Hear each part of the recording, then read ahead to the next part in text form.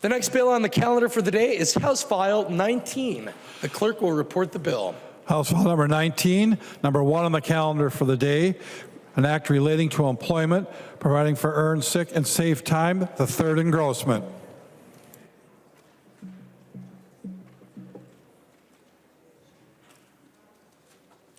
I recognize the author of the bill, the member from St. Louis, Representative Olson. Well, thank you, Mr. Speaker, and thank you, members. Well, I'm here to present House File 19, the Earned Sick and Safe Time bill. For folks that have been around, this bill has been around, and this is not the first time putting it on the House floor and bringing it to a vote of the full body, which is great and very exciting to be here, and hopefully and seeing the bill move in the Senate this time is very exciting too. But I know that when we come here and we talk about this, and I won't do the full thing I do every time because I think a lot of you have heard of that, but I just want to remind folks that what House File 19 does is it ensures that the 900,000 Minnesotans who currently don't have access to a single paid day off in our state, paid hour, paid day off, maybe even could get fired for doing their job, would be able to have that human dignity of being able to stay home with a sick kid, to take care of themselves or a loved one, to do that thing that we all probably take for granted in this chamber.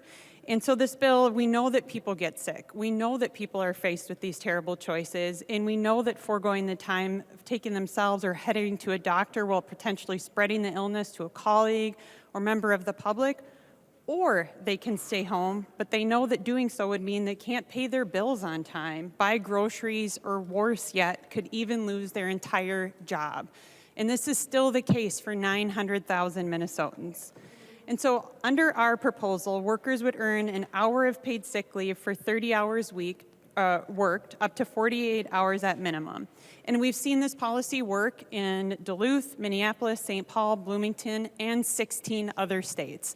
Since we have last passed this off the floor, we are getting lapped by other states that have already enacted this. So Minnesotans are asking for this, Minnesotans deserve this, and so we are bringing this bill forward today. And with that, Mr. Speaker, I will end my opening comments. There are amendments at the desk. The clerk will report this amendment.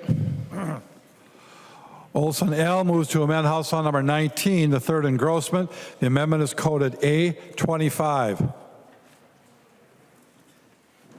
I recognize the author of the amendment, the member from St. Louis, Representative Olson. Thank you, Mr. Speaker. So this is my amendment, and what it does is we have language that was technical language that DLI has asked us to put into the bill to make this workable in certain places. We also clarify minimum wage laws apply when an employer wishes to pay out workers accrued sick and safe time in lines 1.4 and 1.5. We also have been working this whole time to try and find language which is now in this bill workable for federal law that preempts state earned sick and safe times laws. And so as was ruled recently in the Ninth Circuit regarding the Federal Railroad and Unemployment Insurance Act, which I know a lot of us were tracking so that the state law won't be enforced. And we also have a section in the remainder of the amendments on lines 1.2, 1.3, and 1.14 through 2.1 that clarifies the application of the law in the construction industry, so meeting a concern raised by the Department of Labor and Industry, in essence, that instead of an option to pay prevailing wage, which costs significantly more than providing sick time, we are now narrowing the application to just the union contracts on which prevailing wage is largely based. So that is the author's amendment. I ask for a green vote. There is an amendment to the amendment at the desk. The clerk will report the amendment to the amendment. Baker moves to amend the Olson L. amendment to House File number 19, the third engrossment. The amendment to the amendment is coded A46.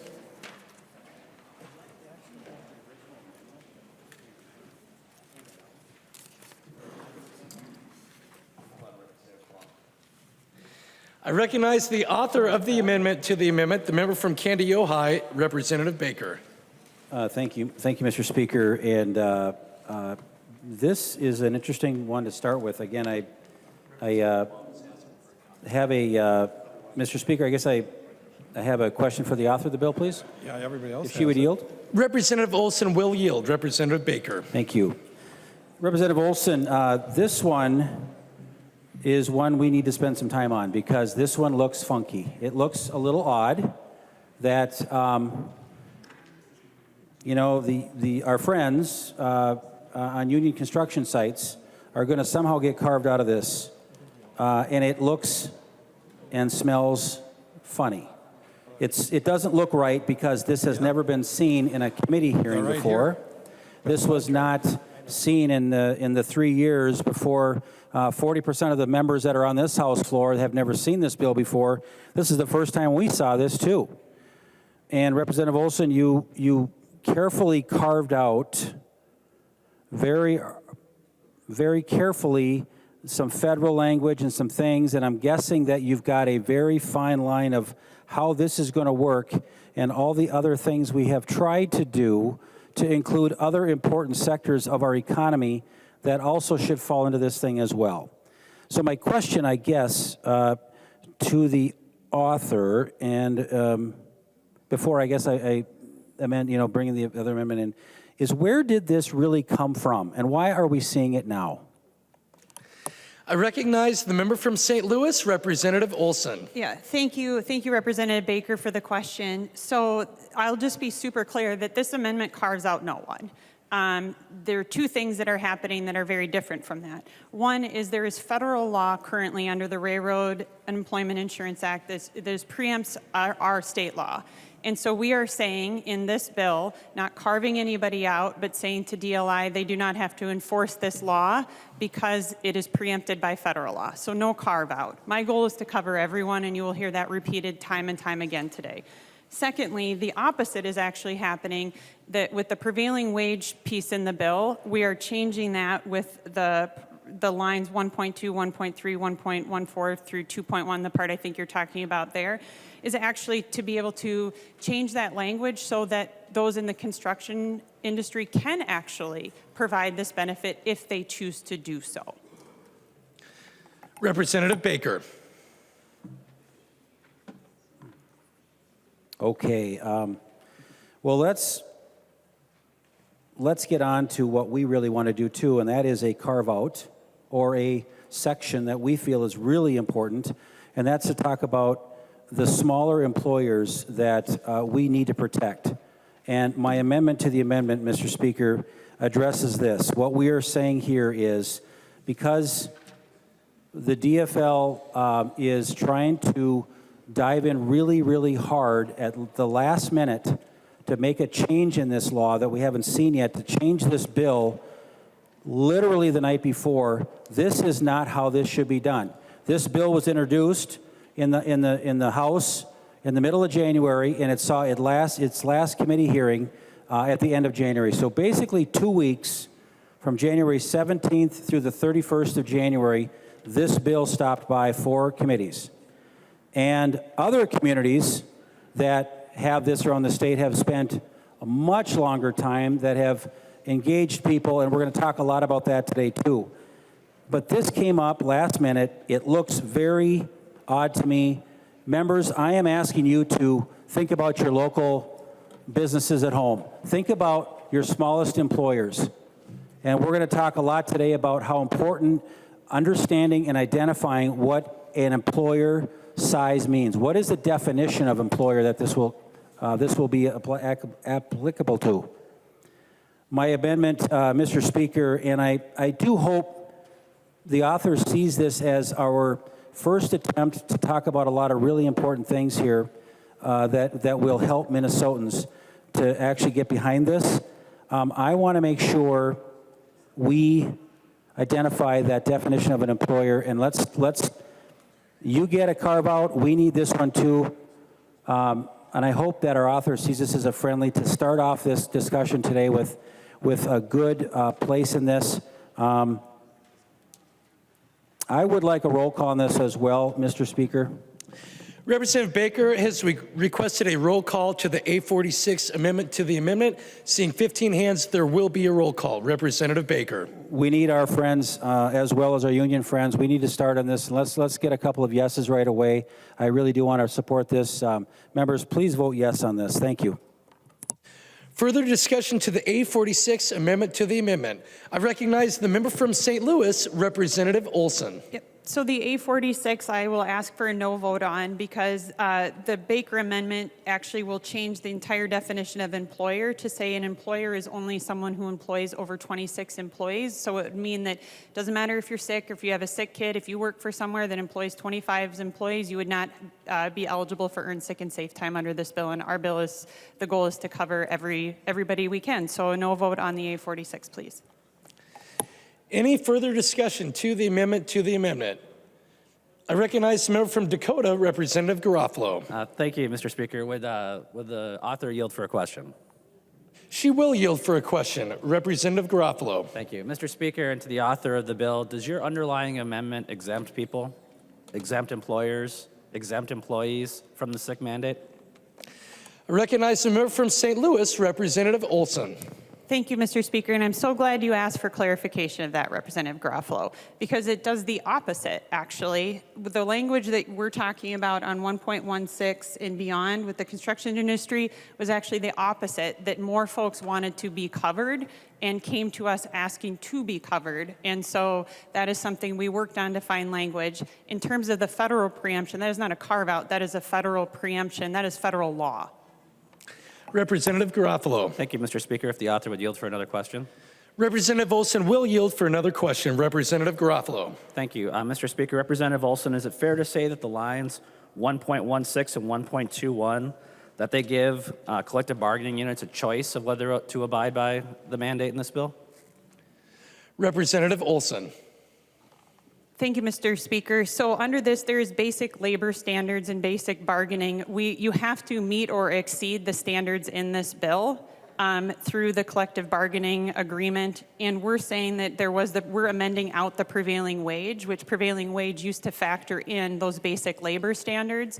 And we're saying that is the part we're amending out with this language.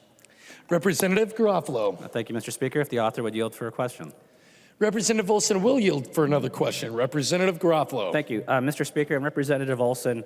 Given the perk that we're giving to the collective bargaining units here, to the unions, would they have more flexibility or less flexibility than Johnson's Bakery in Duluth? Representative Olson. Thank you, Mr. Speaker. Well, Duluth has earned sick and safe time, and Johnson's Bakery is my favorite bakery in Duluth, and I will say that on the record. It was between me, my child's daycare, and my work, so frequent traveler. And so they already provide earned sick and safe time for their employees there. And under this amendment, again, we're amending out the prevailing wage. We're actually covering more folks with the amendment you are seeing today. So, Representative Garofalo. Mr. Speaker, Representative Olson yield for another question. Representative Olson will yield for another question. Representative Garofalo. Thank you, Mr. Speaker, Representative Olson. So under your amendment, would Johnson's Bakery be able to abide by the sick and safe or the sick time ordinance of Duluth as opposed to the statewide mandate in your bill? Representative Olson. Representative Garofalo, are you asking me about the amendment, the underlying bill? I'm getting a little confused with what you're asking. So what this bill does is it sets the floor. So if the local ordinances meet the basic standards, they can continue to do what they're doing. Representative Garofalo. If the author would still yield, please. Representative Olson will yield for another question. Representative Garofalo. Thank you, Mr. Speaker and Representative Olson. I didn't bring up the Duluth sick and safe time. You did. My concerns with the underlying amendment are that this is creating a set-aside, a perk, a special privilege. In honor of my colleague, Representative Listlegard, I'd like to call it the Lizzie's loophole. That's what this is. We've seen this from our friends in the Iron Range before. We saw it in the solar mandate in 2013, where a little special perk, a little special set-aside is given to the collective bargaining units. And, you know, I don't blame legislative power lobbyist Adam Dunnick and his friends from doing this. I compliment them on their effectiveness for doing this. I mean, I just want the flexibility that the unions have gotten. I just want to see that for small businesses. I just want to see bakeries and small entrepreneurs across our state be able to have the flexibility, but they don't have a government affairs team that can come up here and lobby the DFL to change these provisions of this bill. And so if I think I asked the author to yield already, but I will again just in case. Representative Olson will continue to yield. Representative Garofalo. Thank you. I just want to make sure. So this language right here, this is a set aside. It does. I understand you're using the underlying bill as a baseline, but it does give certain flexibility. And in your comments, you use the word lets them decide how they want to approach this. I'm just wondering if that level of flexibility and being able to decide will apply to the other small businesses, specifically your favorite bakery in Duluth that I referenced. Representative Olson. Thank you, Mr. Speaker, and Representative Garofalo. So collective bargaining agreements already include sick time, pay for sick time in their contracts, so they have that. And in terms of, so we're, again, I will leave it at that. And Mr. Speaker, Representative Garofalo. if the author would continue to yield, if the author, will. if that's the case, then why does your amendment only apply to building and construction trade labor organizations? Representative Olson. And again, thank you, Mr. Speaker, and Representative Garofalo. And you just noted that in your last response. So this is amending the prevailing wage language that was in the bill to strengthen it to ensure that more have the opportunity to go and be above and beyond what is even in their collective bargaining agreements. Representative Garofalo. Okay, well, that's creative, that's smart. So members, what you have here, and you can look at it, this is a preference, okay? There's two sets of rules in Minnesota. Okay, either you're part of the 52% that's making all the decisions, or you're part of the 48% that's getting marginalized. What the Baker Amendment does before us today is it gives those small businesses, family-owned businesses, those entrepreneurs who have the flexibility to run their business. Because after all, places that have been in business for 70 years, family-owned operations, they know better how to staff and run their issues. I actually had the opportunity to speak with an employer in Apple Valley today, family-owned business of over 30 years, and right now, they don't even keep track of who's gone or who takes PTO. It's like, if you want to be gone, just take care of it. And they don't really know how many hours people take off, how many days they do, because they're a team, and they work together. And they're telling me that now, with this bill, they're going to have to build into their system and keep track of everything, a benefit set that's actually going to be worse for their employees.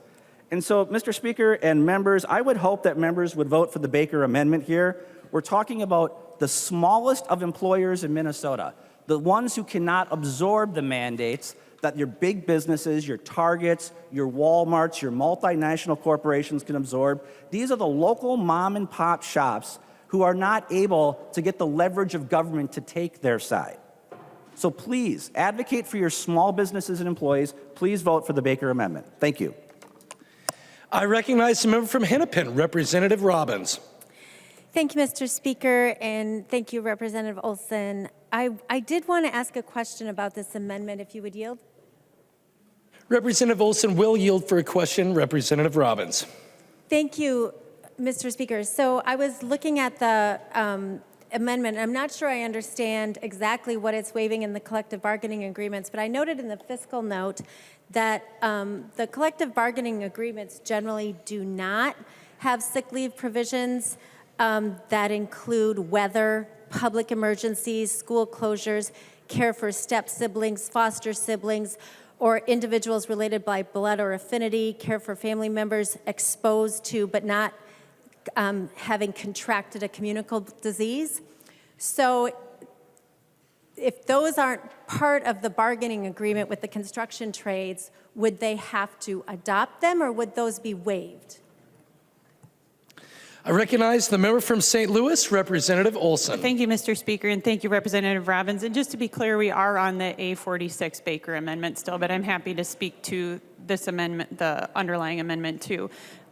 So we're basically, what we're saying is we're allowing to go above and beyond that. To your point, like, this bill does more, and folks want to be able to, some in the construction trades want to be opting in to have a more robust earn sick and safe time policy. I will remind members that we are debating the A46 Baker Amendment to the A25 Olson Amendment to House File 19. Representative Robbins. Thank you, Mr. Speaker, and I appreciate that, and I'm going to get to how it ties into the small businesses of 25 and under. But I just want to establish that would the construction trades still have to abide by all those other elements that generally aren't part of a construction or a bargaining agreement if they get this waiver? Representative Olson, will you yield to that question? Representative Olson. Sure. Mr. Speaker, Representative Robbins, so they would have to abide by their collective bargaining agreement, and if they choose to do the earned sick and safe time, they would have to follow what we put in statute in the earned sick and safe time. Representative Robbins. Thank you, Mr. Speaker. And that is where I get to my concern and support for the Baker amendment. She said that they would have to do it if they chose, whereas our businesses with 25 people or less in my district would be required to do this. It's not optional for a business of 1 or 2 or 10 or 25 employees in my district. They're not a collective bargaining agreement with the construction trades, and they have no flexibility. And I talked to a small business owner in my district who already is in a workforce crisis. He's had to curtail his hours, close his business on Mondays because he does not have the staff. And they also, like the business Representative Garofalo talked about, they've been in business in our community for, I believe, more than 60 years. And they don't track everything. They just work it out. And for them now to have an onerous fine and have to track all this when normally they just figure out how to cover shifts and help each other, that flexibility that small businesses need to survive, and they are barely surviving right now, is going to be taken away from them at the risk of a $10,000 fine if they make a mistake keeping the records that they've never kept before. So members, we need to protect our small businesses in our communities. They are hanging on by a thread in many cases. So I ask you to support the Baker Amendment and give a carve out for small businesses that have 25 employees or less, just like the Olson Amendment is carving this out for the construction trades. Thank you. Further discussion to the amendment. I recognize the member from Travers, Representative Backer. Thank you, Mr. Speaker and members. The backbone of this state are job creators of 25 or less. As we have heard, the concern is not the big corporations. The concerns are folks like me, okay? I'm a small business owner. I have a staff member who's expecting in April. Guess what? We have already talked about how we're going to help her out. Not me, all of us. I have a grandma that had to travel down to Iowa 4 weeks ago because they had a situation with a grandchild. We figured it out. We do not need a bureaucrat in St. Paul giving myself and all my small businesses in District 9A in Otter Tail County, Travers, Wilkin, and Grant a $10,000 fine because we're not doing it a certain way that a bureaucrat wants us to do it. This is crazy. We as small business owners want to protect our staff people. Why? Because we care about them. We don't need someone in St. Paul to help them out when they're sick. We do it already. I've been doing it for years. This is one of the reasons, folks. If you look from Canada down to Iowa, we no longer have a community on the Minnesota side that's larger because we're driving away the job creators, and we're also driving away folks who want to work in Minnesota. So to tell us small business owners what to do, that's just, we'll say goofy. Thank you, Mr. Speaker. And I do support Baker's amendment. I recognize the member from Douglas, Representative Franson. Thank you, Mr. Speaker. Would Representative Backer yield for a question? Representative Backer will yield. Representative Franson. Representative Backer, I was listening to your speech there, and you mentioned about an employee that is about to give birth. Could you just clarify to the body that that employee is not myself? Representative Backer. You are correct. It is not you, Representative. I recognize the member from Anoka, Representative Scott. Mr. Speaker and members, well, Representative Olson, I am going to support the underlying amendment. And I hope, because it provides flexibility to a large number of people in this state, that are traditionally, kind of, well, I won't say that. But their friends are on the other side of the aisle from us. Not to say that we're not their friends as well. But because your underlying amendment offers flexibility, I am going to vote for it. And to be consistent, I would hope that you would support the Baker amendment to the amendment. It's doing the same thing. It's offering a choice to employers of what they want to offer their employees. So I encourage a green vote on both the amendment to the amendment and the underlying amendment. Thank you. I recognize the member from Goodhue, Representative Altendorf. Thank you, Mr. Speaker. Members, I rise today once again supporting rural Minnesota, greater Minnesota, and our agricultural body, which I would, if you could all take your phones and I challenge you to look up what percentage of our economy is coming from our agricultural region. So please do that, everyone, all the members. Let's look at what percentage of the Minnesota economy is coming from agriculture. Now, let's stop and think about those employers, and I guarantee you by far the majority of them have 25 employees or less. Right now, in rural Minnesota, our farmers are struggling to have people work on their farms. Our farmers are some of our strongest. They have a work ethic that you cannot even imagine. We have dairy farmers waking up, milking cows at 4 a.m. and milking cows again at 4 p.m. They are struggling to get employees. We are putting an undue burden on small businesses and on farmers. I support the Baker Amendment, and I ask very, very nicely from the bottom of my heart that the Democrat Party please accept this amendment so we can support our small business owners and our farmers, which are such an important part of our economy here in Minnesota. Please do not turn a blind eye to our agriculture, to greater Minnesota. Thank you.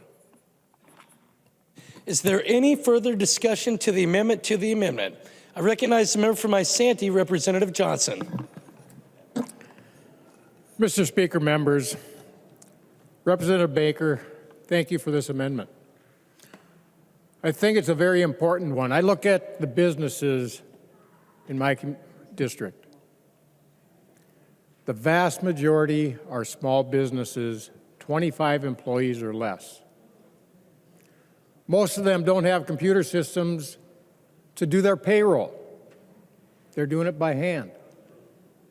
Trying to keep track of the information that's in this bill. And then to exempt one sector. I think all small businesses should be exempt. They're struggling. I look at my bakery. They've been trying to hire people for over 3 years.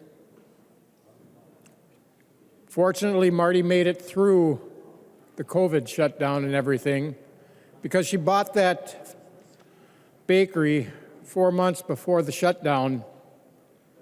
She did not qualify for any of the COVID relief.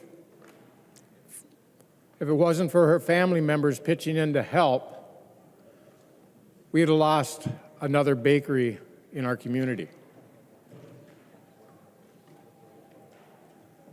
This is important that these small businesses who are struggling already have some relief from all the burdens and regulations that this body has put on it, and especially the rulemaking authority by the executive branches put on businesses that even made it worse. We need to give them some relief. I wish this amendment actually went to 50, which is the nationally seen as small business. This just goes to 26, I believe it is, 25. So it doesn't even cover a lot of small businesses. But these are the really, really small businesses in our communities across this great state that have struggled through the COVID shutdowns, struggled to find any employees that they can keep their doors open. I have businesses in my community that are shut down 4 or 5 days a week, only open 2 to 3 because they can't get employees. And now you're going to make it even more difficult for it if we don't give this relief to them. Please vote for the Baker Amendment. I recognize the member from Otter Tail, Representative Murphy. Thank you, Mr. Speaker. I rise in support of the Baker Amendment. I've grown up on a dairy farm. For the last 39 years, I've called on dairy farm and crop farmers. I can tell you this will be significantly bad for the people that produce our food. These people are, a lot of the times they're very small, 5, 10 employees, but the cost of doing this is estimated to be in that $8,000 to $10,000 per employee. It's going to be way too expensive. It's going to increase the cost of food, and it's going to be very difficult for these farmers to make it. So I want you to consider that when you're voting for this amendment. Thank you. Any further discussion to the amendment? Members, before I instruct the Chief Clerk to take the roll, I will remind us that we are voting on the A46 Baker Amendment to the A25 Olson Amendment to House File 19. Seeing no further discussion, the clerk will take the roll on the amendment to the amendment.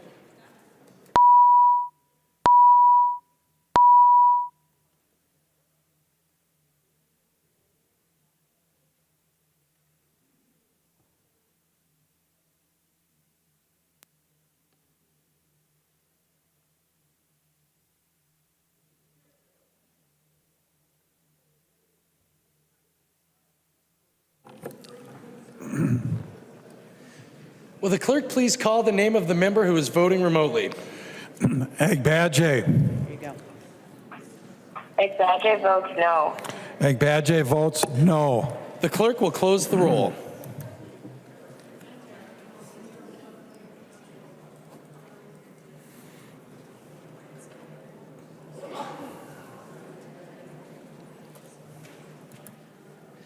There being 57 ayes and 70 nays, the motion does not prevail and the amendment to the amendment is not adopted. Members, before us now is the Olson A25 amendment. Is there any discussion to the underlying A25 amendment? I recognize the member from Candy Ojai, Representative Baker. And thank you, Mr. Speaker and members. I think my job here today is to try to do everything we can to make this bill in any way possible less harmful to businesses in Minnesota. That includes railroads, that includes unions. I'm going to support this amendment because we've got to take every step we can, but the folks that get to go home this weekend and start talking about how they didn't support the small businesses, you got to answer to that. We're going to answer to helping as many people as we can, because we think this is an important part of this too. I'm going to be voting green on this amendment, and I hope others do too. Further discussion to the amendment. I recognize the member from Dakota, Representative Garofalo. Thank you, Mr. Speaker. I was contacted on my cell phone by my union overlord bosses, and I just want to make sure they understand that I am voting in favor of this amendment as well. So I did not want to be intimidated by my friends in the union community. I'll be voting yes. Thank you. Is there any further discussion to the amendment? I recognize the author of the amendment, the member from St. Louis, Representative Olson. And I would just say really quickly, again, there seems to be some confusion. A collective bargaining agreement does already pay for sick and safe time. So if you have a CBA in place, your employees are probably doing pretty well in getting some of that. And we're saying you can also provide earned sick and safe time. So I'm glad to hear some of my colleagues will be supporting this too. Is there any further discussion? Seeing none, the clerk will take the roll. Oh, seeing none, all those in favor of the A25 amendment, please say aye. Those opposed, please say no. The motion prevails and the amendment is adopted. There's an amendment at the desk. The clerk will report the amendment. Myers moves to amend House File Number 19, the third engrossment as amended. The amendment is coded A44. I recognize the author of the amendment, the member from Hennepin, Representative Myers. Thank you, Mr. Speaker. Thank you, members. Today, I'm offering the A44 amendment. This amendment, the purpose of this is to make sure that we are supporting our small businesses because a lot of these businesses don't have a human resource department. A lot of these businesses are small, and we've heard that here today. And so this amendment is requiring Dolly to provide that form notice. But this is also going to do something else. This is going to ensure that there is that consistent language, that employees are going to get the correct information. And I think it will cut down on complaints, investigations, fines, and it'll be a good balance to support both job creators and employees. So I'm asking you guys to support this amendment. There's an amendment to the amendment at the desk. The clerk will report the amendment to the amendment. Olson Hall moves to amend the Myers amendment to House File Number 19, the third engrossment as amended. The amendment to the amendment is coded A47.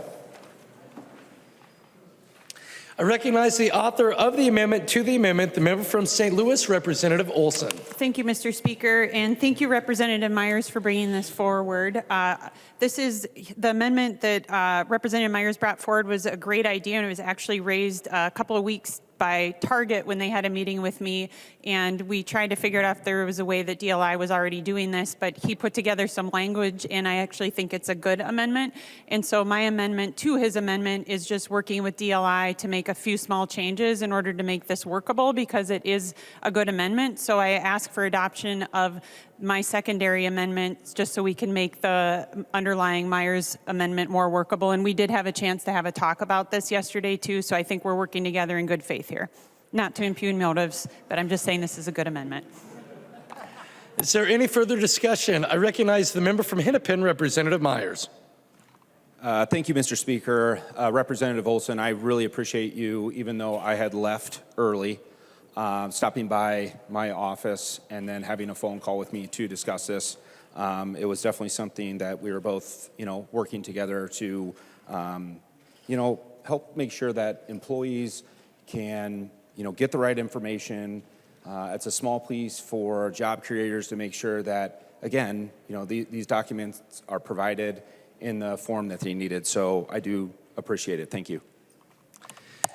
Is there any further discussion to the amendment to the amendment? Seeing none, all those in favor of the A47 amendment to the amendment, please say aye. Aye. Those opposed, please say no. The motion prevails and the amendment to the amendment is adopted. There is another amendment to this amendment at the desk. The clerk will report the amendment to the amendment. Myers moves to amend his amendment to House File Number 19, the third engrossment as amended. The amendment to the amendment is coded A45. I recognize the author of the amendment to the amendment, the member from Hennepin, Representative Myers. Thank you, Mr. Speaker. I would have loved to get this in my first one, but I didn't, so I had to resubmit this amendment. What this is going to do is, again, allow the agency who's going to have much more expertise than a lot of these small business owners to, bear the minimal cost for producing these documents for our job creators. So I would ask everybody to support this amendment. Further discussion. I recognize the member from St. Louis, Representative Olson. Thank you, Mr. Speaker, and I would encourage members to vote yes on the Myers amendment to the amendment. Is there any further discussion? Seeing none, all those in favor of the A45 amendment to the amendment, please say aye. Aye. Those opposed, please say no. The motion prevails and the amendment to the amendment is adopted. Members, we are now discussing the A44 Myers amendment as amended. Discussion.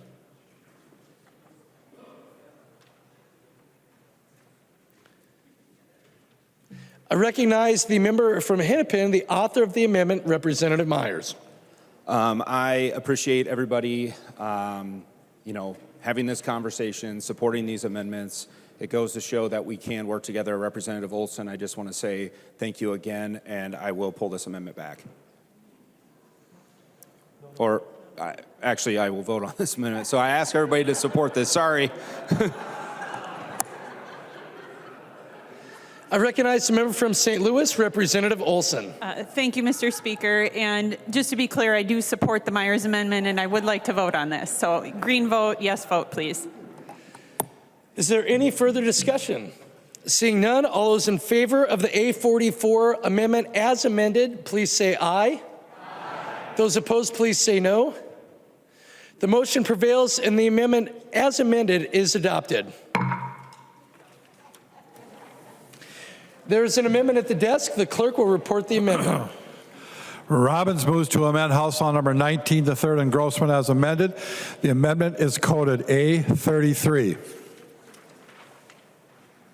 I recognize the author of the amendment, the member from Hennepin, Representative Robbins, to explain the A33 amendment.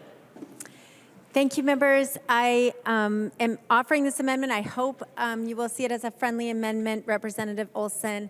It just gives a little more flexibility to particularly our retailers who have a lot of seasonal employees over the holidays, and it would be very hard for them for having this take effect on January 1st.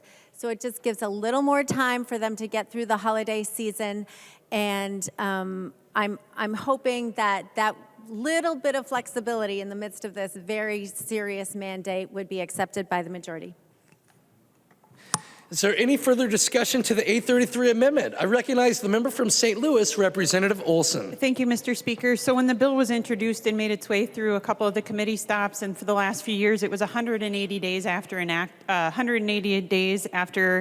passage, the bill would be in enactment. And due to lobbying efforts and conversations I had with business owners across the state, they asked if they could have a little bit more of a ramp up. So I amended the bill. I can't remember in the which previous committee stop to do the January 1st. So, and that was the ask of a number of businesses. So I ask for a no vote on the A33, having already made a change. The member from Hennepin, Representative Robbins. Thank you, Mr. Speaker, and I appreciate that you did give a longer lead time, Representative Olson, but I do not have the privilege of serving on any of the committees that this bill has been before, and in talking to my businesses, whether they appreciate the longer lead time, but still that January 1st, no matter what calendar year it is really tough for the businesses that do a lot of extra hiring just around the holidays. And so I'm just asking for a little bit of extra flexibility and grace so that those businesses can get through the holidays before they have to implement this. And so I really hope members will vote green, and I'd like to request a roll call. Representative Robbins requests a roll call vote. Seeing 15 hands, there will be a roll call vote. Is there any further discussion to the A33 amendment? I recognize the member from Goodhue, Representative Altendorf. Thank you, Mr. Speaker.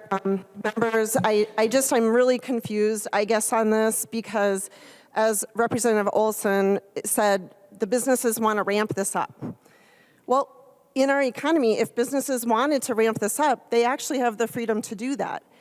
And so what we're hearing, and look at your desk, we have letters right here in our desk from the Minnesota Chamber, also from NFIB, and they're saying the exact opposite of what Representative Olson is saying right now.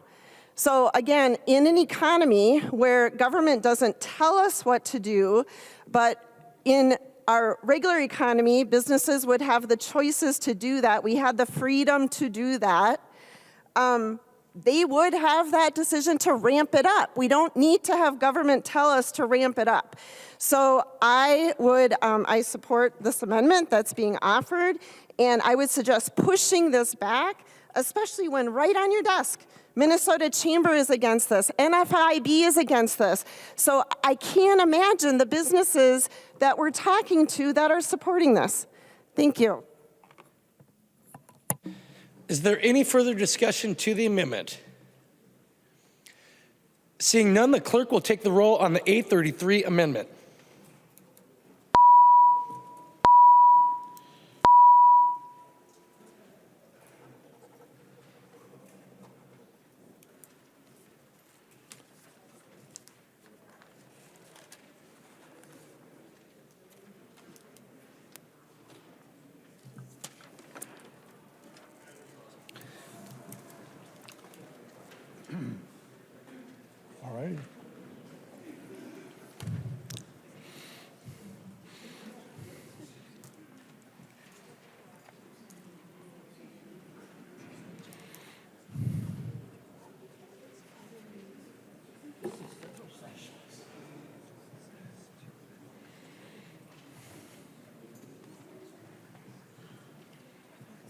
Ready?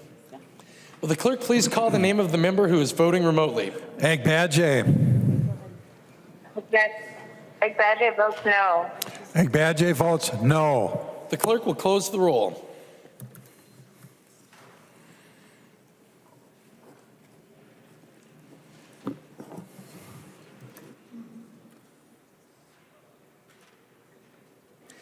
There being 57 ayes and 70 nays, the motion does not prevail and the amendment is not adopted. There is an amendment at the desk. The clerk will report the amendment. Robbins moves to amend House Bill number 19, the third engrossment as amended. The amendment is coded A43. I recognize the member from Hennepin, the author of the amendment, Representative Robbins, to explain the A43 amendment.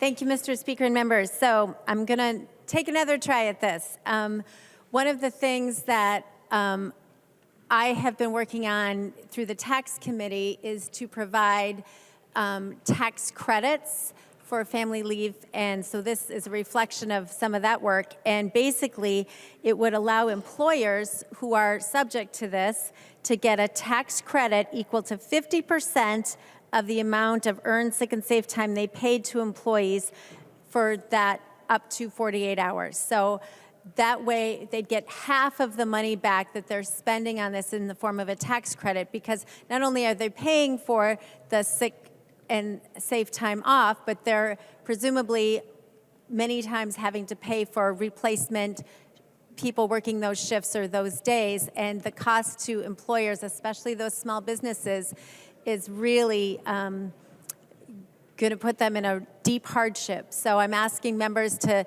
allow this to be added in so that we can at least give tax credit of 50%, not the whole amount, but 50% of what they're paying, so that this is a little bit more affordable for the businesses. Thank you. Further discussion to the A43 amendment.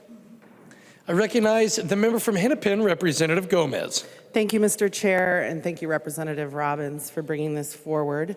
I just would say that this amendment references Chapter 290. It's the tax statutes. They're not otherwise in this bill, but and so if we wanted to have a discussion about adding a tax component to this, probably should have come to taxes, and that hasn't happened. Further, I just want to say that I think that paying your employees, making sure that your employees can stay home when they're ill, making sure that, in the kind of, if a tragedy strikes an employee, that they have the time that they need. If they're in a situation where they're unsafe, that they can take that time off of work. This is part of the basic compensation that workers need and deserve in their workplace. And we don't give a 50% credit for the compensation that a business gives to their employees. It gets deducted off of their federal returns as part of the employee compensation. And so, earned sick and safe time should be treated as the other kind of compensation that employees deserve. And so I would ask members to vote no on this amendment. Thank you, Mr. Speaker. Further discussion to the A43 amendment. I recognize the member from Hennepin, the author of the amendment, Representative Robbins. Thank you, Mr. Speaker, and thank you, Chair Gomez. I hope that I'll get a hearing on my bill, the bill that brought this to mind for me. There's not a roll call. I really understand that people have concerns about this, but members, most of the small businesses already work so hard like a family to allow their workers time off when they need it. I know my parents ran a small business, and they went to extraordinary lengths to make sure all of their full-time, and actually there weren't any full-time except my parents, and then everyone else was part-time, and they did everything possible to support their employees, give them plenty of time off for tragedies, for illness. I mean, it would bring me to tears to tell some of the stories of how my parents supported their workers in really a small town and tough situations. And I know that's what most of our small businesses do. And so this would really make it possible for them to live under this one-size-fits-all mandate that really isn't helping small businesses and really could impact their ability to stay afloat. So members, I ask that you take this, and I ask for a roll call. Thank you. Representative Robbins has requested a roll call vote. Seeing 15 hands, there will be a roll call vote. Seeing no further discussion, the clerk will take the roll on the A43 amendment.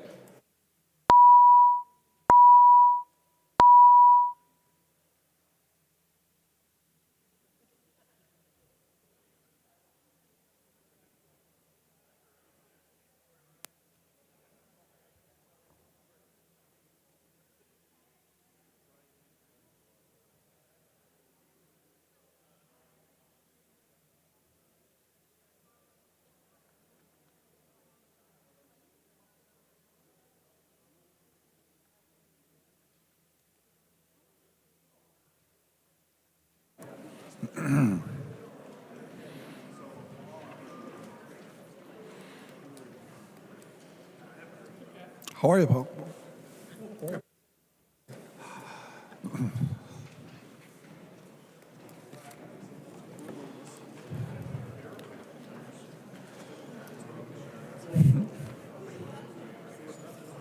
Representative Berg.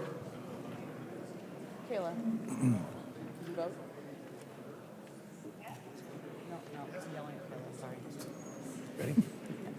Will the clerk please call the name of the member who is voting remotely? Agbadje. Agbadje votes no. Agbadje votes no. The clerk will close the roll.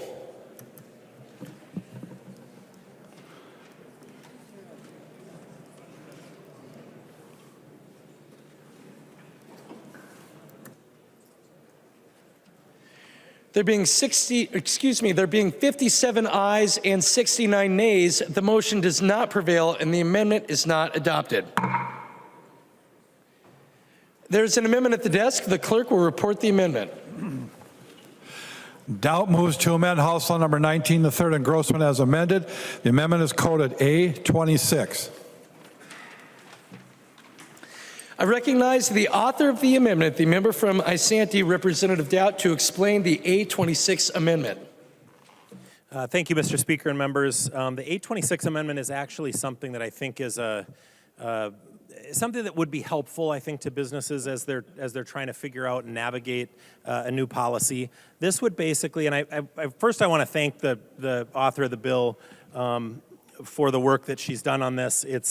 And we should recognize, even when we don't agree on all the issues, it does take a lot of work to shepherd one of these big issues through the legislature, and I know it takes a lot of work, so I just want to thank her for that and appreciate the work that you've done. So what this would do, so the bill itself sets a floor for this benefit set, and what this would do is basically preempt and say that this is the policy then statewide for everyone. And it wouldn't allow a municipality to set a different policy from what the state has set. I actually think, I'm actually hoping that the bill author will accept this. I think it makes a lot of sense. You know, the business community is supporting this and asking for this sort of kind of uniformity across the state. If you can imagine a business that might have offices in different locations, or a business that might have different storefronts or different locations, having to navigate different policies in different cities and try to keep track of all that through their computer system and their payroll system, it could be very ominous and expensive for them to do that. So, and complicated. And I think that this particular bill, you know, the idea here is that it does set a policy across the state. There are currently 4 municipalities that do have a sick and safe time policy in their municipality. It's my understanding, and I'm going to look to the bill author here, and maybe she'll give me a nod if I'm right. But it's my understanding that if this bill is, Mr. Speaker, if you could just. Members, please take your conversations off of the House floor into the alcoves or into the retiring room. Representative Dowd. Thank you, Mr. I was having trouble hearing myself, so I appreciate that, Mr. Speaker. It's my understanding that the 4 municipalities or cities that have a sick and safe time policy, and I know that they went through a pretty lengthy process. I know the city of Duluth did, and theirs was quite a long process with, I think, 9 or 10 different public hearings, and they were very, very thoughtful in that process. However, it's my understanding that if this bill is signed into law, and this becomes the floor for this benefit set across the state, that all of those municipalities would kind of rise to this level. So that if this amendment is adopted and says this is the new level for the state, that it actually wouldn't change anything in the underlying bill. So the underlying bill itself would cause those 4 municipalities to change their benefit set. For instance, I don't have them probably right at my fingertips, but like the city of Duluth says that this doesn't apply to a business that has less than 5 employees. City of Minneapolis, I think, has that same exemption. So the bill itself would get rid of that exemption and bring everybody up to kind of this baseline level. It's my understanding that nobody in the state, none of those 4 municipalities, has anything that would be above this, so that we would, if this bill is signed into law and this becomes the benchmark, that we would have a consistent policy across the state, that no municipality would have a policy different from what the state has. And maybe the bill author can correct me if I'm wrong on that, but I think that's my understanding. So if the bill is passed, we would have a uniform policy across the entire state, and that would be easier for employers to kind of navigate and not worry about, hey, did I screw up some little administrative thing here and not catch that a different set of hours or whatever. And I think that would be helpful. So I would certainly ask members, and I would ask the bill author, I hope she's willing to take this, but it also preserves our voice here at the legislature to say, it's the legislature that's going to define this benefit set in the future. And to keep it consistent for employers and make it easy for employers, that we will have that ability here at the state legislature to raise this if it needs to be raised, or make a change to it if it needs to be changed, and that change would be consistent statewide. So with that, members, I hope you'll consider voting for this. I think it is the right policy. It is. My amendment, actually, if the bill is adopted, it's my understanding my amendment wouldn't change anything for any municipality. It would just eliminate in the future them varying from this policy that we're putting in place statewide. And I think that's really reasonable. I hope you think so too. I'm interested in the bill author's opinion on that. I hope that she's willing to take this, and I think it is a reasonable thing. So I'd ask for your support, members. Thank you. Further discussion to the A26 amendment. I recognize the member from St. Louis, Representative Olson. Thank you, Mr. Speaker, and thank you, Representative Dowd, for the pleading look over there. So you're right that the bill does set the floor, and what your amendment would do would set the ceiling. And so, for example, Duluth has a accrual rate that's actually greater than that in the bill. It's 64 hours. And so the ability to do that, and I will note, it's year 2023, and there are 900,000 folks in Minnesota who don't have access to paid sick time. And I'm really grateful that we didn't have preemption in effect, so that our local cities could take some action before we could actually get our work together to get this done at a state level. So I would respectfully ask for a no vote on the A26. Further discussion to the amendment. I recognize the member from Washington, Representative Anderson. Thank you. And thank you, Representative Dowd, for this amendment. There was, when Minneapolis passed their safe and sick time law, I think they were the first. And if you all recall, there was a lawsuit. I think it was brought by the Chamber of Commerce, because the Minneapolis ordinance said that if there were, you spent, I think it was 80 hours possibly in the city, even if you worked your entire rest of your work was not within the city, that you were able, that the Minneapolis law would prevail. And so all hours an employee worked would be dictated by the city of Minneapolis ordinance, even if they actually worked and lived in, for example, Hugo in my district. And it was a big deal because a lot of employees, as you know now, are remote, so they work in multiple places. And for an employer, many employers have multiple locations. Frankly, I'm one of those. We have multiple locations. And it creates a situation for an employer that you cannot allow your employees to go into different jurisdictions because there are different rules in different cities. You can't have them moving around. And it is a very erroneous burden on employers. And right now, this safe and sick time, if you are a small employer, we've talked about that. If you are a employer who maybe has just part-time employees and it's hit and miss and rare, this is a big burden on those employers. And now, by not doing preemption, you could also have geographic issues, big geographic issues, where you have to tell your employees, no, they cannot go and work at that particular location. No, they cannot drive through that city. They have to drive around the city, like what happened in Minneapolis. It's a really insane thing for an employer to deal with.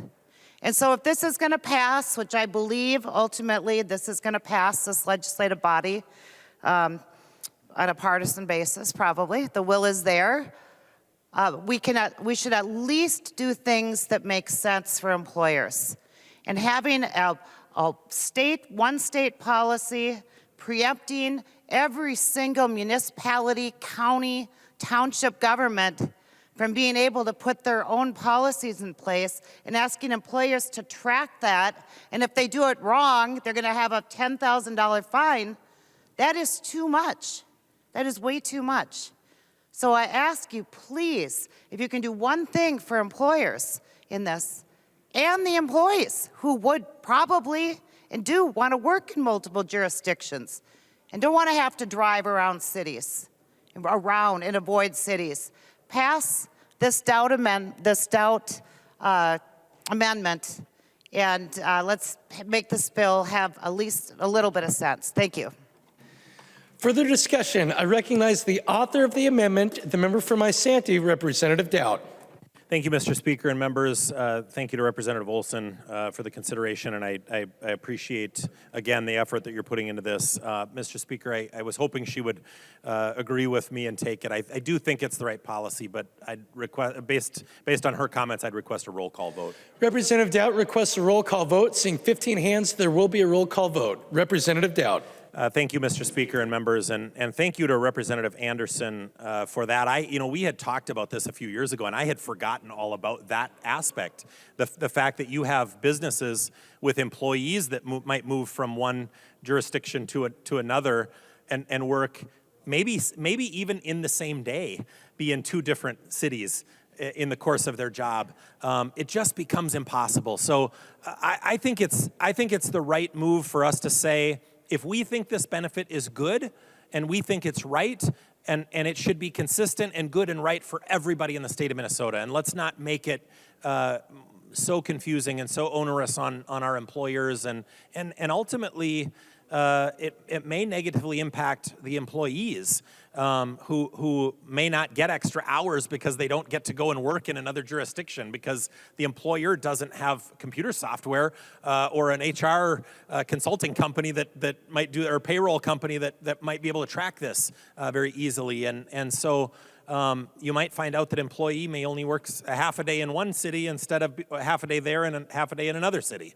And so I would just ask that if this is going to be the policy for our state, and we feel like this is a good floor as the bill author defined it, that be the consistent policy statewide. And so this is your opportunity to do that. I just very sincerely and respectfully ask for your vote in that sense. I think if you reach out to the businesses in your own communities, you'll find out that they very strongly support this. The Minnesota Chamber supports this strongly, and I think they'll be scoring this as a vote as well. It is a policy that I think just makes sense. And it doesn't mean that we as a legislature can't come back and adjust those benefits in the future. It just means that we don't want to have a patchwork across the state of different policies that become so onerous that we actually end up not having employees working in certain cities or companies operating offices in certain cities because of those onerous policies. So I appreciate the bill author and her comments, but I just really feel strongly that this should be a consistent policy across the entire state. So I would ask members to vote green on the amendment. Seeing no further discussion, the clerk will take the roll on the 826 amendment.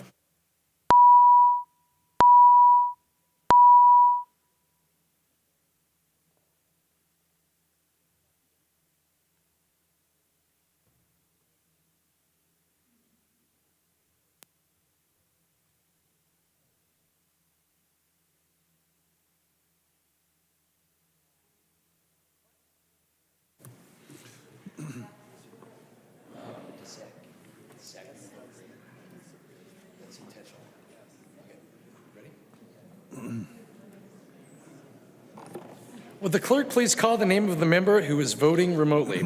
Agbaje. Agbaje votes no. Agbaje votes no. The clerk will close the roll.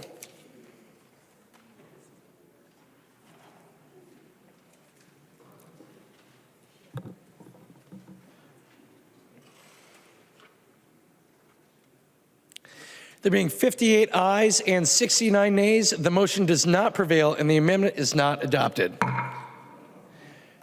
There is an amendment at the desk. The clerk will report the amendment. Nash moves to amend House Law number 19, the third engrossment as amended. The amendment is coded A27. I recognize the author of the amendment, the member from Carver, Representative Nash, to explain the amendment. Thank you, Mr. Speaker, and I would request a roll call on the A27. Representative Nash requests a roll call vote. Seeing 15 hands, there will be a roll call vote. Representative Nash, to your A27 amendment. Thank you, Mr. Speaker, and I wish that, like we do our bills sometimes, that we could give amendments names. I would love to name this amendment the Nash Advocates for Local Control Amendment. For a number of years, I get drubbed pretty hard for being anti-local control for one small tweak I'd like to make to our housing policy. But over the last number of weeks, I have been, I think, perhaps the most persistent and consistent advocate for local control as we see your bills wend their way through committee. But this amendment, the A27, would allow for cities to say that they are going to lower the floor on things, that they could, as in the city of Duluth, and I had our pages deliver the ordinance in the city of Duluth, the author's city. It's ordinance 10571, and this was printed off today. It should have been delivered to your desk by our pages. But on the second page, it does talk about where employers are defined, and they are defined by companies of 5 or less are exempted. Now, that is a stark difference from what the author has in hers, and I think that if we were to want to equip certain cities with the ability to say, well, we're going to lower or we're going to raise our number to a different one, that could be an economic stimulus. If you're going to pass this bill, and I feel you will, I won't be voting for it, but if you're going to pass this bill, then it would be good to put some tools in the hands of municipalities around the state, much like the chair actually did a little bit ago. She said that in responding to the Doubt amendment, that she wanted to provide municipalities some flexibility. That was said just a few minutes ago. I agree that we should give these cities some flexibility and allow them to say that they would like to not use the thresholds that the chair has in her bill. So as we look at the Duluth ordinance, they, as we heard, I think somebody said that there was a very deliberative process. I think there were, I think it was Representative Dowd said that 10 meetings. They really thought through this. And I would argue, and I don't know that I would have much disagreement from the other side, that Duluth is one of our more progressive cities in the state of Minnesota. They made a decision that they would make that number 5 or less can opt out. Well, I think that that's a fairly interesting notion that a progressive city, the one that the author of the bill lives in, after having great deliberation and debate, said that it should be 5. So here is your opportunity to vote in favor of local control, to send a message that we do think that cities are best equipped to make decisions to drive the economic engine that falls within inside of their boundaries. So that if you're going to pass this bill, one city may say 7, one may say 10, one may say 2. That's entirely something that should be left up to their purview. And I think that this amendment should equip them with tools because they know their cities best. Now, I remember back in the day when Representative Garofalo had his preemption bill, that there was a lot of talk from your side that we couldn't do one size fits all because that had some fairly deleterious effects on cities. Well, I think you should heed your own advice. I think that you should look at this and say the Nash Amendment has merit, that cities across the state should and do recognize what goes on inside of their boundaries, and that they should have tools that we give them to provide decisions to be made inside of their city hall chambers. And as a former mayor, I think that I know my city of Waconia better than just about anybody else down here. And if we were to have this foisted on us, like I believe we will, that the city of Waconia should have the ability to change that number. So with that, I believe, Mr. Speaker, I did request a roll call. Representative Nash, a roll call vote has been requested on the A27 amendment. I request so many sometimes I forget. But with that, I would thank you for your green vote. Further discussion to the amendment. I recognize the member from Washington, Representative Anderson. Thank you. If Representative Doubt's amendment would have passed, which frankly I supported, because I do believe that labor rule policy needs to be consistent across geographic areas, especially city to city when they're a mile apart. But since that was rejected by the majority in this body, I'm going to speak in favor of Representative Nash's amendment. It's the same exact concept as was argued by the majority in Representative Olson, that municipalities should be given the ability to be flexible and to make their own decisions. I don't even remember how many 1,000 municipalities we have in this state. And so this is the exact same idea. And I know that there are many municipalities that would support exemptions for small businesses, for family farms, for things so that we can actually keep our economy working in the state of Minnesota for all businesses. Thank you. Further discussion. I recognize the member from St. Louis, Representative Olson. Thank you, Mr. Speaker. And I request a no vote on the A27. And because what we're talking about, as I mentioned with the other amendment we just took up, that we're talking about a floor, and with this bill and with Earn Sick and Save Time, we're talking about a basic labor standard like minimum wage, like the OSHA requirements. And so we really want to make sure that we have local governments and that we have a basic standard we are setting. And so this would change that. And so I ask for a no vote on the A27. Further discussion to the A27 amendment. I recognize the member from Candy Ojai, Representative Baker. Thank you, Mr. Speaker. Representative Olson, I'm sad to hear that. I was hoping that with the Nash amendment, you would have sort of recognized, I guess, the hard work of what the folks did up in Duluth and kind of, I guess, their forward thinking. And, they started working on this ordinance back in 2016. And everything I'm going to say to Representative Olson, she knows it. I'm not going to banter her with a lot of questions unless I get something wrong. But talking to some of the members up there, and I'm in the hospitality industry, I know a lot of restaurant openers and hotel folks, and I was visiting with them about what is it like right now in Duluth, because they've had this for a few years. And the process that we've heard a little bit about that is it was almost a 2-year process. They started in 2016. They had 9, 10 public hearings around the community. It went to the council chambers, had a lot of discussion. But members there, they really took their time to do this. They listened to the community, and they had people on this council or the advisory group that was putting this together They had folks on there from their action agency, some businesses, small businesses, elected officials. They had a lot of members representing a lot of different aspects of that community. And after I listened to this business owner, he said, we really got it right. And he said, I actually kind of like it the way it is. They thought hard about where does the definition of an employer land in Duluth. And that's 5 employees. They really thought about that. The other thing they did was they also exempted seasonal employees. Duluth is a unique community. It's unlike Wilmer. It's unlike other communities. Duluth is an amazing city. And they are some of the most forward-thinking folks. If you haven't seen Bentleyville, holy Toledo, get up there and see that. It's an amazing thing. And visionaries, and they have figured out how to bring that city alive. But they really thought about this stuff. Also, they thought hard about what should the ratio be. So right now, Representative Olson's bill is you work 30 hours, you get an hour. Duluth, they went 50 hours for 1 hour. They thought about it, not sure how they came to that decision, but maybe, the accrued time is a little different, as Representative Olson has mentioned. They have to wait 90 days in Duluth for the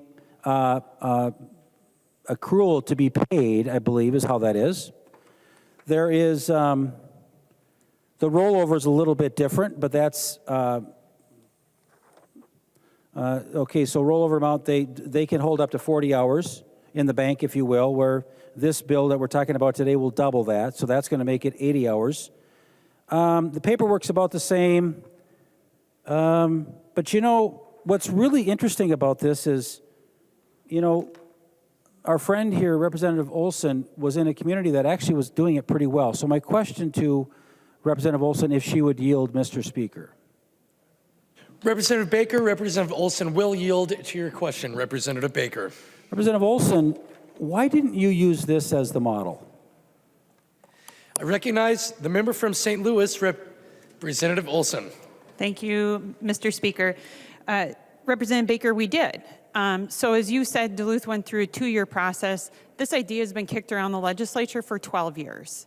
We have looked at what Duluth has done, what Minneapolis has done, what St. Paul has done, what Bloomington is doing. We have looked at every state that has done it. And do you know what the trend is? The more recent they do them and the learning we have is they're actually opting all these carve-outs you're talking about, they don't work.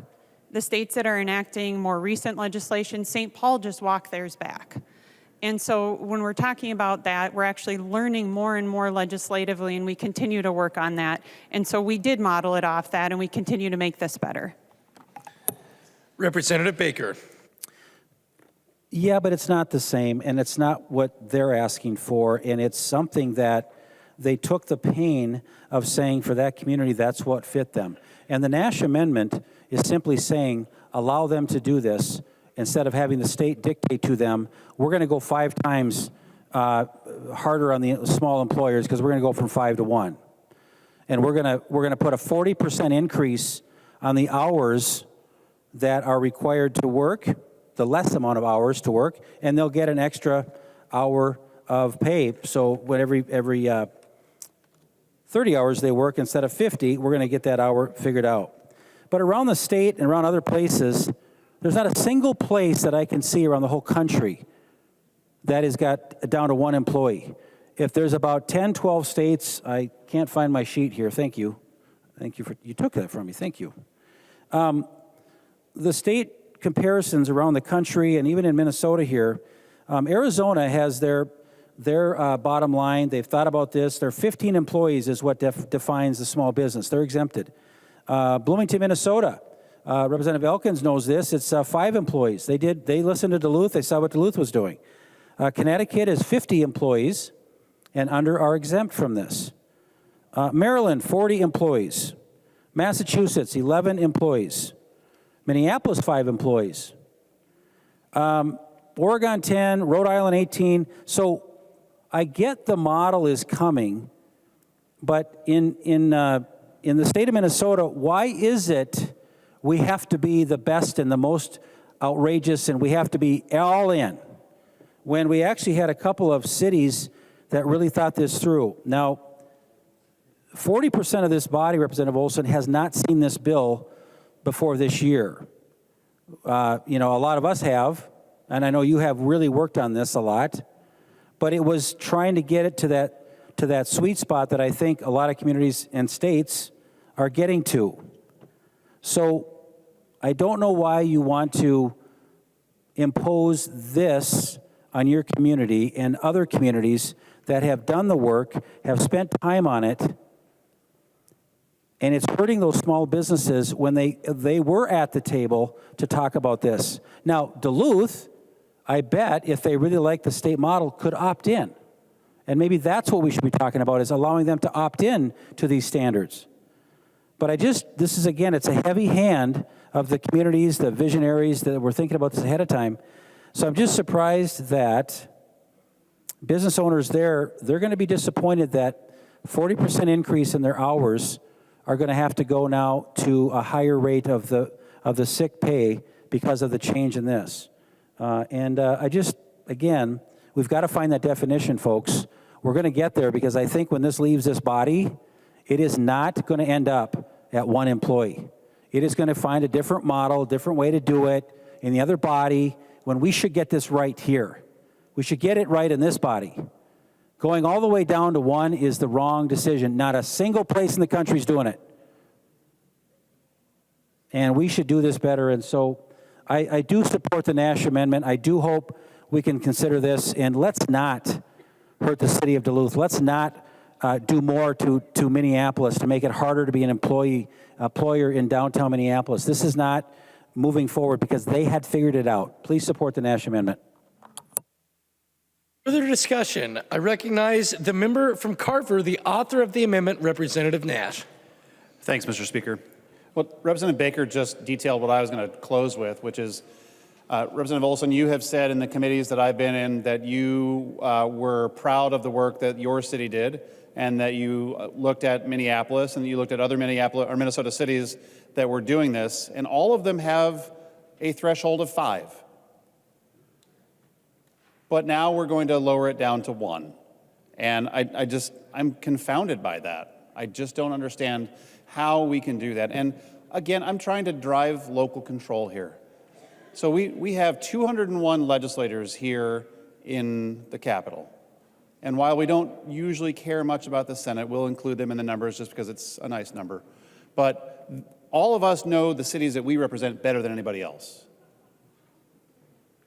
Why are we making this a one-size-fits-all when they know things better inside of the boundaries of their cities and can make the best of this, as it were? There should be some flexibility for local units of government to say, we're going to decide how to take whatever this bill winds up being that is dropped on our front door and make some changes, much like Minneapolis, much like Duluth, much like Bloomington did. And the chair has been in the committees that I've been in for as long as she's been here and has been working on this bill when she was the chief author and has been attributing the great work done by these cities. Well, if there's so much admiration of what the cities are doing, then why wouldn't we mirror what they have put in themselves? And once again, my amendment seeks to say that those local units of government, after the deliberation like Duluth did, should be able to decide this for themselves. So I will remind you that this is again going to be a scored vote and that the business community across the state actually is watching how this vote is going to go, and they would encourage you, as I do, to vote green. Thank you. Seeing no further discussion, the clerk will take the roll on the A27 amendment.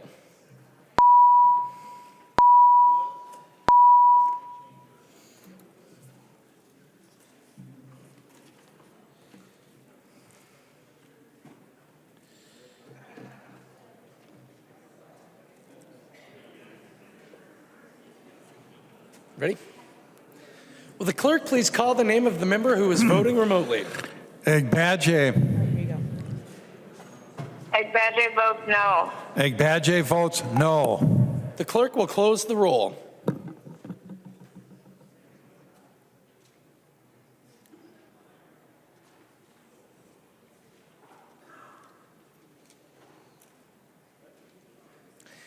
There being 57 ayes and 70 nays, the motion does not prevail and the amendment is not adopted. There's an amendment at the desk. The clerk will report the amendment. Scott moves to amend House File Number 19, the third engrossment as amended. The amendment is coded A38. I recognize the author of the amendment, the member from Anoka, Representative Scott, to explain the A38 amendment. Speaker and members, what this amendment does is it removes the tenfold penalty that this bill would take back to the original $1,000 penalty for record-keeping errors and record-keeping violations that Dolly would fine employers. And Mr. Speaker, I'm wondering if the bill's author would yield for a couple of questions. Representative Olson will yield for a question. Representative Scott. Thank you, Mr. Speaker. Representative Olson, under your bill, if an employer of a coffee shop with 8 employees who sends in to the commissioner any required records, but kind of misses the part, this is a new program, but they miss the part that says in that request that it has to be sent in by certified mail. Under this bill, could that employee or employer be fined up to $10,000? I recognize the member from St. Louis, Representative Olson. Thank you, Mr. Speaker, and thank you for the question, Representative Scott. So I've spent a lot of time on this part of the amendment, or this part of the bill, and a lot of time with DLI to really understand it. So I will point members to page 12 of the bill. And when we're talking about the $10,000 fine, it is an up to for failure to submit or deliver records. The bill goes on to further say the appropriateness of such penalty to the size of the employer's business and the gravity of the violation shall be considered. And I asked DLI for more detail on that. And beyond what we currently have in this bill, there is statute that says what they have to consider when even thinking about a fine. And it's the size of the employer, the egregiousness of the activity, has it been done repeatedly? And then and only then may they be thinking about doing a fine, let alone the up to fine. And DLI, for all of the investigations they do, less than 2% of the investigations result in any sort of fine, let alone an up to fine. And I will remind members that on a previous bill, you talked about how having penalties and having big penalties helps deter bad behavior. And that is our goal here, is to make sure everyone has earned sick and safe time, and that is what our point of having this kind of language in the bill is. Representative Scott. Thank you, Mr. Speaker, and thank you for that answer, Representative Olson. In my plain reading of this language, I don't see anything that would stop them from charging up to $10,000. So whether it's a violation for not seeing the fine print that it's supposed to be sent in by certified mail, or maybe this is a small business that has, less than 10 employees, and so they don't have an automated system for their payroll or for any of their HR. They could accidentally send in a certified copy, because it says here in this language that sometimes that's what the commissioner will ask for, is a certified, they're asking them to certify that this information is accurate. They could maybe transpose a number that's supposed to be 1,700 into 7,100 or vice versa, and then they could be fined for that under this bill. Members, there's no need to take a sledgehammer to our job providers and increase the penalty tenfold. I mean, double it maybe, but tenfold for a new program that a lot of employers are going to struggle with implementing in the first place. I look back, this section on page 12, that is in 177.27 sub 2. in statute. And I looked up bills introduced under that have that same statutory reference. And there are 7 bills that your side of the aisle have offered that either make new penalties or increase existing penalties, all on employers. Members, you all have small businesses in your communities. I hope that you're hearing from them. They just came through a horrible time of when the pandemic went through, many of them were shut down.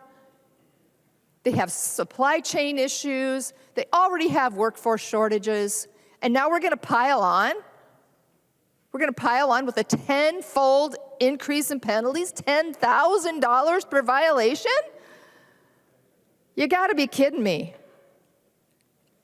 Members, I ask for your green vote on this amendment. Thank you.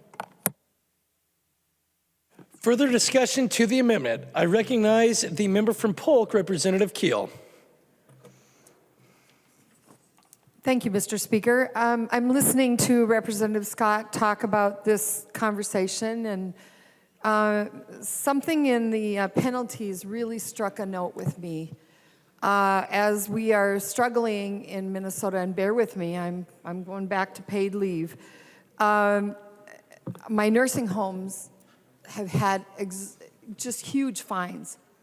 In fact, one gentleman called me and he said, you know, we knew we did the wrong thing. The minute it was pointed out to us, we straightened it out. But the department came anyway and fined us 15 grand. They don't have the money to pay that. They're having trouble paying payroll. But what really concerns me is they're going to get a fine for carrying, because we passed that a couple years ago, or a little bit more than that. And now if they do not give paid leave to a staffer because they've gotten sick, and I'm wondering if Representative Olson would yield for a question. Representative Olson will yield for a question. Representative Keel. Thank you. So, Representative Olson, if the nursing home is fined for a violation, but also fined for not following Dolly's regulation, what would they be doing if at that point the money is done and they would not have a way to pay the fine, so they'd have to close their doors? What would the suggestion be? Because this is not a make-believe thing. This is seriously a problem all over the state. I recognize the member from St. Louis, Representative Olson. Thank you, Mr. Speaker, and thank you, Representative Keel. So I will note that under the way the bill and the way the statute is written, that an employer has the ability to object to the order, which would trigger a contested case hearing under the Administrative Procedures Act. So that would mean before they even got to the point of a fine, they could contest it. But let me remind you why they would even get to a fine. That this is what Dolly would have to factor in by statute to decide if it was worth a $10,000 fine. It would have the discretion of the fine. Agency must take the following factors into account: the willfulness of the violation, the gravity of the violation, including damage to humans, the history of past violations, the number of violations, the economic benefit gained by the person by allowing to commit violation, and other factors that justice may require. So in order to even get to a place where the nursing home would be fined at this level, all of those things would have been taken into account. And so I think what I would say is the takeaway is this isn't just a random accident. This is like willfully not providing earned sick and safe time to your employees. Representative Keel. Thank you, Mr. Speaker. So, did I understand this isn't in the statute that would deal with the nursing home? Are you asking if Representative Olson will yield for another question? Yes, thank you. Yes. Okay, Representative Olson, will you yield? She will yield. Representative Olson. Thank you, Mr. Speaker. So this is the statute that would, for all of these pieces of labor law, so any employer would have to follow the statute regardless I guess I'm a little confused at what you mean by the nursing home. This would be what DLI would be enforcing under statute. Representative Keel. Thank you, Mr. Speaker. I got to really think about this because this is really, members, I think this is going to be a problem. I really do. I think we're digging ourselves a really serious hole with just talking about nursing homes. We haven't talked about schools, or we could go on and on. Thank you. Recognize the member from Stearns, Representative Perryman. Thank you, Mr. Speaker. I'm speaking today for many of the small businesses that I represent in the St. Cloud area.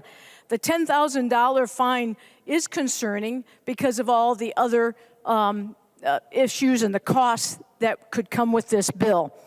What I'd like to speak, and I am a small business owner myself, so I'm speaking for myself too. Oftentimes, small businesses have to wear many, many hats. We're bankers, we're maids, we're mothers, we're bankers, we do everything.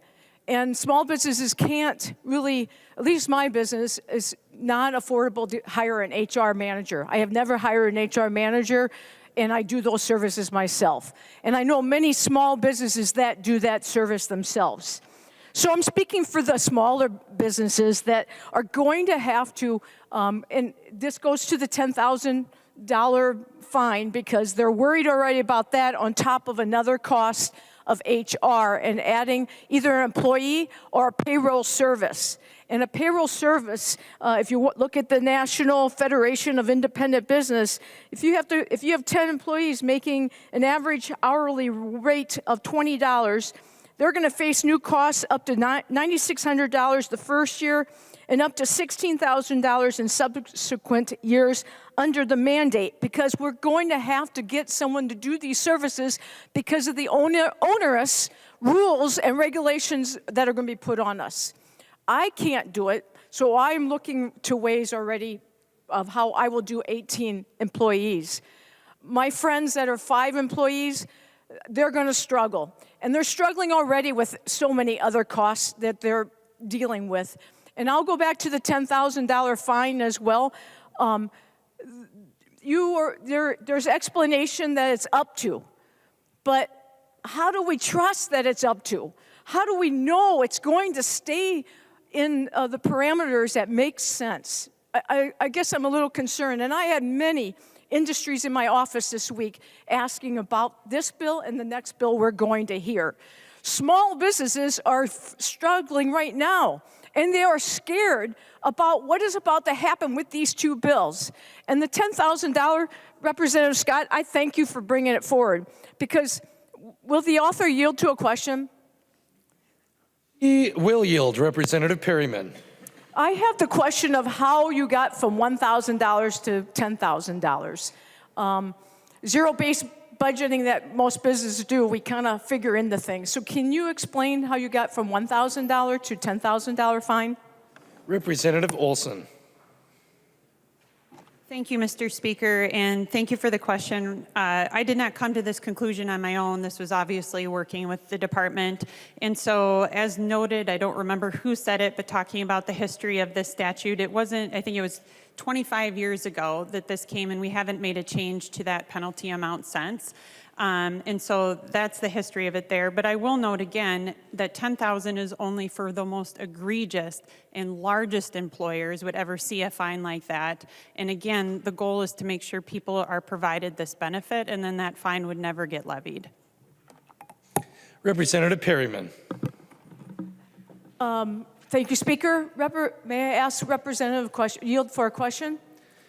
Representative Olson will yield for another question. She will yield for another question. Representative Perryman. Thank you, Speaker. Representative Olson, the rules and documentation that will be asked for from the employer at any time, any place, I'm going to assume for any reason, is that true that they can ask for any reason? And has there been any talk about what kind of documentation you will ask from an employer? I recognize the member from St. Louis, Representative Olson. Thank you, Mr. Speaker, and thank you. Well, if you could read on page 12, section 12.12 down, it talks about some of that there. And DLI, think about wage theft, think about minimum wage, think about anything else that they're doing and documenting and tracking. Similar process there. Representative Perryman. I just would like to conclude. Thank you, Representative Scott, for bringing this forward for small business owners, because we're darn scared right now. And in our area, all these small businesses are asking for relief on other things, and we're just piling more on. And now what's going to happen is going to pile on for this record keeping, further documentation, go out to hire an HR department, which will be, I already looked at hiring my HR department if I have to do this. And just really, it's just onerous on small business, and we don't need that right now. Please consider Representative Scott's amendment and take it down to the $1,000 again. Please just consider that and give us a yes on this, please. I recognize the member from Anoka, Representative Niska. Thank you, Mr. Speaker and members. I want to remind us all who we're talking about here. We're talking about the small businesses going down to the smallest businesses employing one person, businesses trying to make it in a tough year. And what we're talking about penalizing. We're not talking about penalizing sex trafficking. We're talking about penalizing failure to produce some document that Dolly, they send a letter. I've actually been on the other side of a Dolly enforcement action before, helping a client. They send a letter, an email saying, send us these documents in a couple weeks.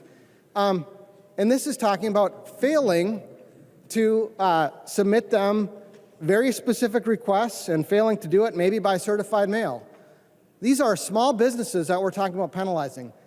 We're not talking about sex traffickers engaging in sex trafficking. And I was frankly shocked to hear the small businesses we're talking about here and the penalties we're imposing on them compared to the penalties and deterrents that we want to impose on sex traffickers. I was shocked.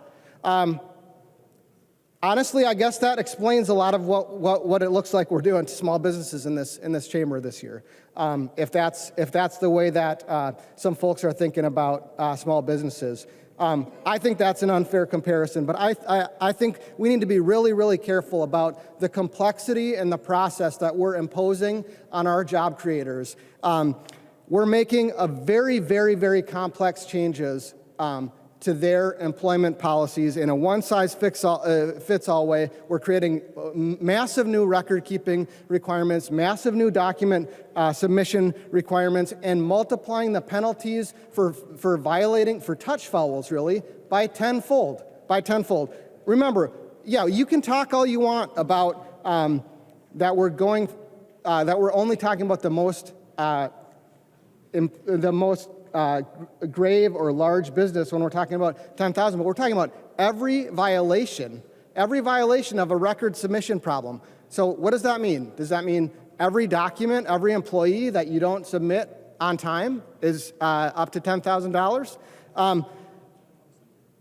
The process that we're imposing on our small businesses itself is going to be a problem. Complexity, when we make things more complex, that is a subsidy for the biggest employers who can afford the lawyers, who can afford the accountants, who can afford the contested case hearing that they're going to have to go through when Dolly does issue some kind of order against them, some kind of administrative order, and they need to try to appeal it in the Office of Administrative Hearings and then try to appeal that in court if they don't do it. Everything that we do, every step, every time we make this more complex and more punishing for our job creators, we make it harder and harder for them to hire people. We make it harder and harder for them to survive, and we're talking about a very, very tough environment already. Folks, these are good folks trying to do the right thing. They're not sex traffickers that we're trying to penalize and deter from doing sex trafficking. Please don't think of them that way. Please vote for the Scott Amendment. It's a good amendment. Thank you.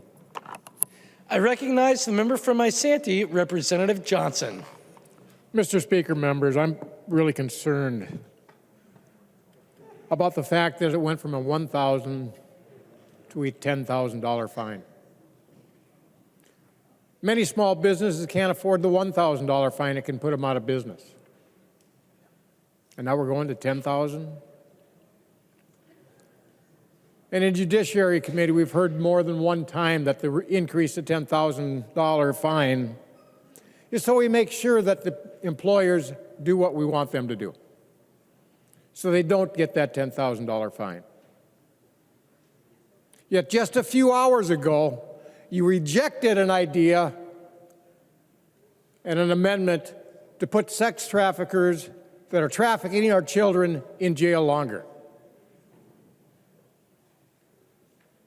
It drives me bonkers with some of the ideas you have. This is an important issue to make sure our job creators and our job providers can keep their employees, keep the doors open. The vast majority of employers and job creators in this state are small business. It's not the big corporations like Target, Walmart. It's the mom and pop shops on the corner gas station, the antique shop that everybody loves to go see and go occasionally pick some things up. It's the small and mom and pop shops that are our job creators. It's going to be tough enough with a bill like this, what they have to deal with. But a fine because of a computer glitch in a report, even at $1,000 is steep. $10,000, close those doors, and there's 4 more employees without a job. Please support the Scott Amendment, because it's important to make sure that our job providers and our job creators can actually create a job.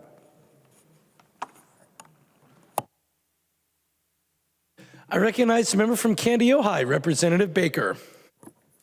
Thank you, Mr. Speaker. I also rise to support the Scott Amendment. And I understand, I think, a lot of what Representative Olson is saying, that it's going to be rare. It's with great intention and willfulness that somebody's going to do this.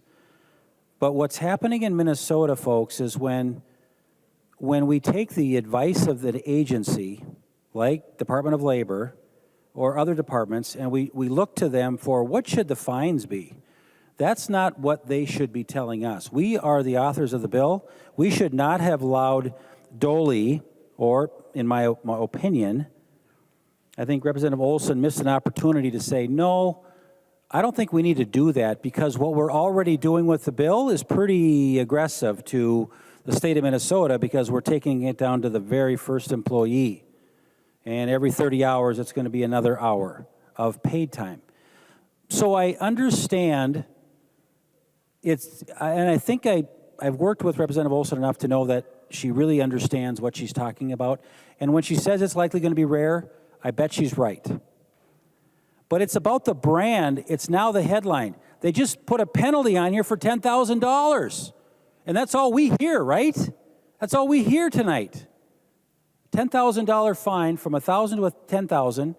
And sure, it might take a bit to get up there, but my point is, why are we doing this? Why don't we just do it without higher penalties? Because it's what we talk about now when this gets deployed, and just like we did when we did the wage theft bill, we all have these community meetings. We talk to our friends in HR and the local chambers of commerces, and so we all get together because we don't want to make a mistake, but to keep talking about the $10,000 fine is on the screen. It doesn't say under there it's a little starburst or a little Aztec, it's rare. It doesn't say that. It's there. So our state is becoming this kind of this penalty-hungry agency, advising group. And I want to share something about a fine that came over yesterday to me. It was about a nursing home. They had a survey, yesterday, and this is what happened. Hey, Representative Baker, wondering if you can give me a call. We are being surveyed by MDH in our memory care units. The surveyor believes that we have to have 3 people awake overnight when we've always had to have 2. They have 2 separate facilities right next door that's also continued with a sunroom. There's no going outside. It's one location. They've been doing this for 10 years, and after 10 years, they said, no, you got to have 3. And by the way, we're going to issue an IJ tag, exclamation point, this is really bad. It comes with a $3,000 fine. We have been open for 10 years, have never had this issue come up before. The surveyor did this. I am hoping that there can be a conversation with MDH and we get them to reason. We don't have the staff. We can't afford more staff, and it has never been an issue before. And I also want to publicly say to MDH, they fixed that today too. They took care of it with a couple emails, and I appreciated Minnesota Department of Health recognizing this and saying, okay. But my point here, folks, is it's tough out there with business. It's tough. We're trying to do the right things. We're getting fines or potential fines, and we're talking about a bill that's a brand new business mandate, unfunded, but it's paid by businesses. And we're already just saying, let's make sure there's a $10,000 fine. Even if it's rare, I do not care. It's what's going to be shared around the state of Minnesota when this goes out. This would have been an easy one, Representative Olson, to sort of say, you know what, I kind of get it. It's rare. So why was this such a big deal to put in there? So I hope members think about this. If it's so rare, get rid of it. Because it's going to hurt our brand if this leaves the House floor, whether it's 1 time or 30 times, it doesn't matter. It's in paper, it's on the bill. Get rid of it. It's the image now of the bill. They just also made a $10,000 fine. So I hope you guys support the Scott Amendment. The brand and what we're doing here matters. Rare or not. Let's change it. Just leave it alone. Don't touch that. I would support the Green Amendment on the Scott Amendment. Thank you. I recognize the member from Hennepin, Representative Robbins. Thank you, Mr. Speaker. I appreciate the conversation on this. And Representative Scott, I appreciate you bringing this amendment. I just wanted to point out, in case there's some confusion in the body, as Representative Keel had pointed out earlier, this change in this part of the statute from a civil penalty of $1,000 to $10,000 doesn't just affect employers on this issue of earned sick and sick time. It applies to all employers under anything that Dolly regulates. And to quote the fiscal note, it says, this penalty change impacts all of the Department of Labor and Industry's Labor Standards Enforcement Authority, not just earned sick and safe time. So members, it will affect nursing homes, it will affect construction, it will affect plumbing, it will affect electricity. Anybody who gets a penalty in any sector, in any industry under this, is going to get an increased fine from $1,000 to $10,000. And I honestly don't think there's been a case made for that tonight. I do not understand why we would do that across the board for every sector in this state. And so, members, I urge you to adopt the Scott Amendment. Thank you. I recognize the member from Douglas, Representative Franzen. Thank you, Mr. Speaker and members. So this bill here it's just a travesty. And I rise in support of the Scott Amendment. Basically, we are installing the big government SWAT team. And the chant that is going through my head as I listen to this amendment debate and as the debate for the bill as a whole is, hey, hey, ho, ho, small business has got to go. Hey, hey, ho, ho, small business has got to go. So when you vote, I want you to think about that chant, because that is the message that we are sending Minnesotans, that you do not want these small businesses in the state of Minnesota. You know, small business is still recovering from the walls shutdowns from COVID.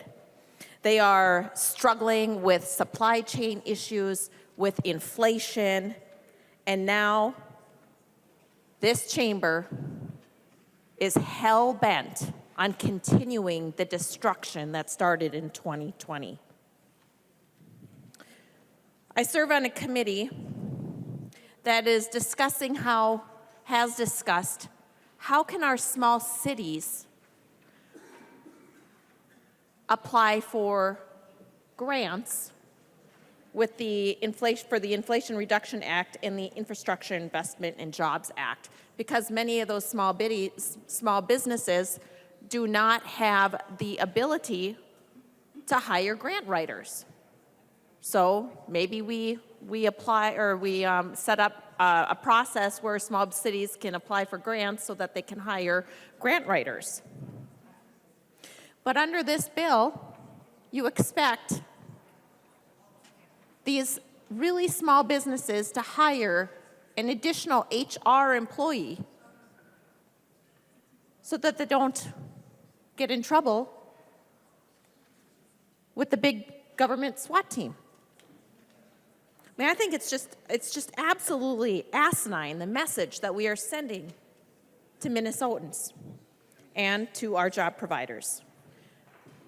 $10,000 fine for little ma, little pa store if they miss out on doing some paperwork that the government deems important to them.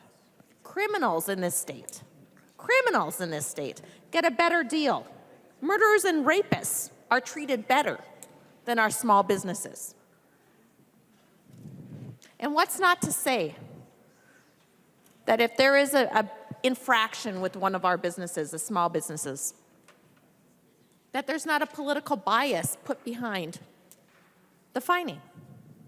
Oh, little small business, I see you donated to a Democrat. Well, just don't do this again.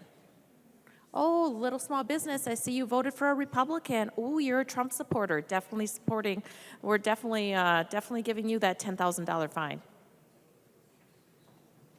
This government in Minnesota would do that. So, I think you need to do the right thing and support the Scott Amendment. Thank you.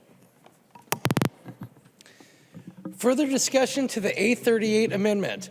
I recognize the member from St. Louis, Representative Olson. Thank you for the debate on the A38. I would recommend a no vote, and here's why. I think a couple of things here that I want to note the up to language, again, already in the bill. I want to note the appropriateness of the such penalty is the size of the employer's business. And I want to say again in the fiscal note that Representative Robbins picked up that we're talking about the exact same, so just a paragraph down from this part you were talking about, on average, the department assessed and collected a penalty in 1.9% of all investigations. So I think what we're seeing here is a fear of something that is not actually happening, and because of that and because of our desire to make sure that we want every employer to cover and make sure they're providing this benefit, I would ask for a no vote on the A38. I recognize the author of the amendment, the member from Anoka, Representative Scott. Thank you, Mr. Speaker. Representative Olson, well, you just made my point. If this is not enforced so much, then why raise it tenfold? Evidently, the $1,000 is working as a deterrent. But instead, we're going to send our businesses out there, and this is a violation per employee. So if a business sends in their information and it's has errors in it for 50 employees, then they could get take this penalty times 50. Members, as Representative Niska, thank you for reminding us of earlier today and the O'Neill amendment that wasn't taken to give harsher penalties, prison penalties to sex traffickers. So we're, again, we can't take that, but we're going to potentially fine our employers tenfold from what they were, from $1,000 to $10,000 per violation per employee. And you know, when my kids were little, they used to have this saying. They would just say, "That's cuckoo for Cocoa Puffs, Mom. What you're doing is cuckoo for Cocoa Puffs." And Representative Olson, you could take this opportunity. You're the powerful chair of Ways and Means. You could say, "You know what, Dolly? I'm going to stick it to the man. I'm going to say, nope, we're going to hold it $1,000 penalty." So members, please vote green on this amendment. Thank you. Mr. Speaker? I recognize the member from Stearns, the Minority Leader, Representative Demuth. Thank you, Mr. Speaker. I would request a roll call on this amendment. Representative Demuth requests a roll call vote. Seeing 15 hands, there will be a roll call vote. Is there any further discussion? Seeing none, the clerk will take the roll on the A38 amendment.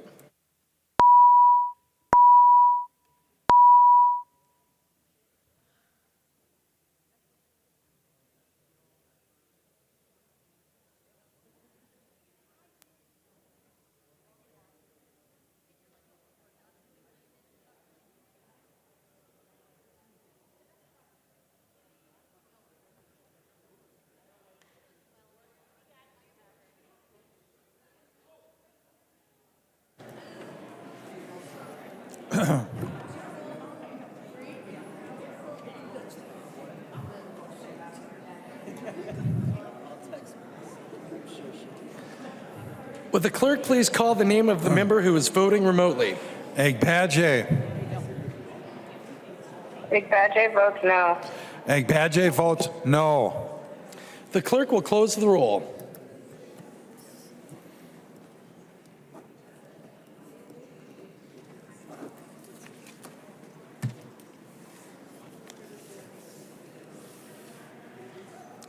There being 57 ayes and 70 nays, the motion does not prevail and the amendment is not adopted. There is an amendment at the desk. The clerk will report the amendment. Baker moves to amend House File Number 19, the third engrossment as amended. The amendment is coded A36. I recognize the author of the amendment, the member from Candy Ojai, Representative Baker, to explain the A36 amendment. Thank you, Mr. Speaker and members. I know we've talked a little bit about giving some choice to folks in the bill and maybe making some things a little bit easier. I think Representative Olson is not intending to try to find ways to find people. I think she's, you know, trying to get this the right way. So this amendment, I think, doesn't do anything bad. But what it does do is it gives employers like myself, and I do this already for a lot of folks when it comes to paid time off.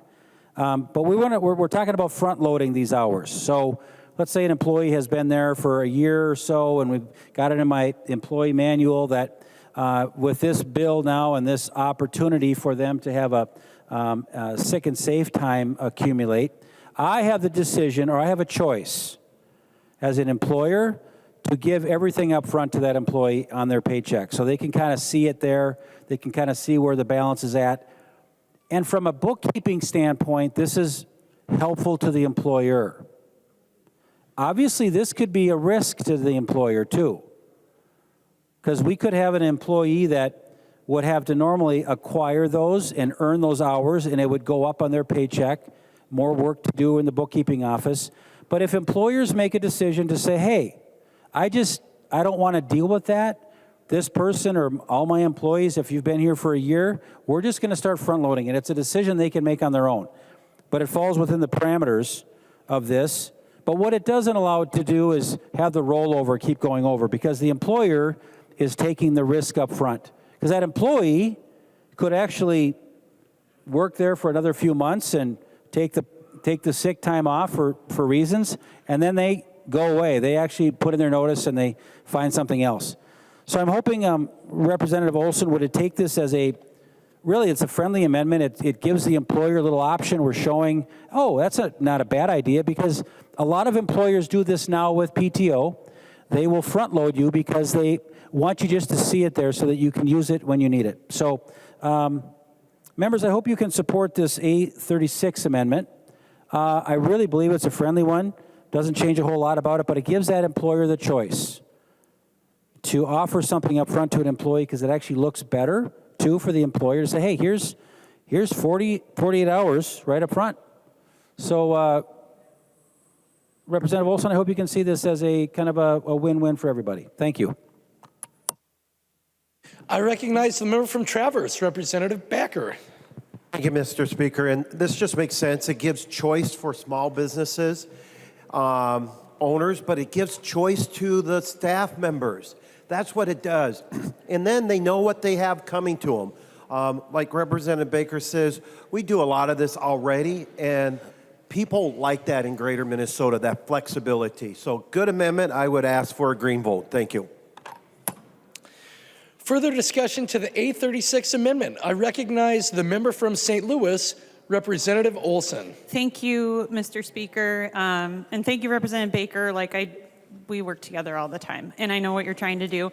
And the funny thing about this amendment, I actually changed the language in the bill after having conversations with the business community who actually asked for the language to have more flexibility. So what you're doing in amending out was actually put in the bill at the request of business community to have flexibility. For example, I talked to an employer who said, the idea of kind of front loading and encouraging people to take it, like the use it or lose it, actually hurts. That to spread it out and not have all of that impact at once and have the options for employers to handle it differently. So, I know we didn't get a chance to talk, but the spirit of what I actually did in the bill and changed was due to small businesses and businesses asking me to make that change. So with that, I respectfully ask for an A36 to remove the language I put in at the request of the businesses. Further discussion. I recognize the author of the amendment, the member from Candy Ojai, Representative Baker. So, Mr. Speaker, if Representative Olson would yield. She will yield for a question, Representative Baker. And thank you, Representative Olson. So I hadn't heard that same request. They came to me looking for flexibility.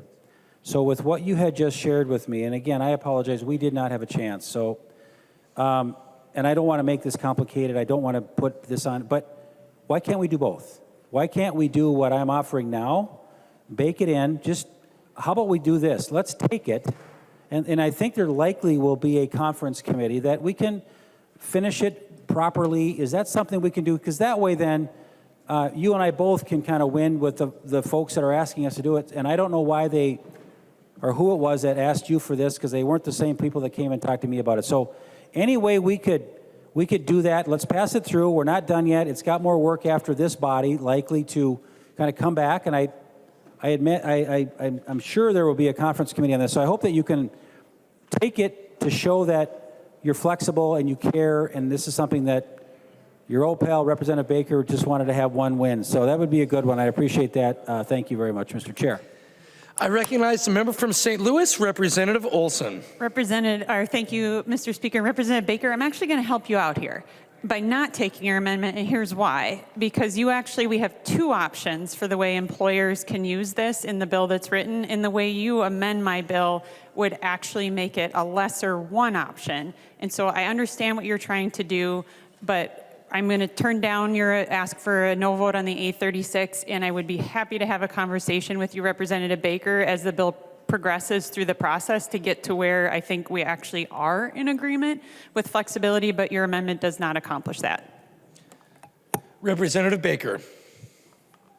Please vote green. Seeing no further discussion, the clerk will take the roll on the A36 amendment. Oh, no, he won't. All those in favor of the A36 amendment, please say aye. Aye. Those opposed, please say no. No. The motion does not prevail and the amendment is not adopted. There's an amendment at the desk. The clerk will report the amendment. Baker moves to amend House File number 19, the third engrossment as amended. The amendment is coded A28. I recognize the author of the amendment, the member from Candy Ojai, Representative Baker. Thank you, members, and Mr. Speaker. I think, again, what we want to do here is we want to start settling some things down that have been thought through, and again, small businesses have asked me for this. I don't think that this is going to conflict with anything that Representative Olson has been shared to outside of my knowledge, but What the A28 does is it puts a cap on the 40-hour, on the hours earned, and then it allows a 40-hour cap on the rollover. 80 hours is a lot on an employee that has one employee. That's a huge lift. Folks, that's 2 weeks out if everything's going okay, but for the smallest employer, think of this. We can say it might be rare. We're talking about that a little bit. These employers don't need more than 40 hours. If they have 3 employees, please let's think about the smallest employee and what will work. I hope that our author will take this as, again, a friendly, we're starting out with this big new bill. It's a new process, new mandate. We're going to offer 40 hours. Let's put a cap on that. And let's start getting reasonable now. So I hope you can take the A28. And Mr. Speaker, I'd like a roll call on this. Representative Baker requests a roll call vote. Seeing 15 hands, there will be a roll call vote. Discussion to the A28 amendment. I recognize the member from St. Louis, Representative Olson.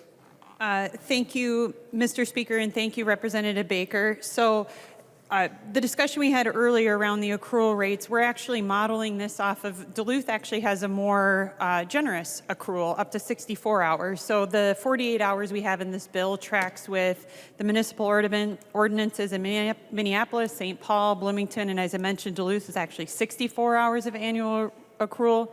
And of all of the 6 recent states to pass this, starting in 2019, either have more or this baseline of 48. So the 48 is a good number. And the other thing I will point to in the amendment to ask for an no on the A28 and why you may want to vote no on the A28 is because you still have your previous amendment language in here to delete lines 16 to 20, which is taking out those 2 options that I had mentioned just a minute ago in the previous amendment. You have that rolled into this amendment as well.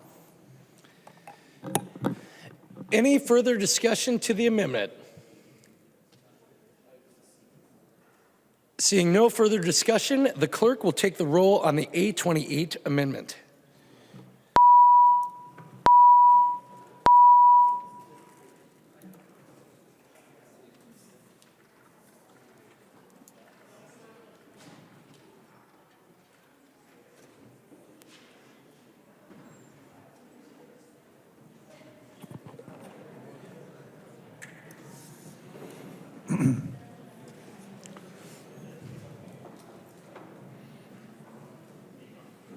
We're having some trouble over in that row.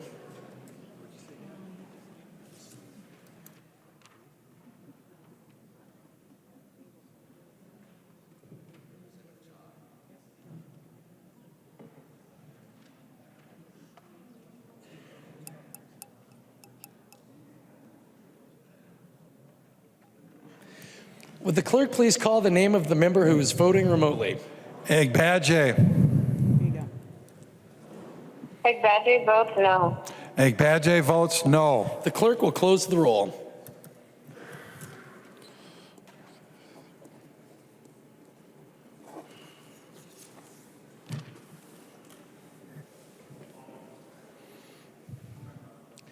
There being 56 ayes and 70 nays, the motion does not prevail and the amendment is not adopted. There is an amendment at the desk. The clerk will report the amendment. Baker moves to amend House Law number 19, the third engrossment as amended. The amendment is coded A32. I recognize the author of the amendment, the member from Candy, Ohio, Representative Baker, to explain the A32 amendment. Mr. Speaker and members, what the A32 amendment does is it allows for when we hire new employees, a lot of folks, a lot of employers, a lot of the job creators that when we hire somebody, we work really hard to get them trained up. We tell them how to read the schedule, how to answer the phone. Sometimes these are 15, 16-year-old employees getting their very, very first job. The first 30, 60, 90 days is a true training period. A lot of times, these employees don't like the job, and it wasn't what they thought it was. A lot of times, they turn out to be somebody much different than we thought they were when they were interviewed. What this amendment does, members, is it starts the clock at 90 days. It gives the small employers and all employers the chance to check things out between the employer and the employee relationship when they're hired. A lot of times we are interviewing somebody over a 15, 20-minute interview. You get a pretty good feel right away. 7 out of 10 times we hit it right, but there are times we do not. And the employee just might think to himself or herself, oh, this just isn't my cup of tea. I don't know if I really want to do this. They'll let us know. We kind of cut the tie because we don't want to waste their time and our training money, but we're still training. We still have another employee alongside that employee typically to make sure they know how this works. What this does, members, it just says, let's give those testing periods, that 90 days, to allow the accrual so that when an employee doesn't work out or chooses to leave or gets terminated in that first 90 days, it gives us a chance not to have that liability there that we otherwise would have. So again, really smart business sense thing for the real world of hiring people. 90 days is a typical probationary employee time period. Take the amendment, please, members. I do request a roll call, Mr. Speaker. Representative Baker requests a roll call vote. Seeing 15 hands, there will be a roll call vote. Thank you, and I'll look forward to some discussion. Thank you. I recognize the member, Representative Altendorf, were you seeking recognition? Or, excuse me, Representative Anderson, were you seeking recognition? Thank you, Mr. Speaker. Yes, I will recognize the member from Washington, Representative Anderson. Thank you. I won't speak if we're going to go into vote, but I just want to also point out, as I rise in support of this amendment, many cases, employers, the first 90 days of employment, the employer has a huge cost because they are training the employee. Then that's why there are probationary periods, because it isn't even to see whether the employee likes the job, whether it's a good fit with the employer, but the employer is going through huge costs to actually train the employee. This cost, if these benefits for typically part-time, if they're not already provided through paid time off or some other way, this is an additional 3% costs on top, the 3% of payroll costs. That's significant. And in this inflationary environment, that means prices are going to go up. And that's the reality of what will happen. So I ask that you support this Baker amendment because, again, during this 90-day typical probationary period, an employer already has huge costs to train the employee for the position. Thank you.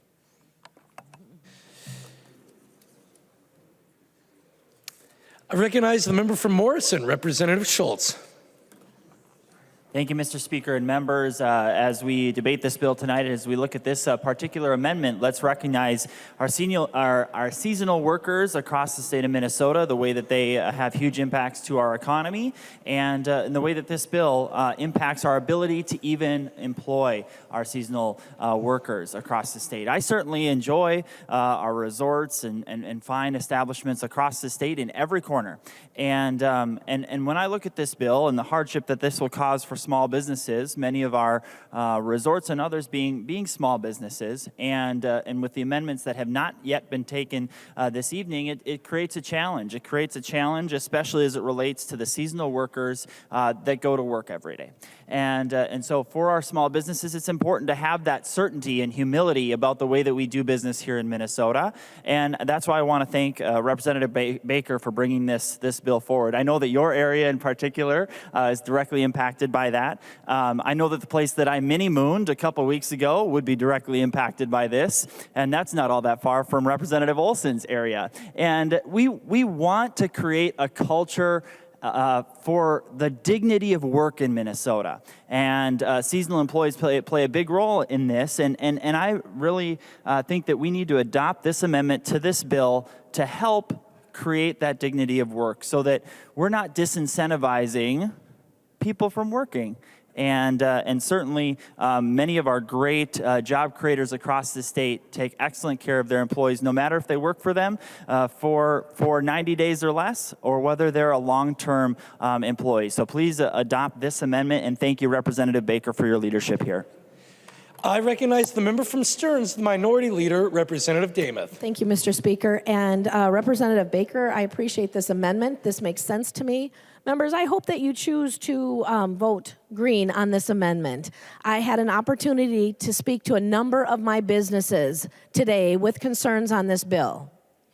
One of the businesses that I spoke with, as we were going through and talking through some of the provisions, and I said, we're going to be debating it. I stepped off the House floor to take the call, and I said, we are debating it, but hopefully they will take some common sense amendments. This is a common sense amendment. The business that I was speaking to has an influence in other states other than just Minnesota. They have a presence in California. The business person that I was talking to said, hold on. We have adjusted everything to comply across our company to comply with what we needed to do in Minnesota. We've changed all of our documentation. What we do for sick time is at 91 days. This would be worse than California. And I said, that is exactly what this would be. This would be worse than California. It's not a business that doesn't want to do the right thing for their employees.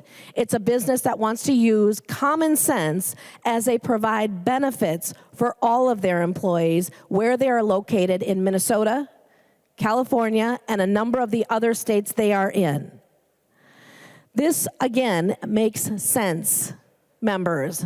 Representative Baker, thank you for bringing common sense to this. Members, vote green on the amendment. Further discussion to the 832 amendment. I recognize the member from Traverse, Representative Baker.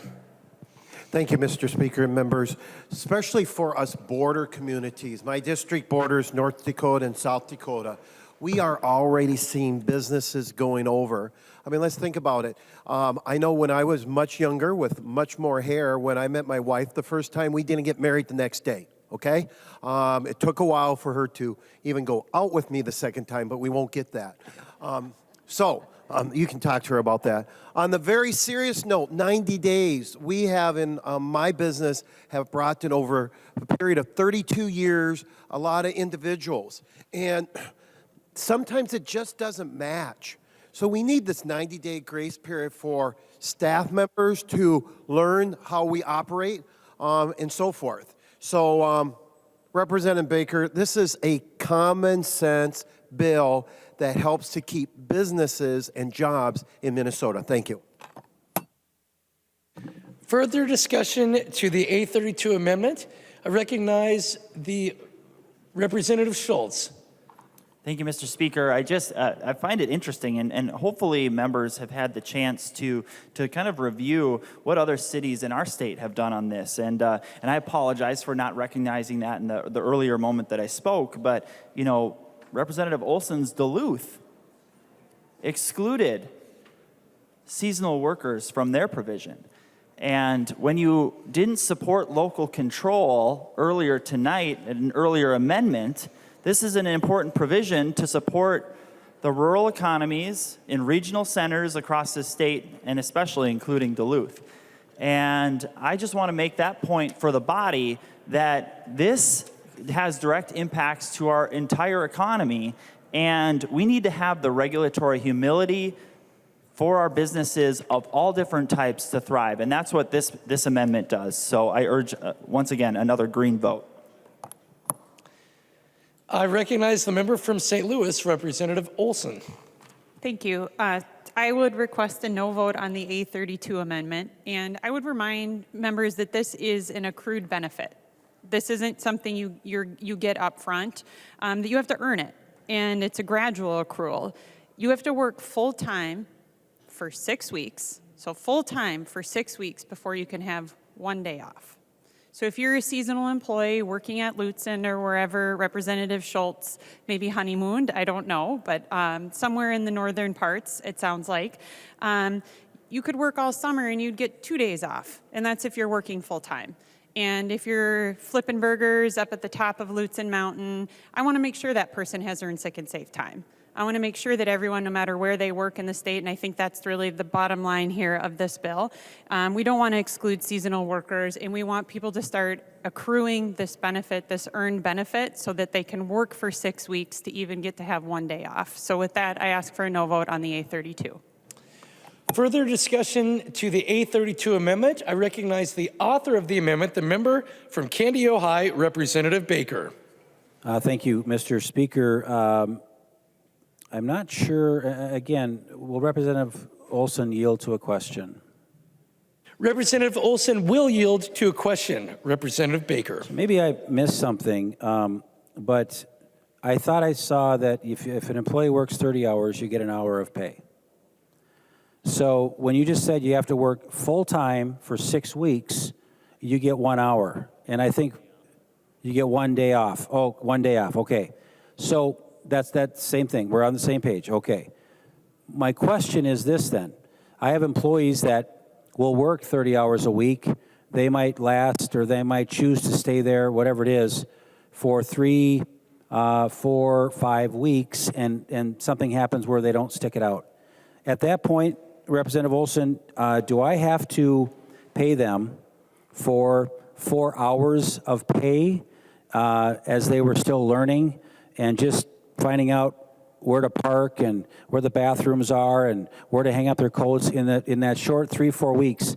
If they have worked 30 hours, do I still have to pay them 4 hours because they are eligible for that in this bill? A lot of employers want to know what that is. Thank you. I recognize the member from St. Louis, Representative Olson. Thank you, Mr. Speaker. No, this bill does not have end of employment payout unless you as an employer were to have made that decision that that is what you do with your employee on your own. This bill does not require an end of employment payout. Representative Baker. And thank you for that clarification. There was a lot of folks asking about how that worked out. Also, I just want to say this, my final comment on this, and we'll get hopefully to it. A lot of companies like mine, we start a lot of the benefits at 90 days. We actually, when they start working for us at the hotel, we'll give them uniforms to borrow because we have extra clean ones on hand that are sort of used, gently used, we'll call it. But when they're there 90 days, we get them their own uniform. We also have meal discounts after 90 days. We want to give them something to stick around for. And that helps keep people knowing that when their 90-day comes around, not only might they get these discounts, now they're going to get if this amendment goes through, they're going to get time that will start accumulating for this. We want to give them something to start working towards. So I do hope this is something that we can, with our handbooks, make it consistent to what we already do. Don't make us have to go and make it a lot more challenging because, yeah, we can do it different, but this makes it confusing. And I'm just hoping that we can take this amendment, have the 90 days is where the benefit starts, like a lot of other benefits for companies. I do hope you support this amendment. Thank you. Seeing no further discussion, the clerk will take the roll on the A32 amendment.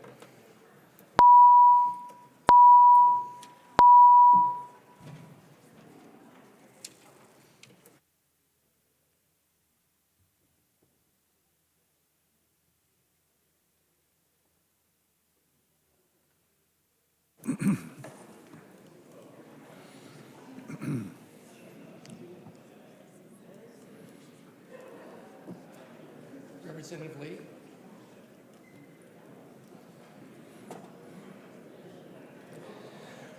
Will the clerk please call the name of the member who is voting remotely? Agbaje. Sorry.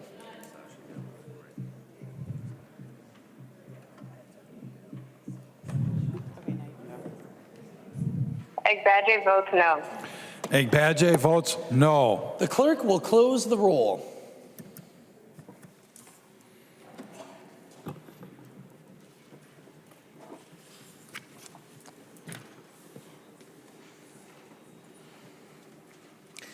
There being 56 ayes and 70 nays, the motion does not prevail and the amendment is not adopted.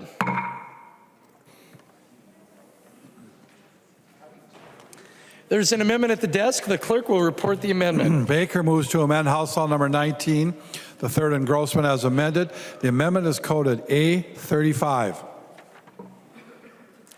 I recognize the author of the amendment, the member from Candy, Ojai, Representative Baker, to explain the amendment.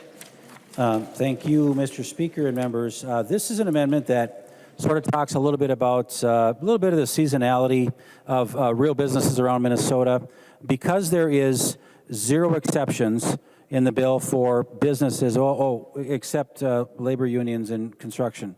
But my point we have to address here is that this one-size-fits-all is not well thought through when it comes to seasonal businesses like mine, hospitality companies. We have a lot of employees that actually may have other jobs, might be teachers, and they want to work for me as a restaurant operator. Not that I have one anymore, but I'm pretending tonight I do. But let's say I have some servers that love to get out of the house 1 or 2 days a week. They're choosing to work less than 20 hours. What this amendment does, members,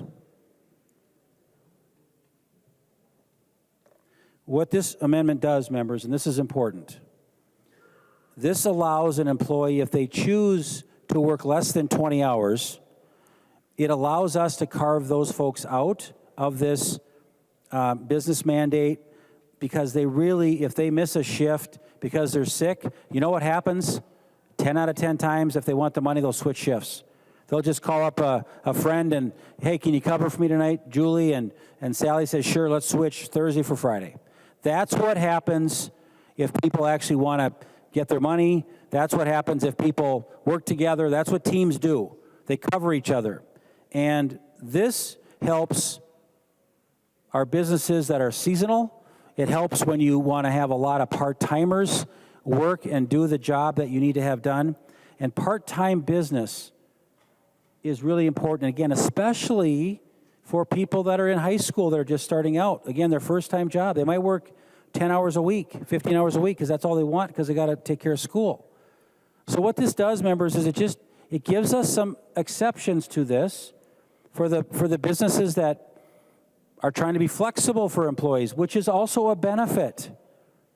And if there's no benefit to people that are working the 10, 12, 15 hours a week by their choice, this amendment allows us to make that offer to the employees, to the employers that say, hey, this is recognized, this is important. So, Mr. Speaker, I do want a roll call on this, if I could, please. Representative Baker requests a roll call vote. Seeing 15 hands, there will be a roll call vote. Representative Baker. And again, just to close it out, please vote green on this for the part-timers and the choices that they're trying to make. Recognize that this is okay. And this is sort of the same thing, in my opinion, that Duluth has done with the seasonal exemption. They carved out seasonal workers. They carved out the whole season. This is different. It's worded, I think, even better because it operates it for more people better. Please support this, support for the part-timers, and I think it'll be easier for us to do more things for them. Please support this amendment. Discussion to the A35 amendment. I recognize the member from Washington, Representative Anderson. Thank you, Mr. Speaker. I rise in favor of Representative Baker's amendment, and I want to talk about a few other reasons why we should support this. We have had a lot of discussion over the last couple months about all the openings and jobs, not being able to get enough employees in just about every industry. I hear it constantly in ed finance about the schools. But we've had issues everywhere about, and we have asked ourselves, what's happened to the employees? What happened during COVID? Was there all these retirements? Were there folks that left the state? Are there people that have had to stay home and take care of their kids and are still doing that? Have people just made the decision that they're not going to work full-time anymore? Maybe they're going to work part-time. Employers use the enticement of benefits, including paid time off, which is what this is. Let's be real. This is paid time off for the way it's written for everyone, including probationary and part-time employees. That's what this bill is. You can call it safe and sick time or whatever, but it's paid time off. And most employers already grant, especially larger ones, grant paid time off, but they grant it to their full-time employees. It is one benefit that you use to get your staff to want to work full-time and to entice them to do it. And it's a privilege as part of working full-time. And so if we make this and legislate and mandate that no matter whether you are full-time or part-time, no matter whether you're a 16-year-old working 10 hours a week at your first job, you're treated exactly the same as people who have made the decision to work full-time. And we need more full-time employees in this state. And this is wrong, and it's wrong. And businesses, especially in the environment that businesses have had to deal with over the last several years since COVID with the low unemployment, they have done the things that they've needed to get their employees. Businesses have had to make those decisions, pay more, offer more benefits, especially to their full-time employees. And they're doing it on their own. And so for government to come in here and mandate something that doesn't exist in any other state, this is the most generous policy of any other state in a cold climate, folks. A cold climate. And to do this to job creators is just wrong. So I ask that you have some common sense and support Representative Baker's amendment so that we can still have a separation and have an enticement to get folks to work full-time. Thank you. I recognize the member from Hennepin, Representative Robbins. Thank you, Mr. Speaker, and thank you, Representative Baker, for bringing this amendment, because I think it highlights one of the big flaws in this bill. And if Representative Olson would yield to a question. Representative Olson will yield to a question. Representative Robbins. Thank you, Mr. Speaker. So Representative Olson, I know in my family, my children often had 2 part-time jobs, and I know people in my community who have 2 part-time jobs. So if there's, they just pick up shifts where they can, they're not full-time, maybe even less than 20 hours, honestly, depending on school and sports commitments. But if there's bad weather, or they've been exposed to a communicable disease, or there's been a public emergency, as all the things that are allowed for them to take this leave for, and they have 2 jobs, would both employers have to pay for that? How would that work if you have 2 employers that you're working part-time for? Thank you. I recognize the member from Morrison, Representative Schultz. Oh, I'm sorry about that. I recognize the member from St. Louis, Representative Olson. Thank you, Madam Speaker, and thank you for the question, Representative Robinson. So it would be, if I worked 2 part-time jobs and I worked in the morning at one job, I would accrue my hours there. And if I worked in the afternoon at some place, I would accrue my hours there, and each employer would keep track of it. And if I needed to take time off, my kid was sick, and I was scheduled to work, I would have my sick time at my morning job and my afternoon job. And there's, later I will talk about some of the part-time workers who I know who patch together 3 full-time jobs, raise families. It's not just youth, young people. It's not just, it's people who support their families on these part-time jobs and still need to do the things we all do as families, right? Take care of our kids. My daughter isn't sick for half a day. She's sick for a full day. She's often sick for longer than a full day. And so our part-time workers need to be able to earn that benefit, whether they're sick or someone they love is sick, to be able to take that time off that they need. Representative Robbins. Thank you for that answer, Representative Olson. And I really am concerned about this, because I think it would be really hard for an employer. The employee calls and says, oh, my daughter's sick, or oh, schools are closed. And so they would have to count for maybe a 4-hour shift or a 2-hour shift and maybe multiple shifts. And I just think the record keeping on this for both the employer and the employees is very difficult, and I think that we should recognize that that this is not going to work well for small businesses who need the flexibility and who give the flexibility. I just can't say that enough. The one-size-fits-all is not going to work, and I think we should protect the flexibility that small businesses need to make their whole system function for their employees. And I'm very concerned about how this will be played out. Thank you. I recognize the member from Morrison, Representative Schultz. Thank you, Mr. Speaker and members. I want to kind of echo what Representative Robbins just mentioned. We don't have to have the most extreme policy in America to do well by Minnesota workers. We don't need to. And one-size-fits-all mandates don't fit every business. They don't fit every situation. They don't fit every school district. They don't fit every restaurant. They don't fit every resort. And this is a simple amendment to help us as a body, the House of Representatives, stay away from being a mandate for a one-size-fits-all plan. Provides flexibility, and I really appreciate the members of the body so far who have spoken who are business owners, who are small business owners. I'd love to hear tonight from members on either side of the aisle further what the impacts would be if you're a small business owner and you happen to be in support of this bill. I kind of want to hear, why is this the policy that best fits you and your small business? And I hope that we hear that tonight, because I certainly appreciate the concerns that have been raised so far and realizing that every business is unique.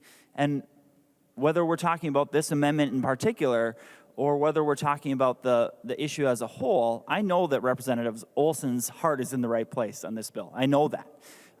But it doesn't have to be a one-size-fits-all approach for our Minnesota job creators. And let's get back to humility. Let's get back to competitiveness. Let's get back to our businesses being able to be flexible with their employees to find what works best for them and their employees. Thank you. I recognize the member from Ramsey, Representative Becker Finn. Thank you, Speaker, and you're in luck, Representative Schultz. I am a small business owner. I'll be speaking more on third reading, but specifically to this amendment. So none of my employees at my business, I own a coffee shop, I have 9 employees, none of my employees work 40 hours a week. That's just the nature of this type of work. And make no mistake, this amendment does no favor to people who work in positions where they work 20 hours or less. So we can talk about this like it's flexible, like it's great. This amendment means that if you work 20 hours or less at your job, you see no benefit from this at all. It sends the message to those workers that their work doesn't matter, that they are less deserving of this benefit than people who have 40-hour-a-week jobs. Not everyone has a desk job. Not everyone works 9 to 5. And this was touched on a little bit with Representative Olson's comments, but a lot of people are just cobbling stuff together.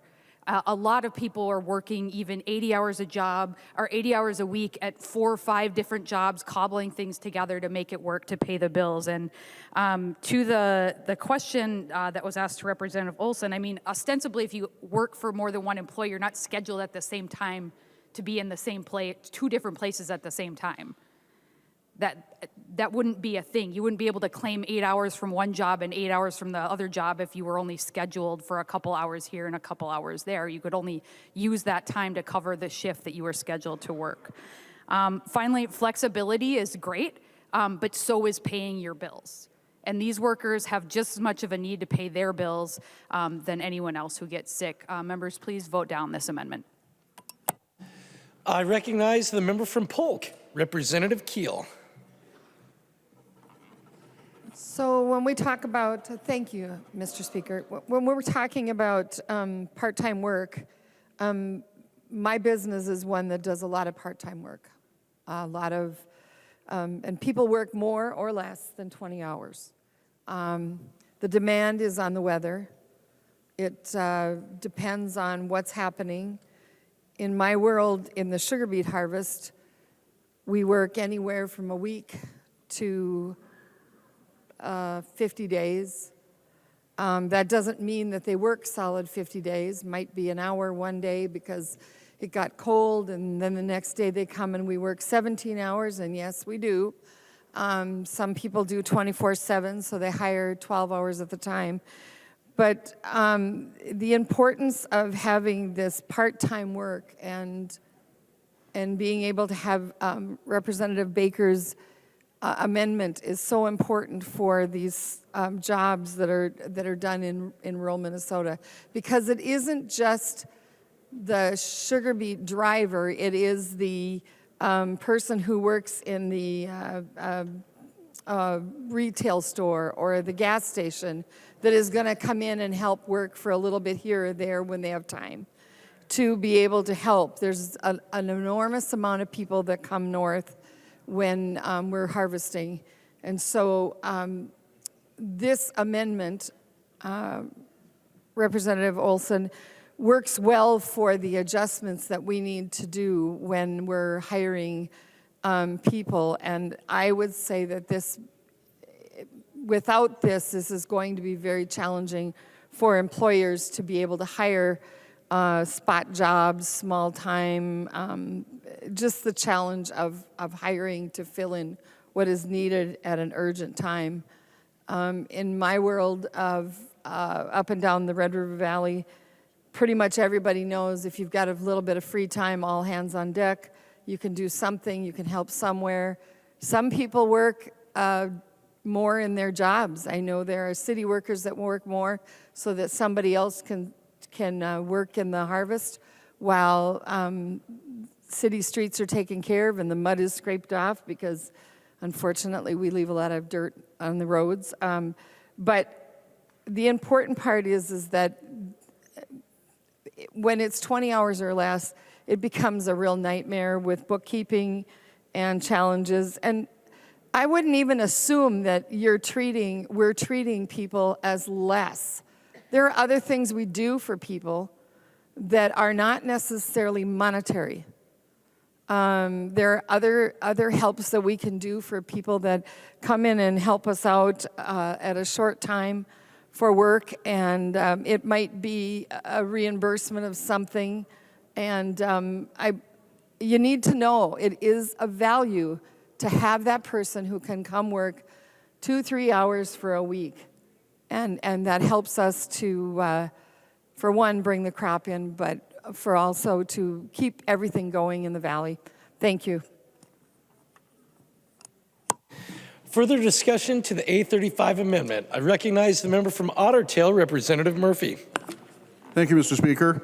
I live in an area that's loaded with seasonal workers. We have well over 1,000 lakes in Otter Tail and Douglas County. It's filled in the summertime with part-time workers. What's going to happen with this A35 is it's going to make it more likely for people to want to hire part-time workers. The full-time workers are going to be the easiest ones to employ, but there's a lot of different jobs to have. There's calls, there's more cost for the employees, the bookkeeping costs. There's more cost for the employers, just the nightmare of multiple employers. And they're already scrambling for workers already. This is really going to overload these seasonal employers. And so it's really important in our area that this A35 amendment passes. Thank you. Any further discussion to the amendment? I recognize the author of the bill, the member from Candy Ojai, Representative Baker.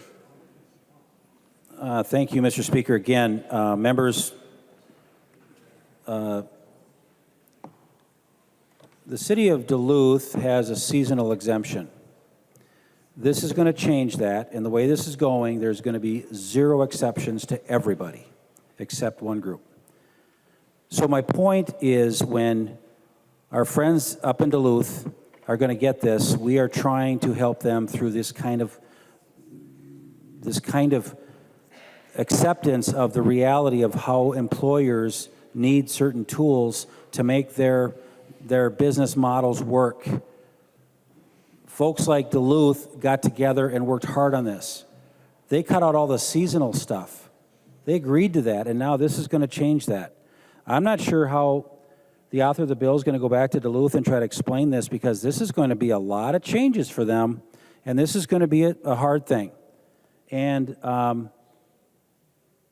again, this is getting to be a long night. We know where this is going, and it's a repeat of what we've all seen so far. There are 0 exceptions to anything that we try to offer on the House floor that has really some relevance to it. I appreciate Representative Meyer's acceptance of this, but that was important. But these are things also, though, that really matter to businesses that are paying attention for really what we're trying to shoot for. So again, this provision is important. This part-time provision is really important to Minnesotans because we have so many different kind of businesses. One size does not fit all. Let's show Minnesotans that we actually showed and paid attention to this. Please vote green on the A35 amendment. There being no further discussion, the clerk will take the roll on the A35 amendment.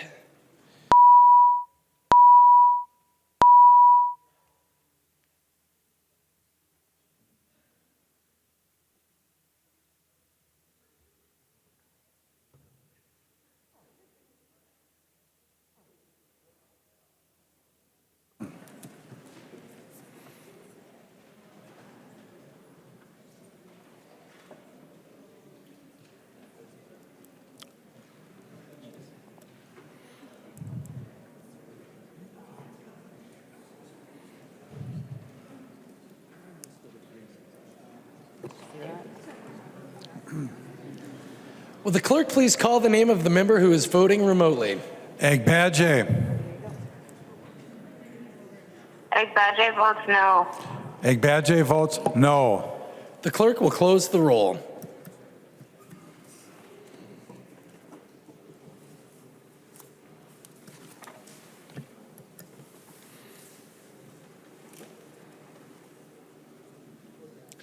There being 56 ayes and 70 nays, the motion does not prevail and the amendment is not adopted. There's an amendment at the desk. The clerk will report the amendment. Baker moves to amend House File Number 19, the third engrossment as amended. The amendment is coded A41. I recognize the author of the amendment, the member from Candy, Ojai, Representative Baker, to explain the A41 amendment. So this is our final amendment that I think we have for the night. I think this is probably the most important amendment that we can bring, and we're going to bring it home, I hope, tonight, because this is what we're going to be able to share with our constituents back home, our job creators, our folks that are donating to foundations and the churches and the playgrounds and the kids and the daycares and all the things that we all try to do. Somehow you think that we just don't have a clue on how to take care of employees. And it's getting to be pretty frustrating around here. And the disdain you have for people like me is bothersome. And I apologize, we're getting tired, it's late, but let's decide, what does an employer look like to you? In my A41 amendment, members, what I'm asking for is what others have done. We start with 0 to 5, 0 to 4 employees, you're out of this definition of the employer. We give those smallest, tiniest employers a carve out of this so they're not treated differently than the other 4 or 5 cities and communities in Minnesota that have already recognized that. Those 5, we allow those smallest employers in the state to be exempted. And the next step is the employees from 6 to 50. They are given a benefit by having the same ability to have unpaid sick leave. This is important now. Unpaid sick leave, because that's still a benefit, because right now there are employers that actually do say, hey, you can't have that time off. No, you can't have it. This allows them to have that power of the employer to say, no, I have to do this, I have a sick one, but we give them that time off, we make sure that those jobs are there. This is a protection for them, and then anybody over 50 employees are paid. Again, this is how we have identified in Minnesota, around the country, that 50 employees has been noted around the country.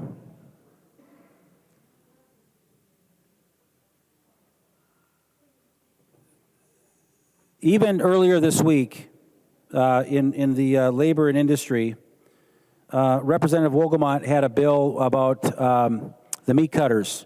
They had a lot of discussion about that.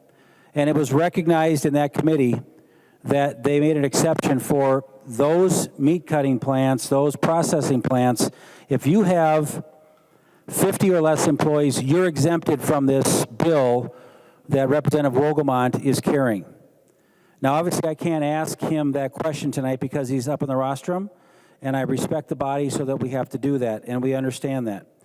Mr. Speaker, will Representative Berg yield to a question, please?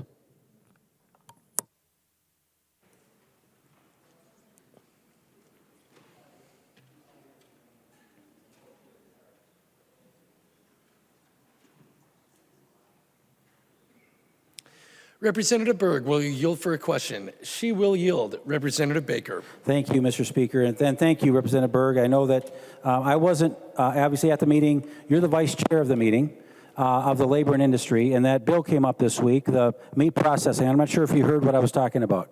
So if you did, I want to help us understand the process and the decision, because I can't ask the current speaker to ask this because he's up in the rostrum.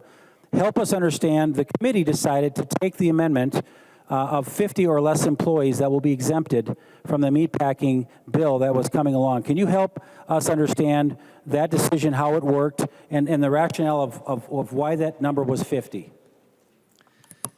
I recognize the member from Dakota, Representative Berg. Thank you, Mr. Speaker. Can you repeat the line of the questioning? You're asking why we came up with the number of 50? Representative Baker. Thank you, Mr. Speaker.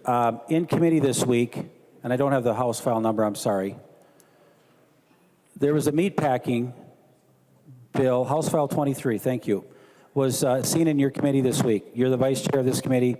There was an agreement with the committee that 50 or less employees do not, they are not represented in that. They are not required to follow that rule if that bill passes. Can you help us understand the discussion about, at that moment, why 50 employees was the line the committee kind of agreed to and the author agreed to it, why that was an important thing and how that discussion went? If you could enlighten the body, please. I will remind the body that debate must be confined to the question before the body and that we are currently debating the A41 amendment to House File 19. Representative Berg. Thank you, Mr. Speaker, and thank you, Representative Baker.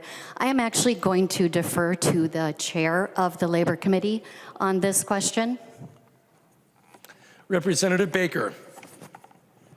That would be fine, Mr. Speaker, thank you. I guess that was one of the options. I guess I could go to the chair, Mr. Nelson, or I'm sorry, Representative Nelson. But my question, I guess, is, and the reason it's relevant here, folks, is we're determining the size of an employer. And I want to make sure that we can talk about this as a pattern here. So, Mr. Speaker, yes, if you would yield to that same question, help us with that discussion, Mr. Chairman, thank you. Representative Nelson will yield for a question. The member from Hennepin, Representative Nelson. Thank you, Mr. Speaker and members.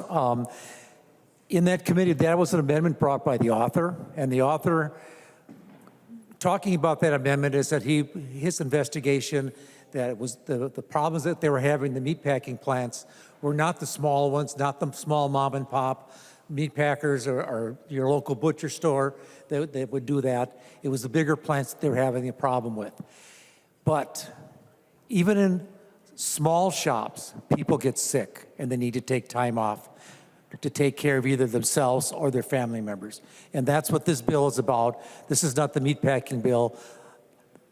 The bill we're talking about here, it's even the small employers, their employees get sick and need to take that time off. So we're kind of talking apples and oranges here.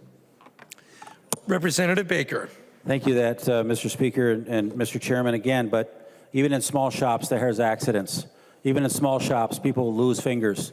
You know, but there was a decision made under your leadership, Mr. Chairman, with the author that I can't ask questions to right now, but you decided that that didn't matter, that those employees are not protected for safety for some reason, differently than the large companies. And that's kind of what you just told me. So I'm trying to understand, you made a decision, the majority made a decision in this session, in the committee work, that there are times when an employer can be identified as covered and not covered. That's exactly what we're talking about tonight. And yeah, we can pivot back to House File 19. But my point is well taken, I hope, members. It's recognized around the country as 50 employees or more, there's sometimes different rules. There are different rules. When the Affordable Care Act came out a couple years ago, there was a 50 and 100. There was differences. Federally, right now, the paid family leave for federally, which is unpaid, they recognize 50 or more employees. So our friends at the federal level have thought about this a lot. And Minnesota's not doing that. I'm just telling my colleagues here that there's a difference. A lot of times people recognize small businesses as this line in the sand. I'm asking tonight, this should be our moment that we define the right size business for this bill. Please support the A41 amendment. I ask for a roll call, Mr. Speaker, if I haven't already. So, Representative Baker requests a roll call vote, and I do see 15 hands, so there will be a roll call vote. Anything further, Representative Baker? no, please go vote green. Thank you. I recognize the member from Hennepin, Representative Nadeau.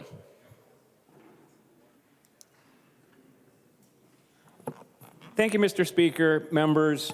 I appreciate the zeal and passion that the author has to provide a benefit to employees of Minnesota.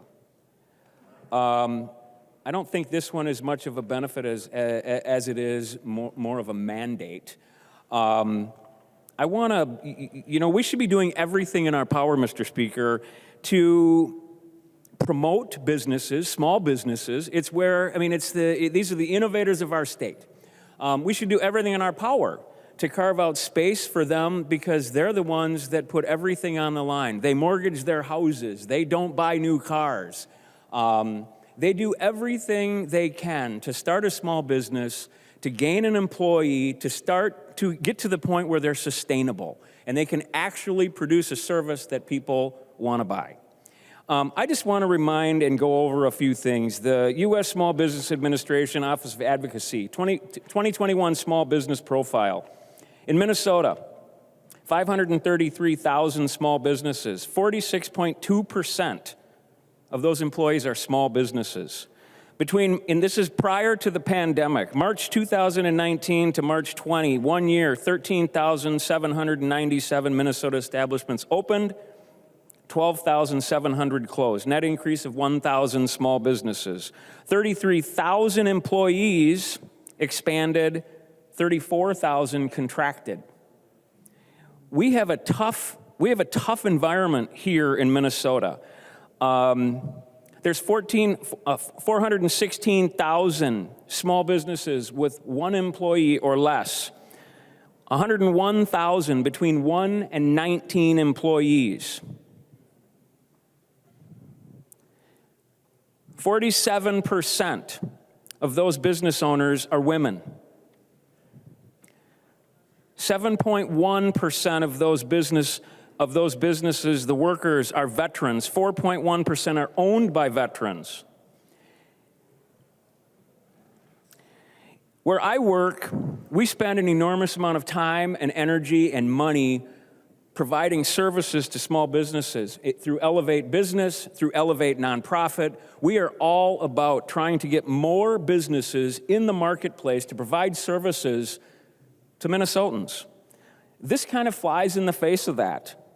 There's disincentives in everything that we do. There's cliffs. And I don't know what businesses that you guys are talking to. I haven't had not one business, not one, that have called me, that have emailed me and said, this is a great idea. This is super. We need this. We need this to attract more employees to our ranks so that we can provide better service. Not one. Not one business has said that. I talked to the CFO of one of the largest employers, and, he said something to me. I think he said it kind of flippantly, and I thought it was interesting. He said, you guys are in charge for the next 2 years. You don't have to jam this through. We need to get our act together. We've got paid family medical leave coming up. We've got this. We've got other bills. We've got time to work these out.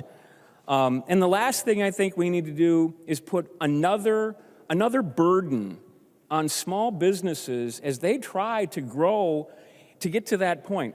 When I was younger, I started a business when I was in high school, little landscaping company. It was awesome. I hired my friends. We went to work. I got in trouble with the IRS, because that's what you do when you don't know the rules. You just don't. And I got a big fine, you know, my dad wasn't going to bail me out. He's one of those guys that says, you know, you made your bed, you live in it. And, you know, we learn those things. And as you grow, you're able to start withstanding some of those things. You start learning, because at the beginning, it's not about creating a big, huge business that makes millions of dollars. These are people that literally want 50, 60, 70, 80,000 bucks. Are they important in the scheme of things? No. But you group them together, you put 100 of those people, it's magic. They're willing to risk the world to create something that they couldn't do being an employee in another business. And who knows who the next great entrepreneur is. So, as I said, I really appreciate the fact that there's this passion behind providing something for employees that, honestly, there are some employers that don't provide it. I get it. But I don't think this is the way to do it. I really think we should support, you know, Representative Baker's bill. Let businesses grow. Let them become stable, become sustainable. You know, let them make the choice when they can do this, and let's help them. Instead of swinging a hammer at them, put your arm around them. Help them grow. So please vote for Representative Baker's bill. Thanks. Thank you, Mr. Speaker. I recognize the member from Ramsey, Representative Feist. Thank you, Mr. Speaker. I would like to share some thoughts on this amendment as a job creator. I am a small business owner. I have 10 employees. 8 of my employees are full-time. I have 2 part-time employees.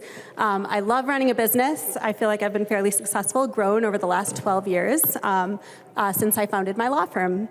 And I wanted to speak in opposition to this amendment to say that I do provide paid leave to my employees, and it is workable. It does help me attract really high-quality employees. It helps me to provide incredible, I hope, service to my clients, and it's a really important part of the package that I offer my employees. This week, I have an employee on paid leave because she is under the weather. We're making it work. We have one of my paralegals is helping, do the billing reporting, and we have everyone doing their own copies, and we're making it work. So I fall into the middle ground here, the 6 to 50 employees, and I can say that this is something that does work for me, and providing that paid leave I do feel is a very important part of recruiting and retaining really talented employees. So I think those are the main things I wanted to say, and I also just wanted to point out that, you know, across the country there's one other state that has had this cutoff at 50 employees. So it's not a trend, and it's not something that I would recommend that we follow as a state. And I will leave it at that. So I would encourage folks to vote no. Thank you. I recognize the member from Anoka, Representative Scott. Thank you, Mr. Speaker. I just wanted to add to what Representative Baker was talking about from the committee hearing the other day, the Labor and Industry Committee. And I do have some quotes from both that committee and from the same committee, or the counterpart committee over in the Senate was meeting at the same time, and they were actually hearing the same bill. So we have a couple of quotes from that committee, since neither the chair or the vice chair could remember exactly what was said. But the bill's author in the House, Representative Wolgamott, said that when they had the amendment to move it, or they talked about moving it to 50 employees, his quote was, "I don't want to upset mom and pop businesses." Over in the Senate, Senator Putnam said,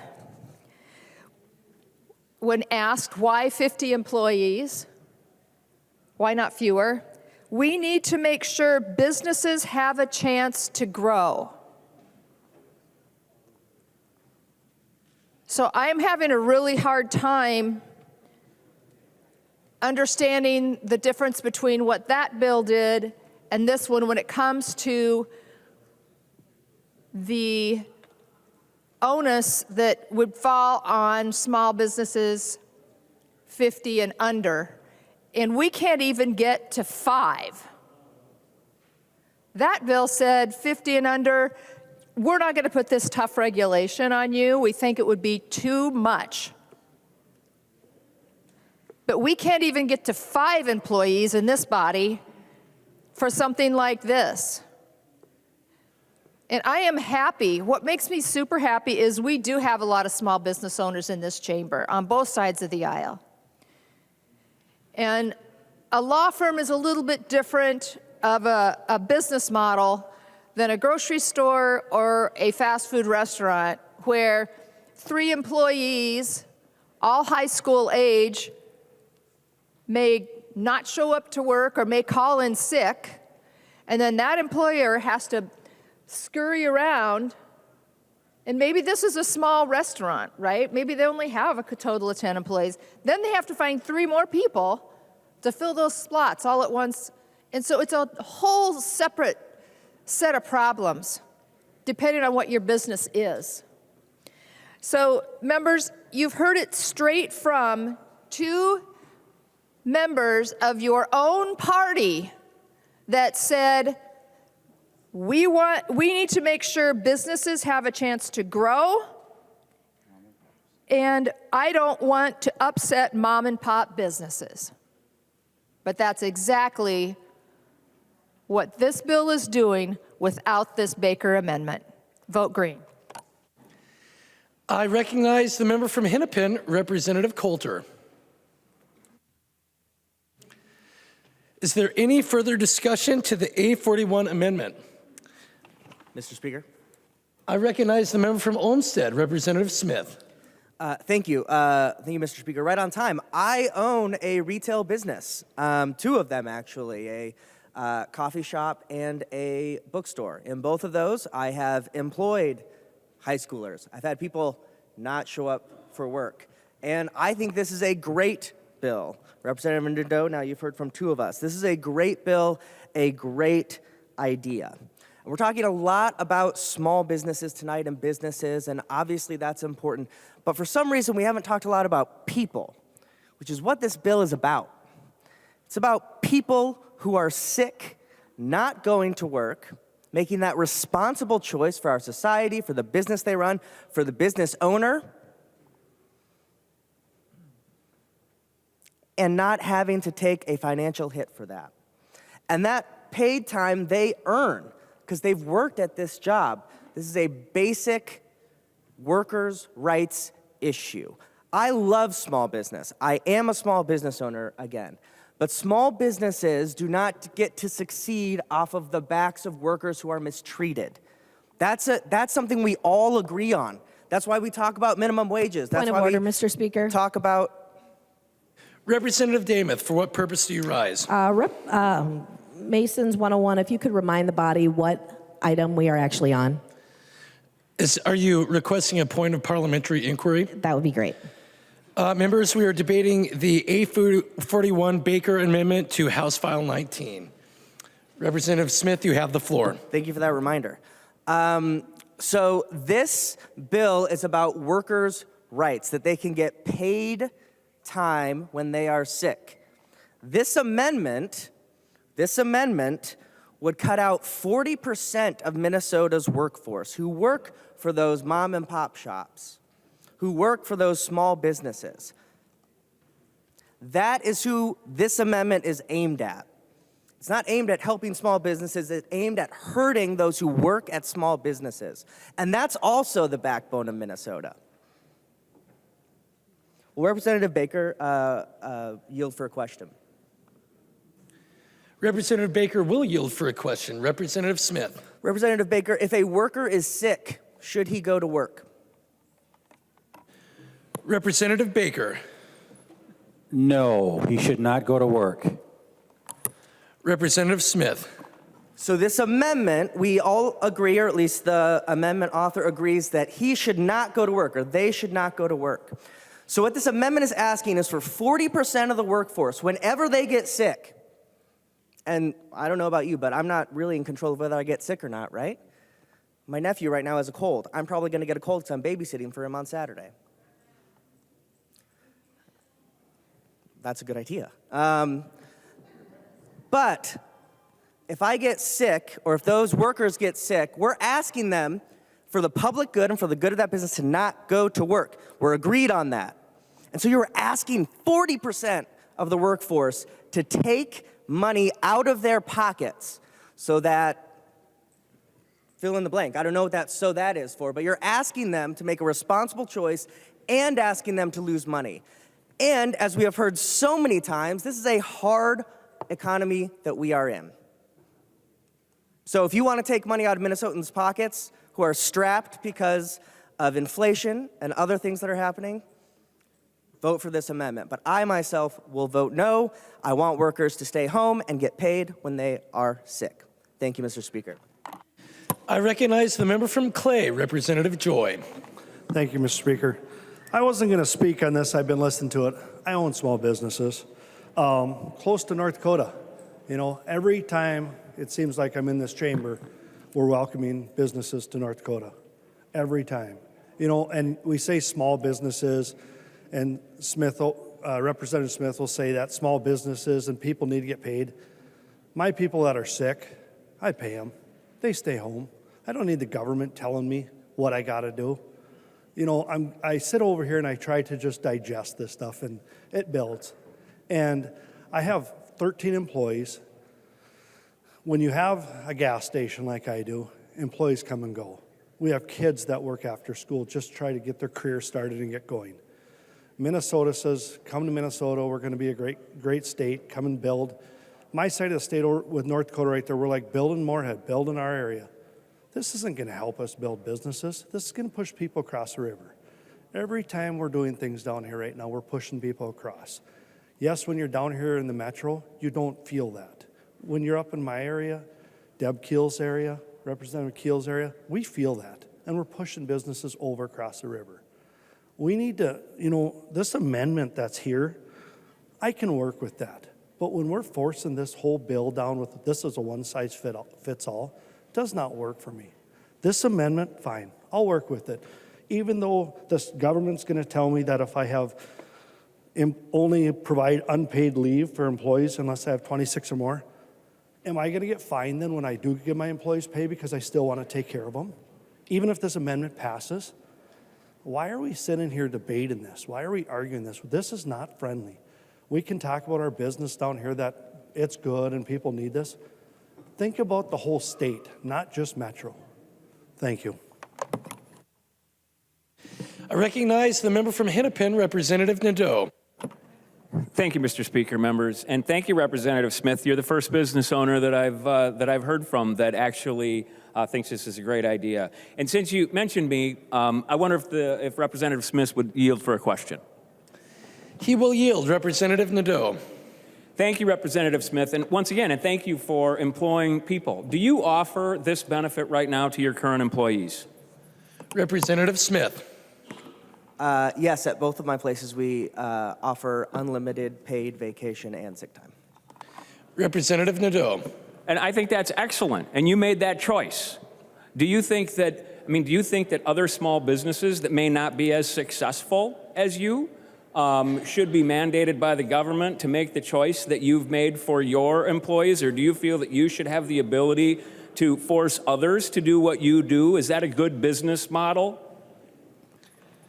Members, before I give Representative Smith the floor, I will ask you to please take your conversations into the alcoves or the retiring room. Representative Smith. Thank you. So I'll answer it in two ways. One, me personally, no, I don't think that I have that power. However, we are in a legislative body, and through history, we've seen the power of a legislative body to keep businesses and tycoons from oppressing their workers. That's why we don't have child labor anymore. That's why we have better minimum wages. That's why we have benefits mostly.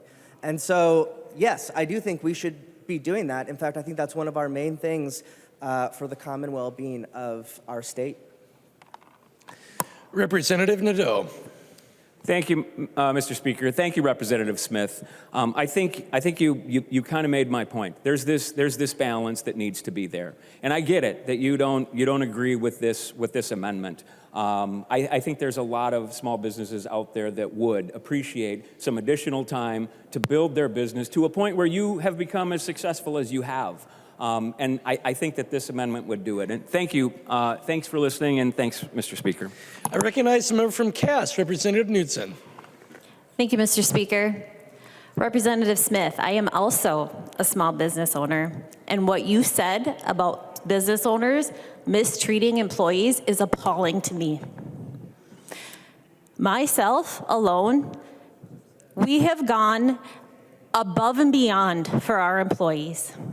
One employee in particular, I couldn't even hire because he did not have a driver's license. I drove him 9 months pregnant from the Social Security office to the driver's license bureau to the hospital that he thought he was born at to find birth records of him so he could get a driver's license. I spent days, weeks trying to help him do that. Another employee I have bought 3 cars for. Other employees that didn't have housing, we bought a house so they have a place to live.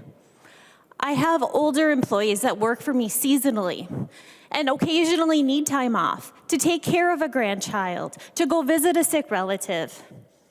Not only do we give them the time off, we pay for their expenses to go. We are not bad people. We care about our employees. We love our employees. My employees call our crew the Cowboys family. We are a family. We take care of our own, and we don't need some unfunded government mandate to do that.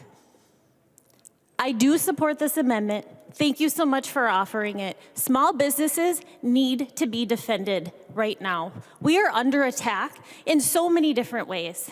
Thank you so much, and I urge you to vote green.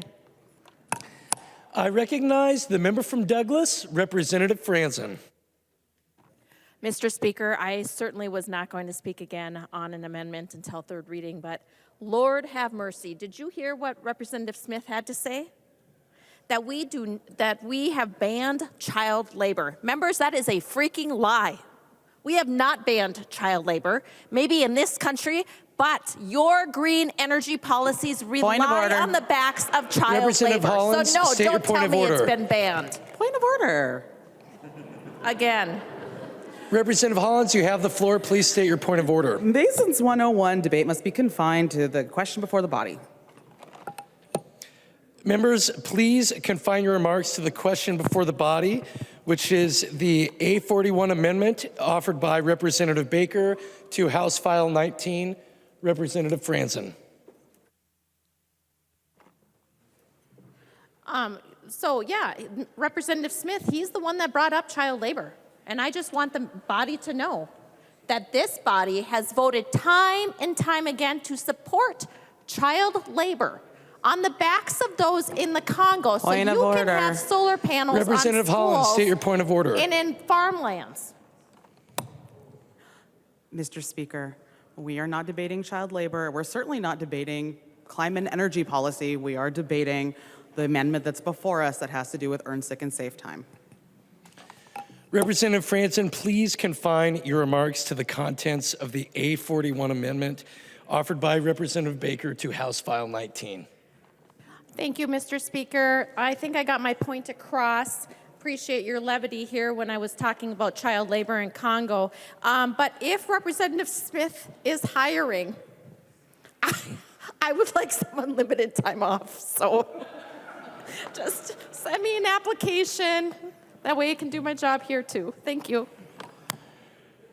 Further discussion to the A41 amendment. Representative Baker. Okay, let's bring this back a little bit here because this is important definition of what is a small business in Minnesota. And why we're here tonight talking about this important bill that is again, a brand new mandate put on the entire state of Minnesota without exceptions if the bill stands as it currently is written. It's more aggressive and it's more difficult for businesses to accept this, even in the cities that have done this for a few years. I have tried desperately tonight to try to bring some fair ideas, some fair amendments, to listen to businesses, to understand the goals of the majority. And it is offensive when you have people assuming or criticizing employers for being greedy and mean and sort of the things that were just insinuated. That is challenging to hear. And members, what I was offering was something extremely reasonable. Let's carve out what was done this week at a number that people could say, yeah, that makes sense, 50. So this isn't a new number, it came out of the sky. It's a great benefit to have it unpaid because we're still protecting those employees who need to get some time off because they're sick. But also it encourages them to get back to work as well. Take the A41 amendment, folks. Let's keep working on this bill because I know it's going to come back differently than what it's likely going to end out of the House tonight. We can do a lot better, and our local businesses will be heard. One way or another, they will listen, they will talk to you, they will show up at town halls coming up. They're going to be there because they need to make sure you hear them because it obviously wasn't heard tonight. So just let's do the A41. I would appreciate a green vote, members. Thank you. Seeing no further discussion, the clerk will take the roll on the A41 amendment. Thank you.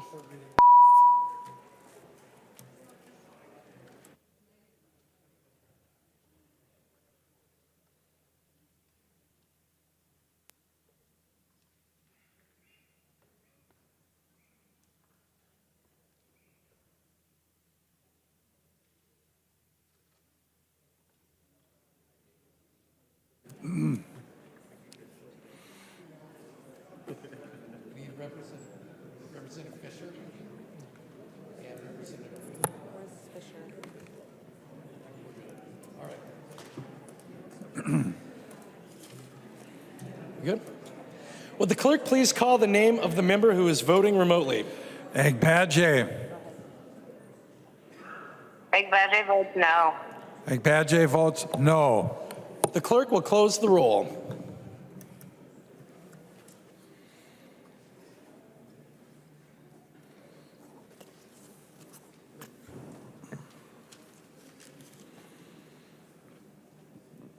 There being 56 ayes and 70 nays, the motion does not prevail and the amendment is not adopted. There are no further amendments at the desk. The clerk will give the bill its third reading. Third reading, House File number 19, as amended. Third reading as amended.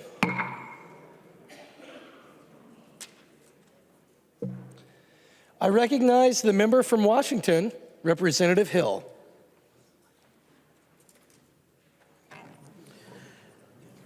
Thank you, Mr. Speaker. Colleagues, tonight I rise in support of House File 19 because I believe it is the right thing for all Minnesotans. Not a few Minnesotans, not some Minnesotans, not 2/3 of Minnesotans, but all Minnesotans, all working Minnesotans. So many of our friends and neighbors have been forced to make the impossible choice between choosing to either care for their personal health needs or those of a family member, or their work and their ability to pay their bills due to an absence of sick leave. I'd like to once again note that when local policies have been enacted to support similar regulations in Bloomington, Duluth, Minneapolis, and St. Paul, opponents of these policies claim that such ordinances would destroy local businesses. They have not. This is an issue that many Minnesotans don't have a full understanding of, and many are wrong to believe that access to sick leave is available to all. Unfortunately, this is not the case. As this bill moved through the committee structure here, we've heard many stories of those among the nearly 1 million Minnesota workers who face being forced to make this choice. And that's not okay. In my nearly 25 years as a high school teacher, I can't tell you how many students that I've worked with who have told me they were unable to attend class at different times due to the need to care for a younger sibling because their parents didn't have access to sick leave. My own experiences with sick leave would have been exponentially more challenging if I were not a union member with access to a collectively bargained contract that included sick leave, so I could care for myself or my family in a time of illness or health challenges.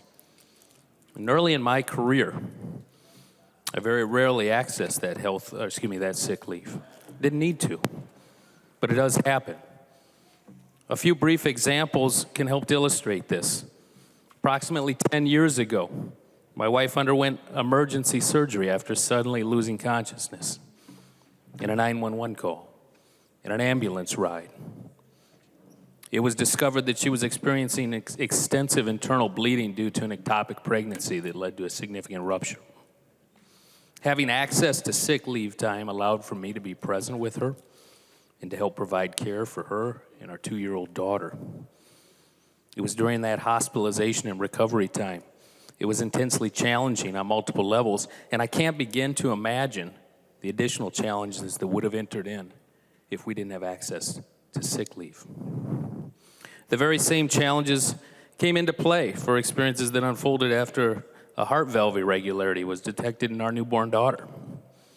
It could also be said that it comes in when in each family in proximity to our own and your own regularly experiences flu bugs, perhaps it was COVID infections over the last 3 years, or the broken bones that so many families experience. Sick leave time is necessary. Colleagues, the choice is clear from me on this bill.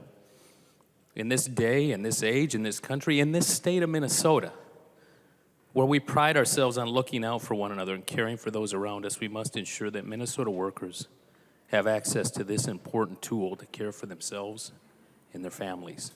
I urge you to support the bill. Thank you. I recognize the member from Olmsted, Representative Quam. Thank you, Mr. Speaker. And would the author yield to a series of short questions? Representative Olson will yield for a series of short questions, Representative Quam. Thank you, Mr. Speaker. And like many of us during these long, energetic discussions, I receive emails, messages, and texts from constituents, and there's an area that a few of them are wanting some clarification. So to the author, the first question, does the amended bill waive provisions for all CBAs? I recognize the member from St. Louis, Representative Olson. Thank you, Mr. Speaker and Representative Quam. The collective bargaining agreement already includes the wages at a level that provide for paid sick and safe time. And so we are saying you provide that in your collective bargaining agreement, and what the amendment did today was allowed you to also do earned sick and safe time. So if that is so chose to do in that way. Representative Quam. Thank you, Mr. Speaker, and thank you for that. I will clarify the question that was received better.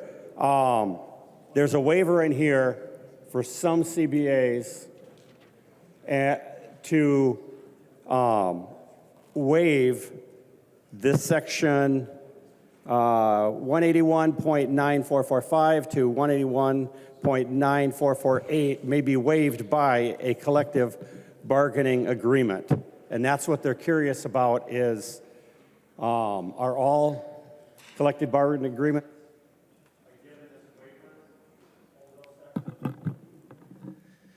Representative Olson. Thank you, Mr. Speaker. Only collective bargaining units in the construction industry could waive earned sick and safe time because they already provide for that within the collective bargaining agreement. Representative Quam. Thank you, Mr. Speaker. And the next clarification is, if there is a company that has a collective bargaining agreement with some building and construction workers, but also has other union workers with an identical CBA, say Teamsters or someone that is not part of that group, would they be given the same consideration, or would they not be given the same consideration? Representative Olson. Thank you, Mr. Speaker, and thank you, Representative Quam. So as I mentioned, only CBAs within the construction industry could waive earned sick and safe time. Again, if you have a collective bargaining agreement in place, you already have that calculation within the collective bargaining agreement. Representative Quam. Thank you, Mr. Speaker. And I think I'd have to let them know that It doesn't have to exactly be identical to whatever the bill is. I don't think the language requires it identical or better. How many jobs will this bill end up losing the state? Representative Olson. Thank you, Madam Speaker, or Mr. Speaker, and Representative Quam. What our goal is to have about 900,000 Minnesotans who don't have earned sick and safe time will now have access to this benefit once enacted into law. Representative Quam. Thank you, Mr. Speaker. I must not have stated that clearly enough. When this bill, if it becomes law, how many jobs will be lost? And I'll give you the example. There's data on that for when you bump up the minimum wage, when you do other changes, they realize or have seen losses of jobs. So I'm just trying to understand how many jobs this bill will lose. Representative Olson. Thank you, Mr. Speaker and Representative Quam. I'm from Duluth, as was noted many, many times tonight about earned sick and safe time. We have this ordinance. Guess what I can see from my house? Wisconsin. And we did not see the sky fall. You know what we saw in the last few years is my community. For those of you that have been to Duluth, I bet you have come into my district and you have gone to Bent Paddle, Vikra, OMC, a number of places, small businesses that have continued to grow and change the way West Duluth looks. And guess what? We have this benefit. Representative Quam. Thank you, Mr. Speaker. And I'm somewhat familiar with Duluth.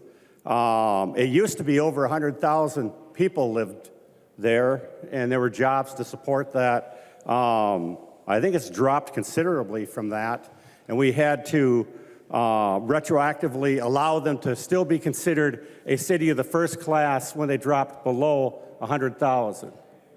And so I would have hoped that the author of this bill would realize there will be good things and bad things come out of this type of a bill, and would have looked at Seattle and some of the other places when they've changed the rules to a great degree. And, you know, frankly, I'm disappointed that we don't have the full picture.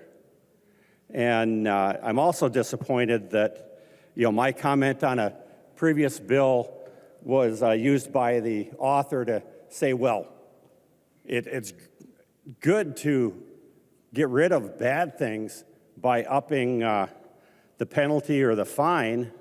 Frankly, 1,000% increase for a clerical error on a new program that small businesses aren't familiar with, I think is pretty excessive.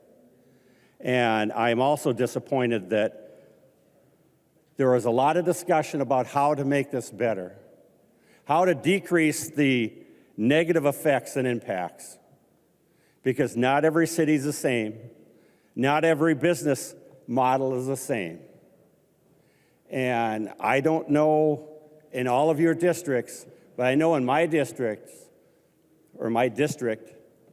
there is a lot of negative impacts on our small businesses that they're trying to work themselves out of because the state decided the big box could be open, but they couldn't. So we're trying to recover. And during this recovery, this is a bad idea. Please vote no. I recognize the member from Polk, Representative Keel. Thank you, Mr. Speaker. This, to me, is a sad day for northwestern Minnesota. We'll talk about how this bill that is not supposed to affect us like we think. As Representative Jim Joy pointed out, we're on the border. This isn't the first time I've been on this floor to remind you that you're going to drive business across the river. And it happens every time. Do we lose everybody? No. But people move. I'm watching second generation of businesses not live in my district, but go across the river. And so the business will eventually slide over. That's how that will work as dad retires or the family retires, the first generation retires. Agriculture is a huge part of my life, as you have all heard many, many times. I'm a farmer, and in the fall, we rely on a lot of people to bring in the product that has to come in. August starts with wheat. Often we hire very little then. We can manage some of it with weather. But by September, we're taking in soybeans. God willing, it didn't freeze before then, because our growing season is much shorter than southern Minnesota's. So we have some, you've heard bills in years past of things that we do for sugar beet harvest, because if we do not get the beets out of the ground, and that has happened, we have an urgency because we don't know when Mr. Winter is going to show up and freeze the ground. And once the beets are frozen in the ground, they can heal if it's a light freeze, but if it's a deep freeze, it is, they're stuck. They're just there, and it's another mess in the spring.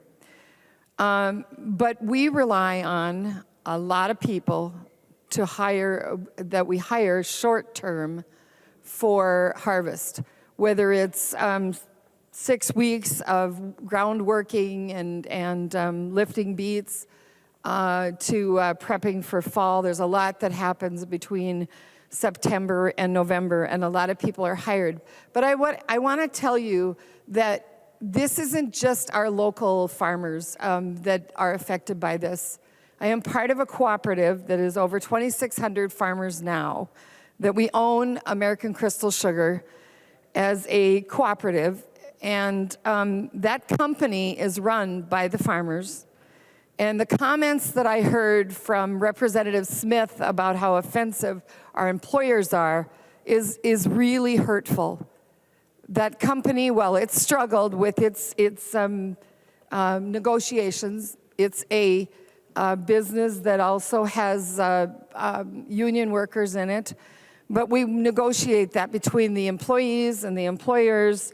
All of it is done by local people. And they are offered quite a bit of the paid and sick. This is just going to add to their costs. Well, those costs come out in the sugar you buy, because guess what? When my costs go up, I don't sell my sugar in the store. So the company gets together and they sell the sugar out of Chaska, Minnesota. It's called United Sugars, if you've heard about it. But they market the sugar year-round, and it is sent to all places like, you're probably familiar with Kraft and Hershey's and General Mills. It is the largest company in Minnesota, but it also affects, or is the largest, it is the largest sugar growing company in the United States. But what's more important is that business affects everybody on Main Street. If we are not effective, the restaurant has problems. If we are not effective, the car owners cannot sell, the automobiles cannot sell their product. One thing I will share with you is the comment about employers. Members, I have a little restaurant in my town, and the restaurant owner has been sick.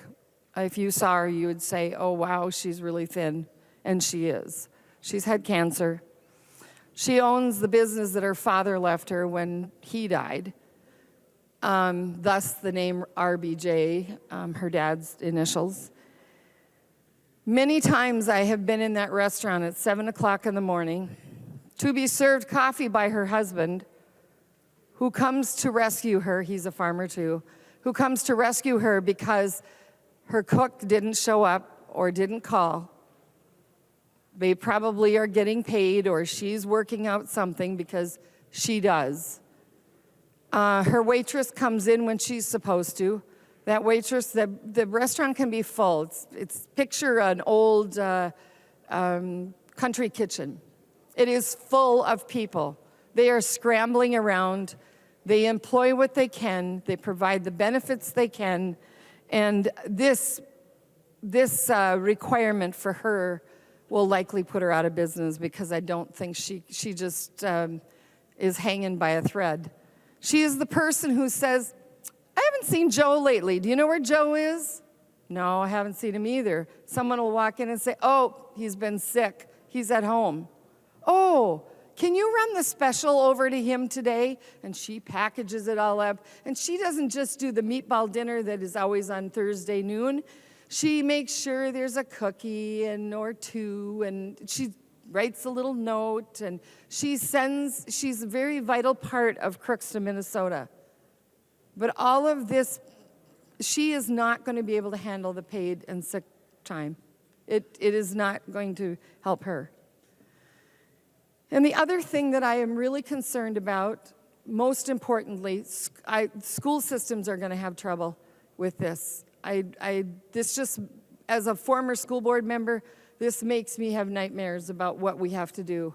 We can't even hire teachers to fill positions now. Somebody decides, and I have teachers that have asked for this. This is the only group of people that have requested this bill. But I don't think the school district's going to be able to do it. So what are we going to do? Close the doors for a couple of days because we have 2 or 3 people sick, and we still find some help for, fill-in, but we're having a hard time finding that. Substitute teachers are very, very hard to find. And we don't tell the teachers, oh, well, you should come to school and work. Nope. COVID happened. One teacher had a risk. I went into the classroom, and when COVID was going on, she was at high risk. And so what they did when they went back to school, she was on Zoom, and someone else handled the classroom. We adapt, and that is often what we do. We adapt for our employees and our employers. I've done all kinds of things for my employees when they've needed it. Like Representative Knudsen said, when they need something, we step in. We figure out what they need, we ask them what they'd like, and we help them. That's what a small business wants to and can do. It is, I have fond memories of many of my employees and the struggles that they had at the end of life, but we were there for them. We helped them even when they were retired. But that's what a small business does.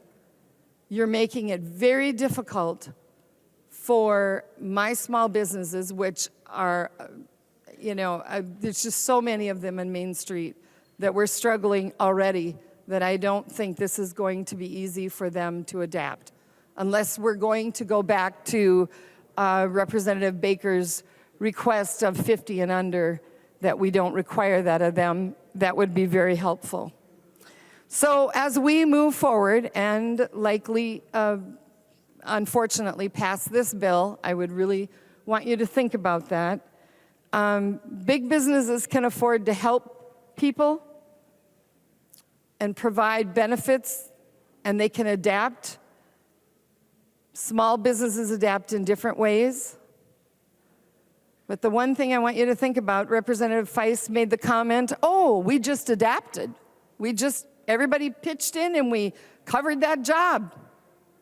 Tell me how a nursing home does that. I would like to know how a nursing home does that. What do you sell? A couple of residents? Go home. We can't have you today because we don't have enough nurses. We can't find nurses. What do we do? It is a serious problem. And I just think you're missing the point. But I thank you for letting me speak, and please reconsider passing this bill. I recognize the member from Todd, Representative Wiener. Thank you, Mr. Speaker. There's been a lot said this evening, so I'll keep it brief. The engine of our economy in the state of Minnesota is small business, and the fuel of that engine is minorities. 20% of small businesses in Minneapolis, St. Paul are owned by minorities. The average business doesn't show a profit for 2 years. And even with that, the small businesses, median income after that is about $52,000. This bill is an attack on the minorities that we are actually trying to promote in our state. We're looking at spending millions of dollars to promote minority BIPOC groups to build these small businesses. And this bill will kill them. It's very easy to see. When there's no profit for 2 years, many of us have been through this before, it is tough to start a business. And when we're trying to build those businesses in Minnesota and to cut them off before they even get started, this is wrong. I'm voting against this bill. I recognize the member from St. Louis, Representative Zalesnikar. Thank you, Speaker, and thank you, members. You know, we've heard a lot. Everybody's tired. But I listened tonight, and I can't help but think of one of our workforce presenters this week. His name was Leroy West, president of Summit Academy, and he talked about what he's doing to prepare kids for business. And it was really a simple concept, but he said, we asked how the secret kind of sauce to his success. Guess what he did? He said, we listened to business. Listen to business. Pretty profound. And you know what? That's what I've done the last 3 weeks. I've listened to business. I've been in the community. I've been in 2 harbors talking to small insurance companies. I've been talking to restaurants. I've been flooded by emails from Hermantown, from Proctor, from 2 harbors and every township, from people that do gutters, from people that have restaurants, bowling, you name it. People that employ people that are 15 years old in a kitchen, washing dishes for $15 an hour. People that have seasonal workers that are very concerned. You know, I think people are forgetting small businesses aren't the ones to be vilified. I'm sorry that anybody would think that employers have built their company off of their employees. It's a horrendous thing to even hear. After I've spent my life caring for people and employees, to be portrayed that way, or for anybody in business to be portrayed that way. Small business is the heartbeat of the community. And guess what? The owners are the heartbeat too. And guess what? I've watched as an owner, and what I've done as an owner. Representative Knutson nailed it on the head. I talked to a restaurant owner today, and she said, does anybody know that the small business ones are the ones that know their employees? We're not Amazon. We do all the fundraisers for the cancer benefit when your kid is sick. We donate item after item after item. We donate at Rotary, we're in Kiwanis, we're in Lions, we give of our time, we give of our money. And we are being vilified, which is horrific to see. The other thing they said is, does anybody realize we buy tires when our employees can't buy them? You don't know that because we don't tell people that. I don't tell people what I've done. They're not telling people what they've done. They've paid their rent, they buy their school clothes, they paid their medical bills. They have been their lifeline because work families are families.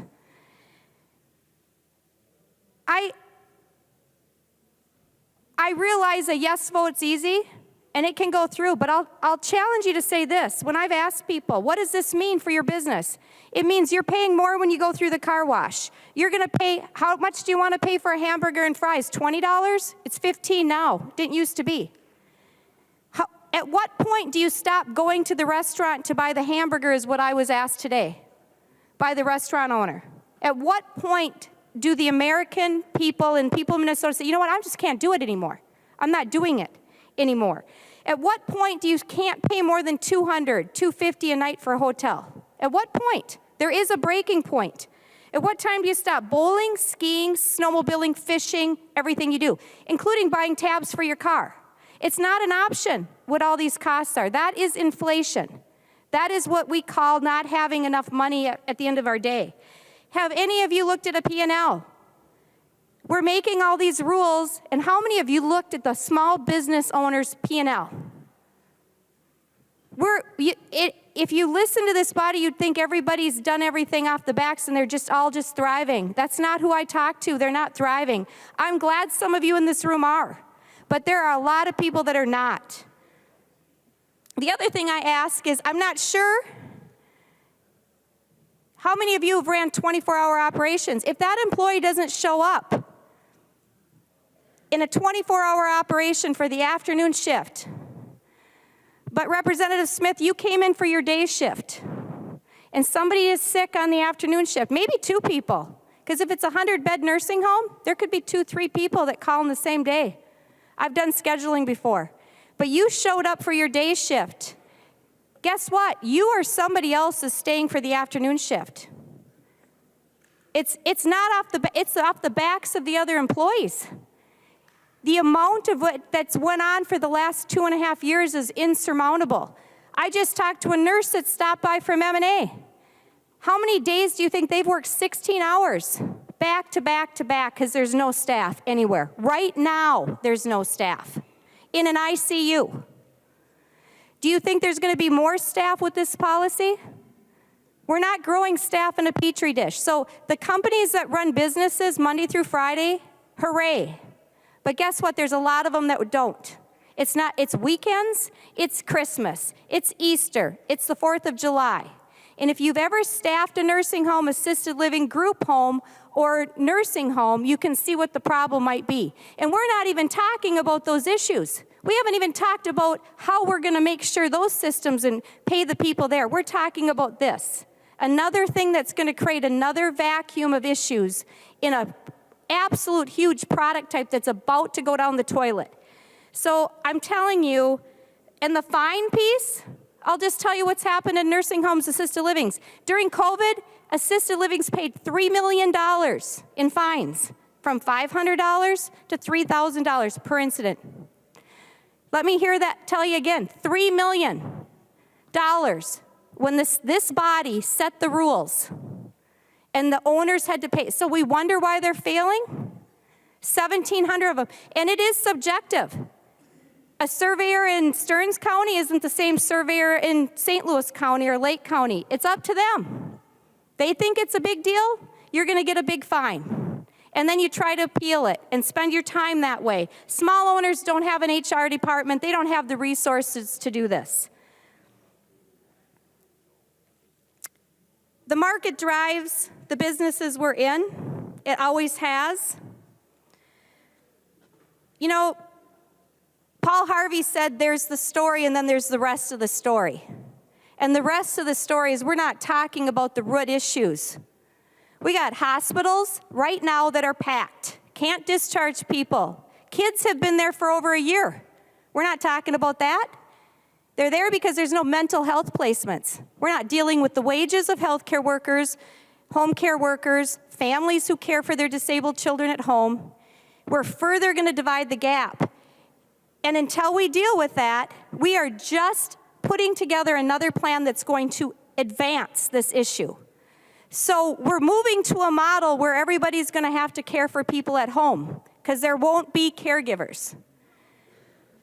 So the horse has to be first before you get to a cart.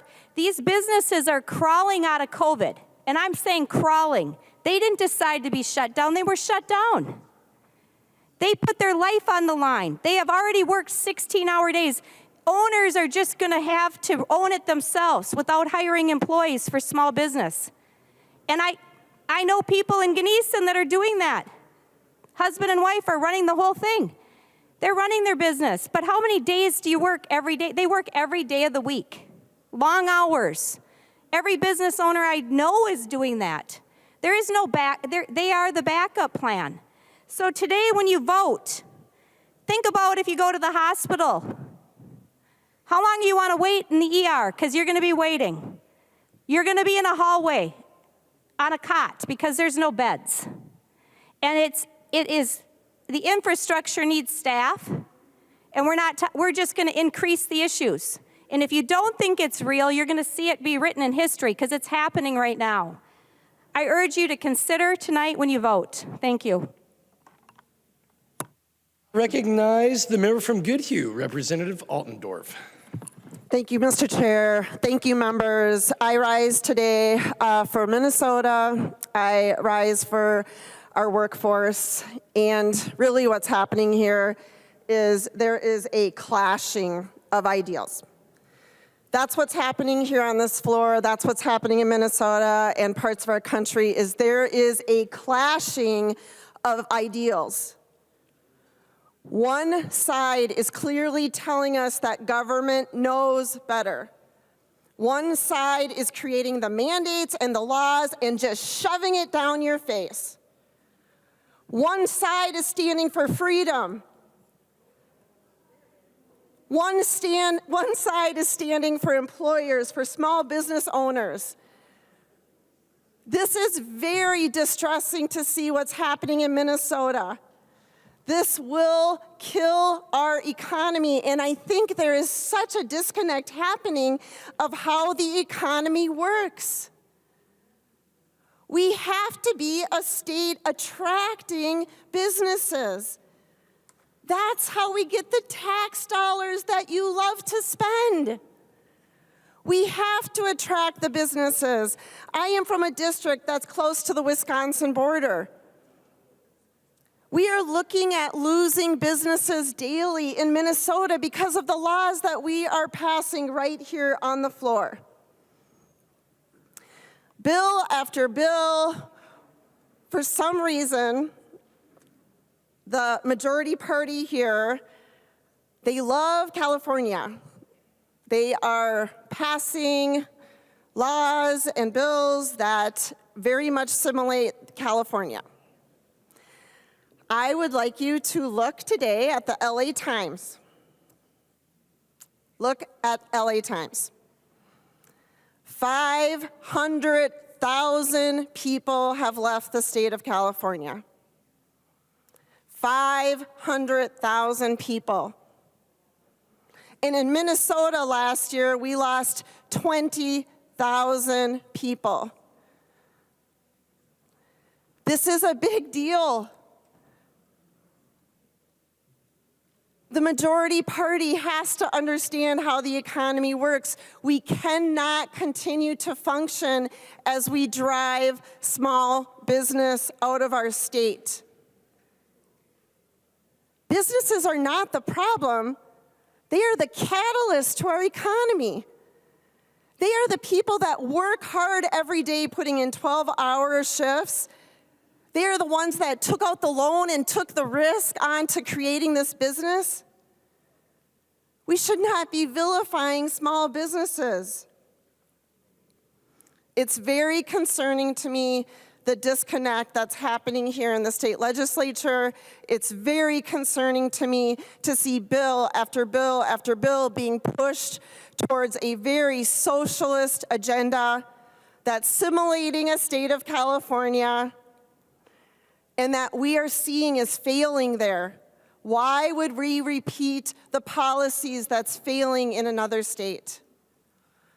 Please, I beg you to vote no on this bill, and please support the businesses that drive this economy. We cannot continue to pass legislation after legislation that's killing our economy here in Minnesota. Vote no. I recognize the member from Meeker, Representative Erdahl.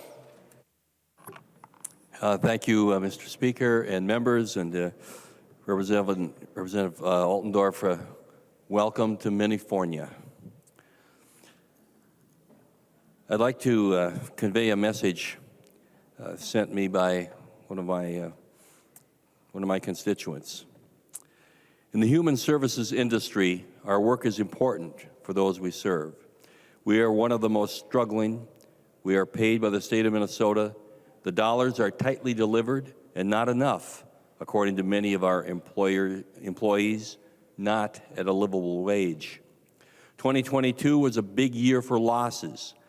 Another year like the last will certainly close our doors. This idea of mandating what I have to pay them for being sick or needing some time off will help close the doors earlier. Now, continuing with disability providers, what about our group homes? Representative Keel mentioned it, others have mentioned group homes and our disability. Years ago, my wife Karen worked for a group home.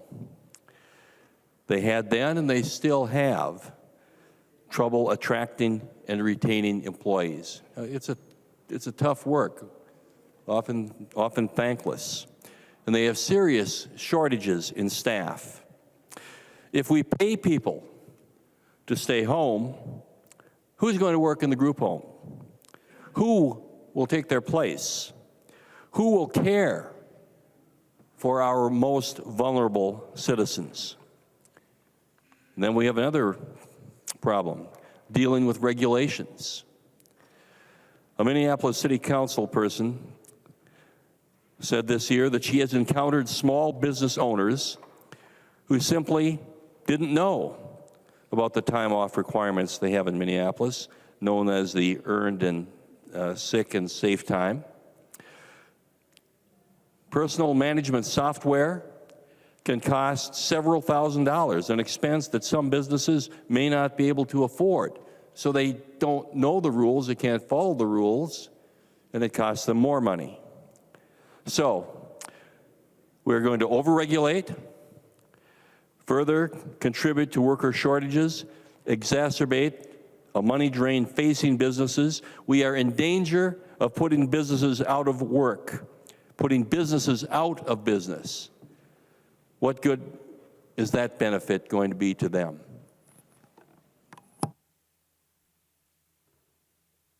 I recognize the member from Ramsey, Representative Hussein.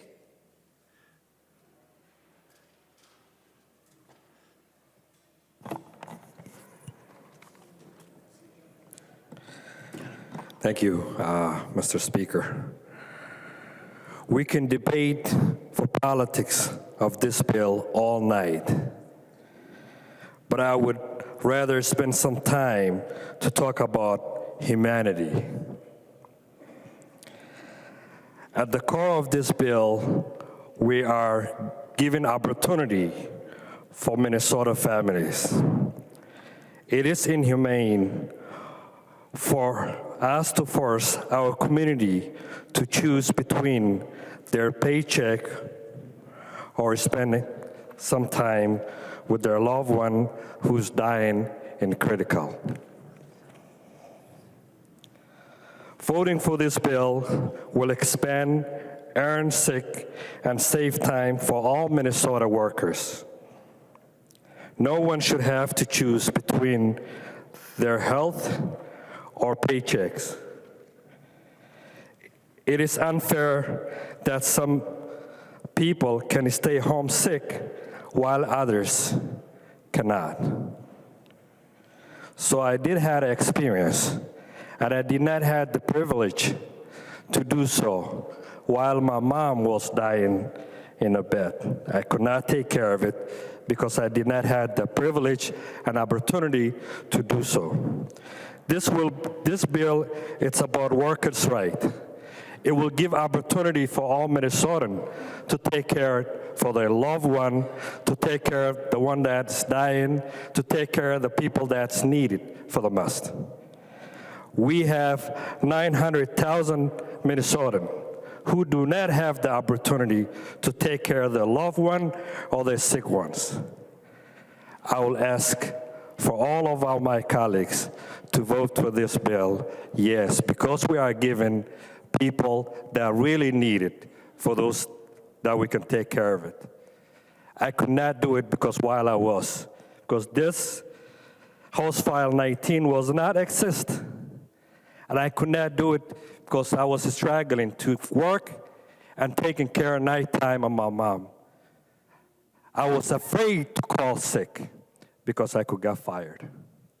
Many of our Minnesotans has experience for those kind of issues. This bill, it touched my heart, and I want to make sure that all Minnesota have opportunity to do so. So please vote yes. Thank you.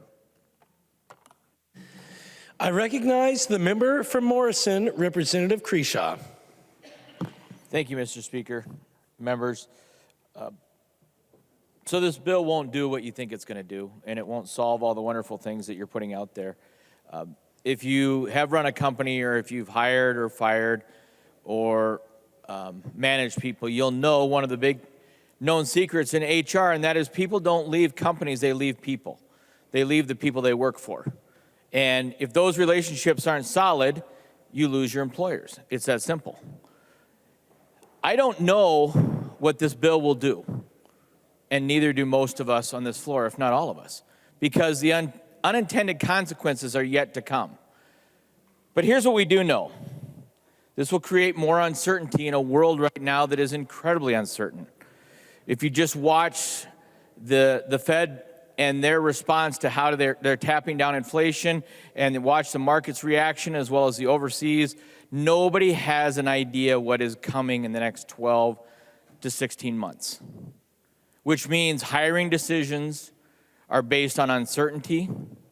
They're based on people trying to figure out, and the biggest thing that a business needs if they're hiring is they need to know, are they going to make payroll in the next 2 weeks? If you're a small business owner or even a medium business owner that hasn't stayed up all night long wondering how you're going to make payroll, there aren't many of you, because we all do it.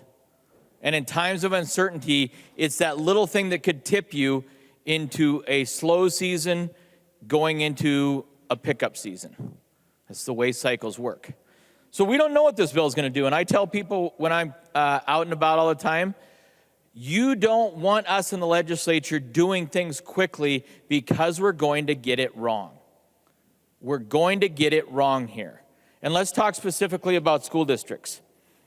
For school districts, there's a local impact, but we don't know about that because this didn't come through committee. For school district, there will be another unfunded mandate. But for school districts, they have bargaining units. Go read their contracts. They're already handling these conversations. They're already figuring out the best employer-employee relationships to make things work. That's what they do. State legislature that is a one-size-fits-all takes that out of their hands. Okay? We just came out of the Great Resignation. Employers are struggling to find employees. The workers have all the choices.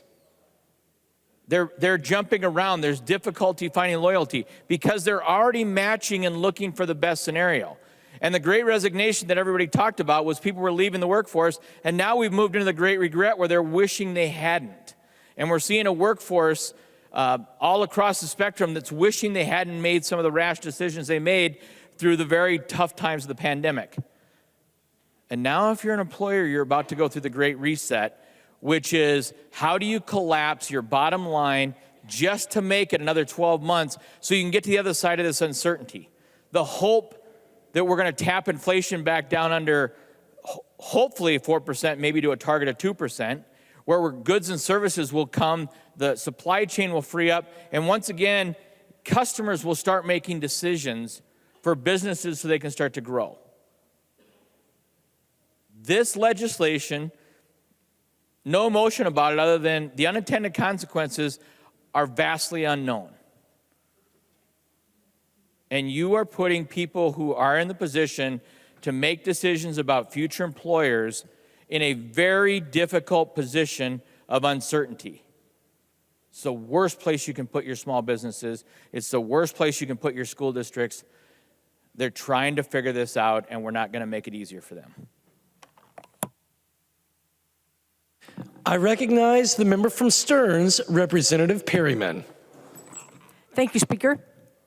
I am not representing myself tonight as a small business owner. I am here to represent the people I ran for in St. Cloud, St. Augusta, Waite Park, and St. Joe, and not just the constituents, because they're going to be all affected by these new cost pressures, but for small business. I am insulted with some of the comments tonight from others putting us as villains. And I'm not a stranger to small business. I've been a small business owner since 1999. And I know, and all the small businesses in my area have experienced a lot of hardships these last 3 years through a lot of things that we did not ask for. But we got them, and we pivoted, and we still gave back to our communities. We still kept our employees on the job. We kept them happy. I think I have more nieces and nephews in St. Cloud because of my 18 employees than anybody in this room. I also go to more graduations, more baptisms, more everything than probably anybody in this room. I'm not calling myself perfect or look at me kind of thing. That's what small business owners do. We are a team, we are a family. It's extended out to their wives, to their daughters, to their sons. Do you know when I got cancer, my team, my manager went to Mexico, and when he was on the beach, he saw an individual making those braided wrists. And he brought back 20 braided wrists that said, Bernie Strong. And they were in Batteries Plus colors because they cared enough about me because they know I care enough about them. And I'm not unique. There are many small businesses out there that do that kind of work. So that's why I am insulted if anybody wants to say that small business are keep taking, because I am giving the time off for sick days. So thank you, everyone, for caring about our employees, that you want them to have sick time. Thanks for caring about it. But we're all doing it already. We don't need unfunded mandates to tell us what to do in our businesses. So that's what this bill is doing. I've witnessed with many small businesses the hard work we all do together for our employees and to contribute to our communities, and sometimes at the expense of small margins for us. As someone said, I think Representative Krisha, the last person that gets paid in a small business is the business owner. And sometimes that doesn't come that way. And yes, we get paid through the business, but when the business is crunched and it's not good, and we're picking up pieces the last 3 years, all small businesses, we are the ones that make sure our employees are taken care of first with what their needs are, and that includes sick days. In fact, it doesn't matter if someone doesn't have a sick day left. If they need it, we make it work. So don't put me in that bucket. What I am worried about is that, all businesses and industries going forward with the costs associated with this unfunded mandate, which is additional record keeping, additional HR charges, and a possibility up to $10,000 fine. I'll acknowledge that. So costs, compliance, operational impacts of unfunded mandates like the one tonight being considered will put pressure on all employers, especially small employers. The increased costs will limit resources available for business owners to have employee personal training and job growth, moving them ahead in my company. I promote from within. So we train them to go ahead and become managers. That's what employers do. They take the resources of human being capital and they grow them. And then when they grow them, they become familiar and more family, and then they promote them to managers, because that is what we do. That's our reward, to watch employees get promoted within our systems. So again, these kind of mandates, unfunded mandates, will hurt business to expand in Minnesota, and it could hurt new business coming to Minnesota as they look at the laws and the bills we are passing these last several days and into the future. So again, a note for me is business owners are really a good breed. We are, and I'm sorry that a few maybe make us a cookie cutter approach that we have to do an unfunded mandate to make everybody come up to what they should do. Like many small businesses, employees come first with me, which means as an owner, as I said, we get paid last. I want my guys to get paid, and the mandate about salary caps or mandated hourly wages, I passed that a long time ago. That's old news, and that's what happens with business owners. They pass it down. After all these costs, some industries might not get anything at the end of the day for their payroll, the owners. And then at the same time, the smaller guys are going to perhaps close their doors. And I saw too many bars and restaurants close their doors during the last couple of years. And I don't want more to close, because business is the economic growth and engine to the communities we all serve and live in. We give back to the nonprofits. We give back to our employees. We see someone in need, we run to it. We don't run away from it. We run to helping everyone in the community and our employees. So I just ask you, please, for once, consider not passing this bill. I know I'm speaking to the ceiling, but I gotta say it. Please don't pass this bill. And I ask you, stop making all businesses owners greedy villains. Please don't do that anymore. And let us run our own business. And we'll prove to you that we might be able to run our community businesses better than government's running their own business. And that's including me here. And I just say, government, get out of our way and watch us go. Thank you. The member from Clay, Representative Joy. The member from Wright, Representative Hudson. Thank you, Madam Speaker. Members, I want to try to bring the temperature down in the room a little bit, because it's been a pretty good day here at the Capitol. Had some meaningful constituent meetings, did some good work in committee, was able to actually vote for things instead of just against them, had some good side conversations with members from the other side of the aisle about work that you're doing. And I'd like to try to pivot towards that positivity here, even as I rise in opposition to the bill that's before us right now. And I'm going to get there, but let me start by just reviewing a couple of the things that have been said about job creators tonight. We've been told that the legislature sometimes needs to come together in order to hold businesses accountable, which is an interesting turn of phrase. That's the way we tend to speak about criminals, people who are engaged in wrongdoing, other things that have been said tonight. Job creators mistreat their employees. They operate on the backs of their employees. And what all these statements have in common is they appeal to a sense of grievance. They come from a place where you feel like you've been done wrong. And so you're going to lash out against the person who's done wrong against you. And I guess, for me, a lot of us here in this chamber are people of faith. We open our floor sessions with a prayer from chaplains every time we come here. And one of the common themes, one of the common tenets of our various faiths in this state is that we ought to try to approach our lives with a sense of gratitude. We have a holiday called Thanksgiving. We give thanks to whatever we call God.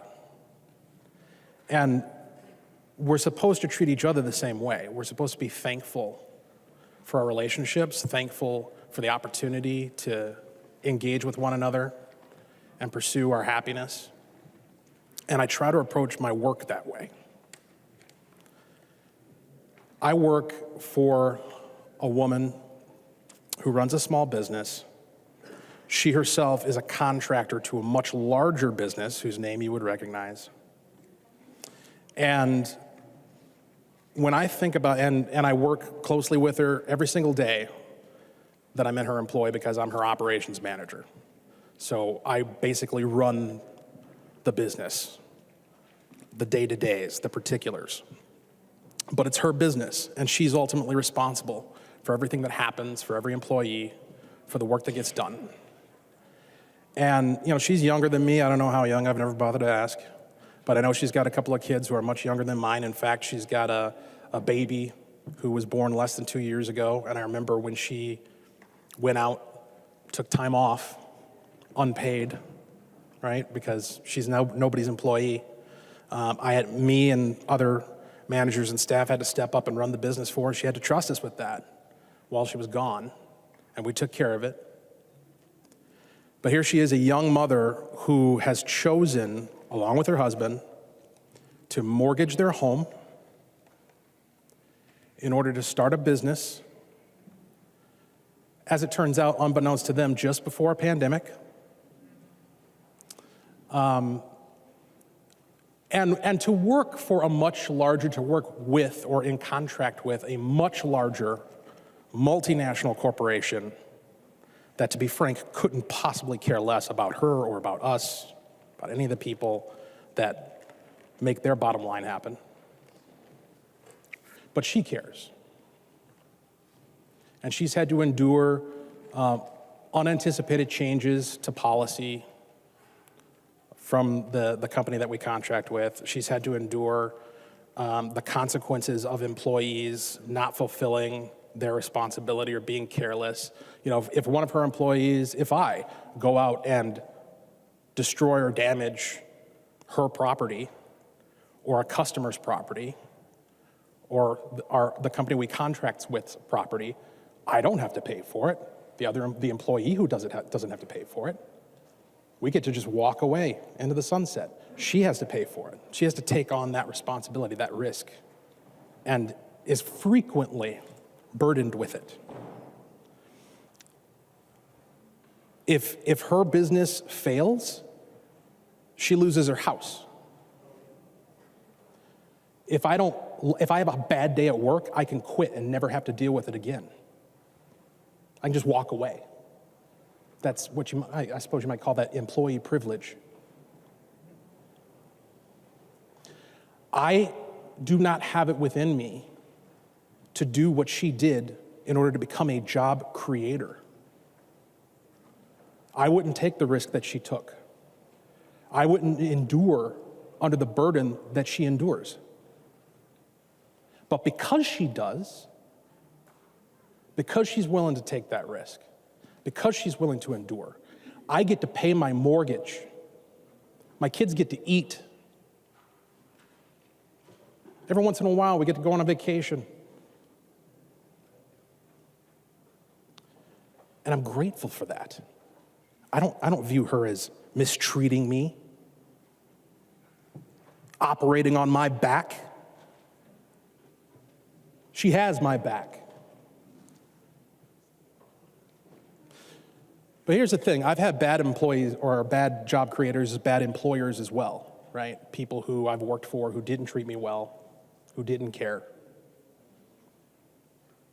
You know what the worst was? The absolute worst work experience I've ever had was working as a 1099 independent contractor, where I wasn't an employee, but I was tasked with effectively acting as one, because they have little tricks, they have little ways that they pressure and manipulate you to do things that they wouldn't be able to get you to do if you were their employee, because it would be violating employment law, right? Worst experience of my life in the workforce, being a 1099 independent contractor.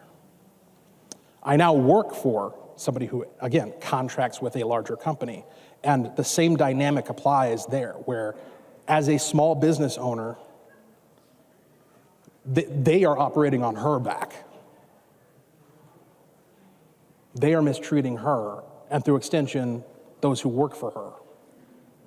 They pass on costs, they pass on liability, they pass on risk, and don't have to deal with it. What these types of policies that you're passing are going to do is they're going to foster more of that. You're going to see more companies moving away from directly employing people and moving towards 1099 work independent contractors offloading to smaller businesses so that they can avoid the accountability, so that they can avoid the $10,000 fine for a paperwork error and pass that along to a small business like the one I work for. A cost that they could endure as a large multinational corporation, but will put her out of her house along with her baby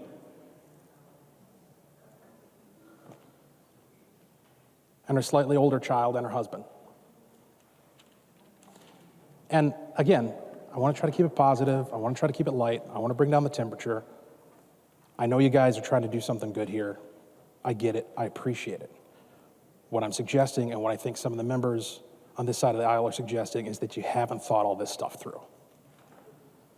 You haven't thought through what the consequences are going to be to people who are not exploitative capitalists,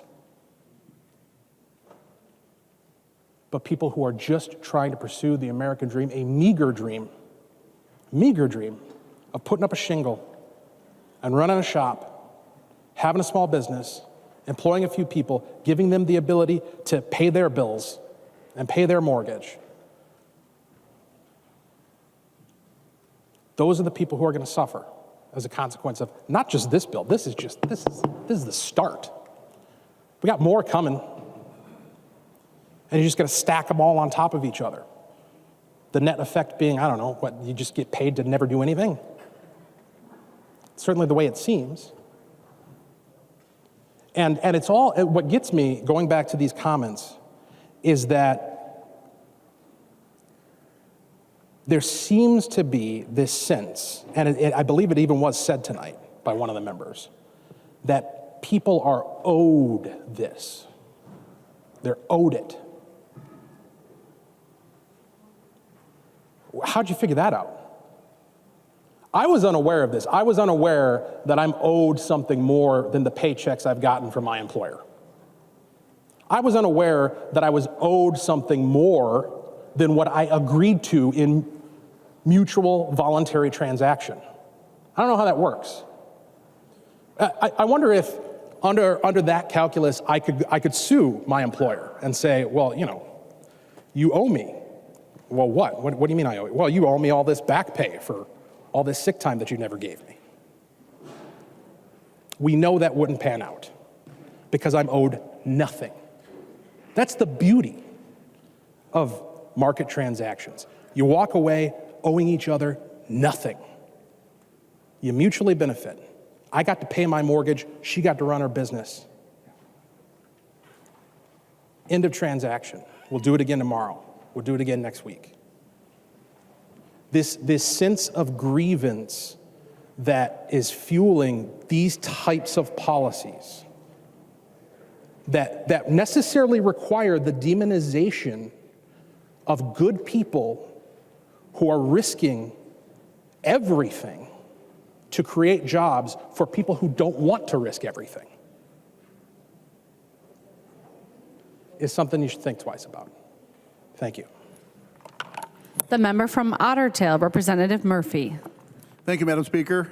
I've had a chance to visit with a lot of fellow small business owners, and like Representative Perryman said, they're very proudful of their employees. They're family to them. They do whatever they need to do.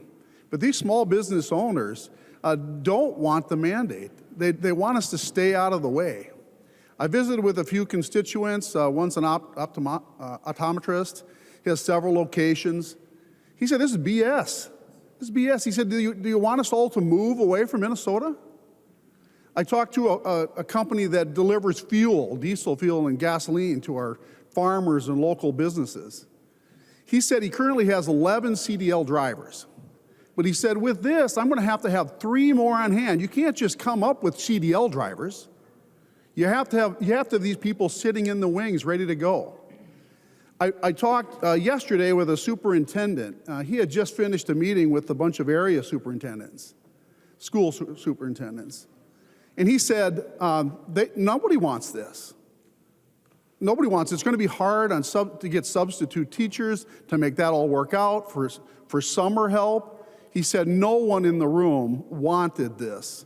as far as school and superintendents. Madam Speaker, I wonder if Representative Tabke would yield for a question. He will yield. Representative Murphy. Thank you, Madam Speaker. I grew up in Scott County, and my niece is the Director of Social Services at Friendship Manor in Shakopee. That business has been in business since 1965. They have a staff of 90 people. So I visited with the administrator yesterday. My question is have you visited with Bruce at Friendship Manor? Representative Tabke. Speaker Hortman and Representative, no, I have not visited with Bruce at Friendship Manor, no. Representative Murphy. Well, I had a nice visit with him yesterday. And yesterday he told me that this is going to hurt tremendously to have this mandate. He said this, they're going to have, there's no excuses for when people want to not come to work. He said, it's just another mandated cost. And he said, by far the worst is we're struggling badly with trying to get enough people to work, that this is going to be extremely painful for us. So anyway, I'm voting no for this. I hope we treat our small businesses like the mentors and the good neighbors that they are.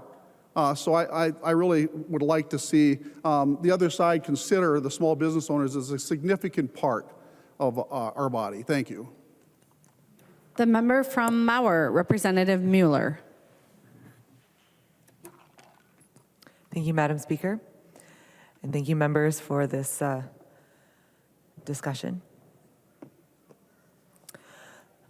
I took it upon myself, since we are public servants, to actually go to the public and talk to them and ask my business owners, my job creators, what they thought of this. Let us remind ourselves that while you've heard lots of numbers and lots of things today, that there are millions of people who work for a small business. And while we heard that 40% of workers would be hurt if we don't pass something like this, I want you to imagine what Minnesota would be like if all of a sudden 40% of them just didn't have jobs anymore. Because our businesses have been overtaxed, over-mandated, over-governed. And so they decide to go to someplace else. And that's an actual reality for people like me, because I represent a bordering county. I'm only 15 minutes from the Iowa border. So it's very easy for my business owners, my job creators, to decide where they would like to set up shop. And oftentimes, Minnesota is the one losing, because government has decided to make it near impossible. We said today that we've heard a lot about small business owners, but we haven't heard much about people. Well, surprise, surprise, job creators are people too, who employ people. And small business owners who are in my communities, they know them. They go to church with them. They go to school with them. They know their kids. They see them in the grocery stores. They see them at the ball game. They know intimately and personally who their employees are. They are people too. Small businesses, our job creators, do not have success if they treat their employees poorly. Because as been said so many times, we don't quit a business, we quit our managers, our supervisors. And in case you haven't been looking around, there's help wanted everywhere. So if your job provider is treating you poorly, I guarantee you there's going to be someone else who's willing to employ you. I guarantee it. Because we are in such a hurting phase right now because of how many people we still need to hire. I promised my job creators that I would read their stories. And since we have taken it upon ourselves here in the legislature to mandate this, we are going to wait until you hear the stories of my job creators, because they have given me their stories. And for a culture that has decided that our truth lies within our own stories, hopefully you will understand what they have to say.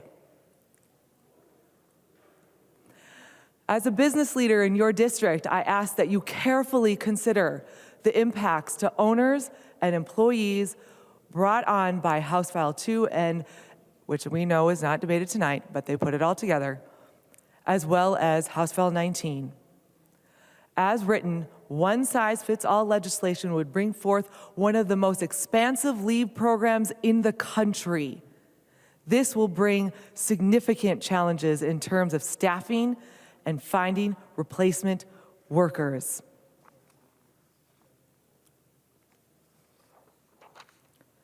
Representative Mueller, I'm writing to let you know I do not support this bill. I am a CPA and I work with many small businesses.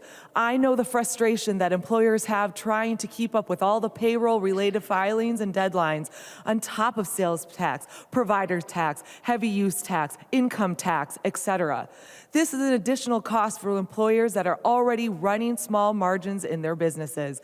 Some business owners forgo any earnings for themselves in some years just to pay their employees and pay their bills.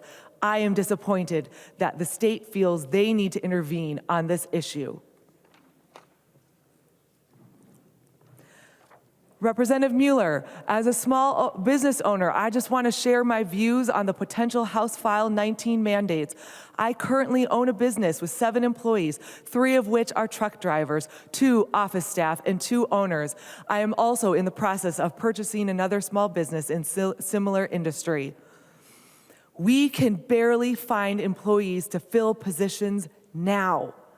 Is no one thinking about how many small businesses would have to shut down? How it would impact the job market? Are the regulations and restrictions strict enough?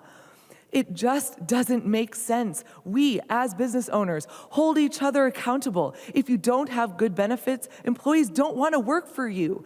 Therefore, you have to step up. We don't need the government to force us to step up to a line that is unattainable, a line that will bankrupt a business. And not bankrupt a business is an additional tax, but more so in terms of what they are going to do without these employees. It is so sad that Minnesota has come to such lengths when it is not the least bit necessary. Rep. Mueller, I work for a small business, family restaurant here in Austin. This bill will have a devastating impact on my employer.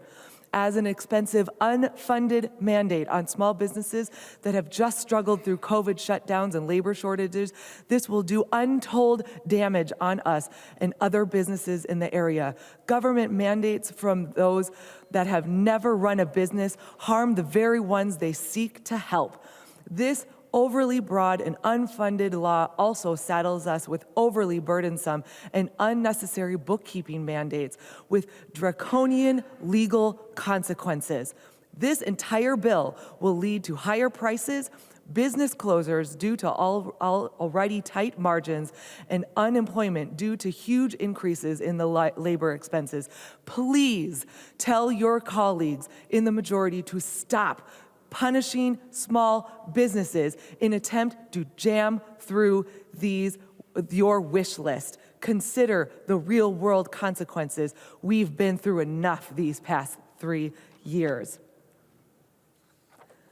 As a business leader in your legislative district, I ask that you carefully consider the impacts to business owners and employees brought on by these legislation. As written, one-size-fits-all legislation will bring forth one of the most expansive leave programs in the country. We cannot take it.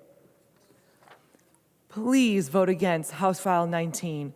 Mandating employers to employ all employees 80 hours of full-time paid off, regardless if they are full-time, part-time, or temporary, is crazy. It honestly feels like our Minnesota government is trying to eliminate small businesses. I am an owner of a small bookstore in Austin. I own the store, do the purchasing, cleaning, promoting, and most importantly, visit with every guest that enters the door. And I love it, but I get drained. I have asked my consultant who does my taxes if I can hire someone seasonally, part-time, few hours to help me. And the answer is always no. I have a volunteer who gives me a break now and then, but I'm not even supposed to show pay her, or I'll have to start the employment process with giving her all the benefits. It is not a possibility. Small businesses cannot do this. Maybe the big companies who are making money can, but a small business cannot afford this. How much research has been done to study small businesses in Minnesota? Small businesses do keep a community alive, but we have to stay alive ourselves. I am writing to tell you this is one more nail in the coffin for small businesses in Minnesota. I am already doing more than half of my work in Iowa, and I'm thinking of moving the rest of my businesses completely to Iowa. These are just 8 of my stories. 8 that I received in less than 24 hours, begging us to save their small business, begging them to save their livelihoods as they provide jobs for other people in our community. Our job providers invest in your communities. When they are gone, you will not have people to come and give money and sponsor your fundraisers, to sponsor your sports team, to your churches, your food drives. The type of investment that our small businesses are in our communities is invaluable. And they are asking you to listen to them, and please vote no. The member from Anoka, Representative Niska. Thank you, Madam Speaker and members. There are a lot of bad things about this extreme anti-jobs bill. We've talked about the cost of a one-size-fits-all mandate. We've talked about the complexity that this is imposing on even our smallest businesses and the draconian penalties. But what we haven't talked about yet tonight that I'm really concerned about is the litigation costs that this is going to impose on our smallest businesses. And if you haven't read the bill, I encourage you to look at the last few paragraphs of the bill in which we appropriate in an earned sick and safe time bill, an employee benefits bill, $500,000 a year to the judicial branch. You might ask, why do we have to appropriate money to the judicial branch? Well, if you read the fiscal note on page 30 of the fiscal note, it assumes that we will have so many civil lawsuits as a result of this bill that we will need an entire new district court judge in Minnesota to process all the lawsuits. Think about that. One full-time district court judge processing all the lawsuits that are going to come out of this. So let's look at the language in the bill that creates those civil lawsuits. On page 15, section 5 of the bill, starting on line 18, gives individual remedies, and it says, a person injured by a violation of, and then it inserts the new sections 181.9445 to 181.9448. And if you look at the bill, that's 10 pages of law, that new law that we're creating. Any person, quote, injured by a violation of those 10 pages may bring a civil action to recover any and all damages recoverable at law, together with costs and disbursements, including reasonable attorney's fees, and may receive injunctive relief and other equitable relief as determined by the court. And so, Madam Speaker, I would like to explore what this means exactly and who is injured. And so I was hoping that the author of the bill, Representative Olson, would yield for a question. She will yield. Representative Niska. Thank you, Madam Speaker. And Representative Olson, I'm wondering what it means for a person to be injured by a violation of a number of these provisions in those 10 pages that were of new law that we're creating. And I'm wondering if you can help us understand does someone need to suffer an adverse employment action in order to be injured, or is it an injury if they just don't get some kind of disclosure, or if an employee asks for something that they're not allowed to ask for? So I was hoping that you could just help us understand just generally what does it mean for a person to be injured by a violation of the section 9445 to 9448 in its entirety. Thank you.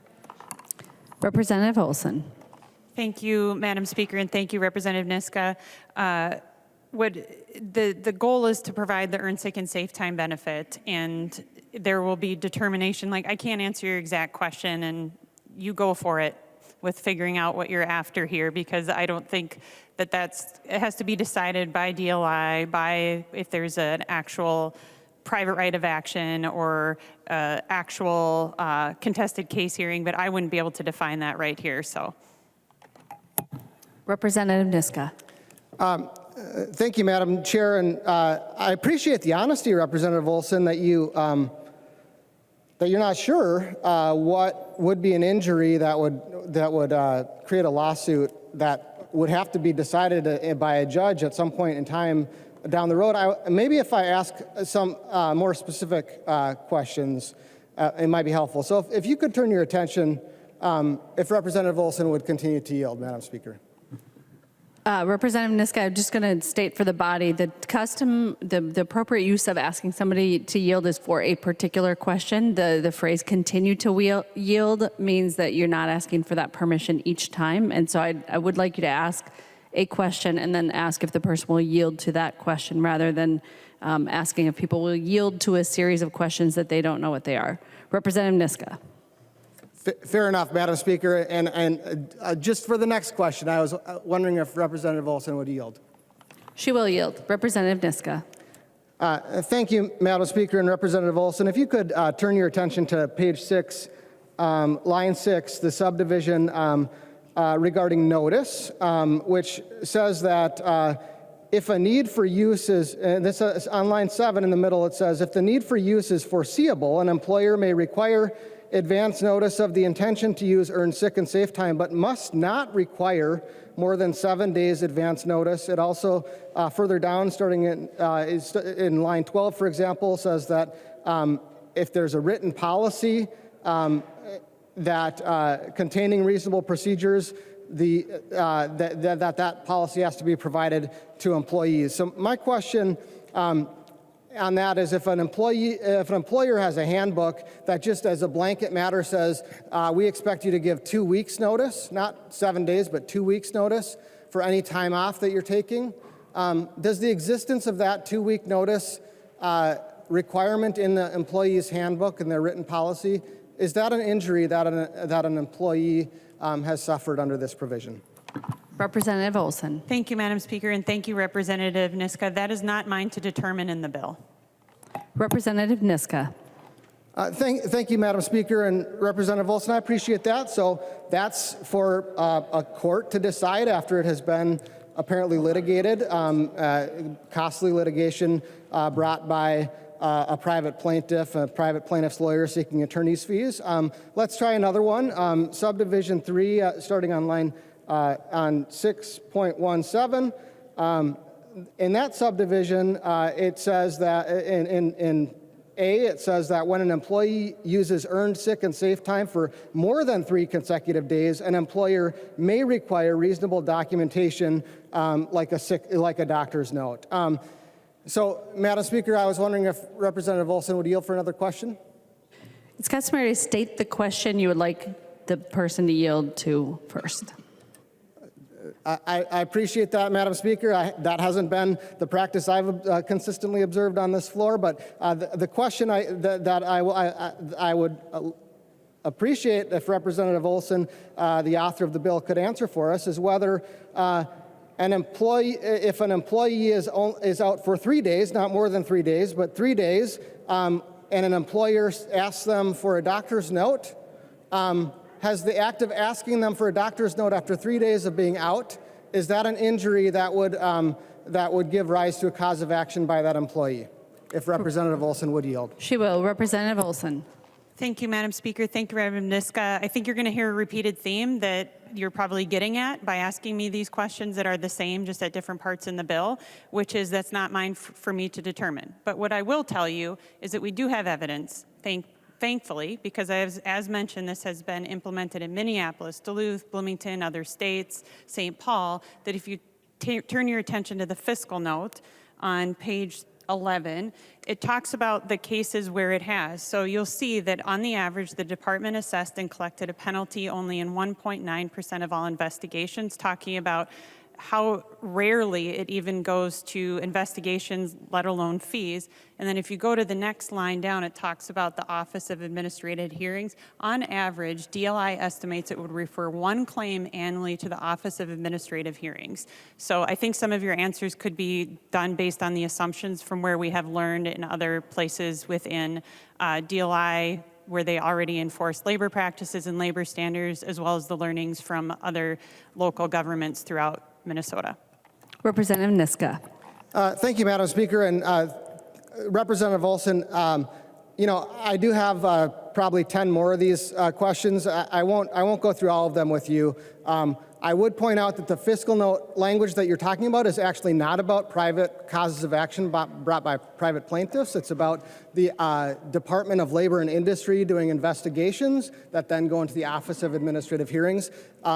The Department of Labor and Industry, I don't agree necessarily with every investigation that they do or the discretion that they always exercise, but they are a responsible agency that has political accountability in the state. Every plaintiff's lawyer in the state of Minnesota is not. And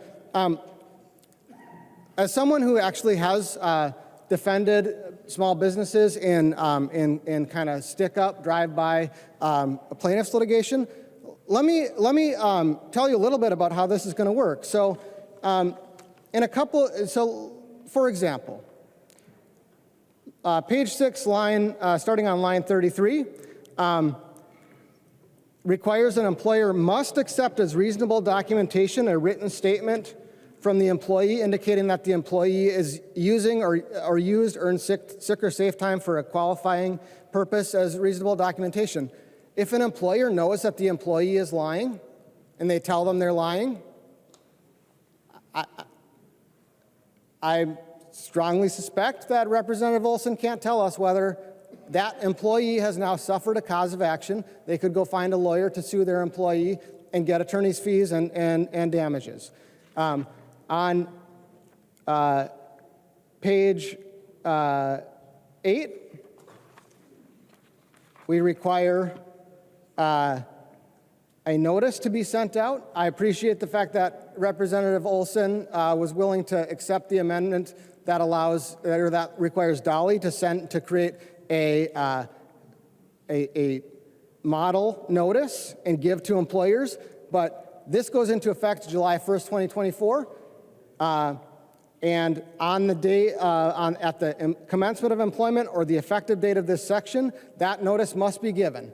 If that notice is given on July 2nd, 2024, just by oversight of the employer, or the second day of employment by oversight of the employer, bang, lawsuit, attorney's fees, or a demand letter at the very least, a shakedown. The notice must include all of the information required under paragraph A. That's on page 9, line 3. Accidental omission of any one part of that notice, that's a lawsuit. An employer that provides an employee handbook, this is the next line, to its employees must include in the handbook notice of employee rights and remedies under this section. They could have perfect notices all over the place All of the notices required above, but if they leave this out of their handbook, lawsuit, attorney's fees. The employer in subdivision 11, starting on 914, needs to retain accurate records. If they don't retain the records, if an employer has done everything right, but their records are all on a server that goes crash, lawsuit.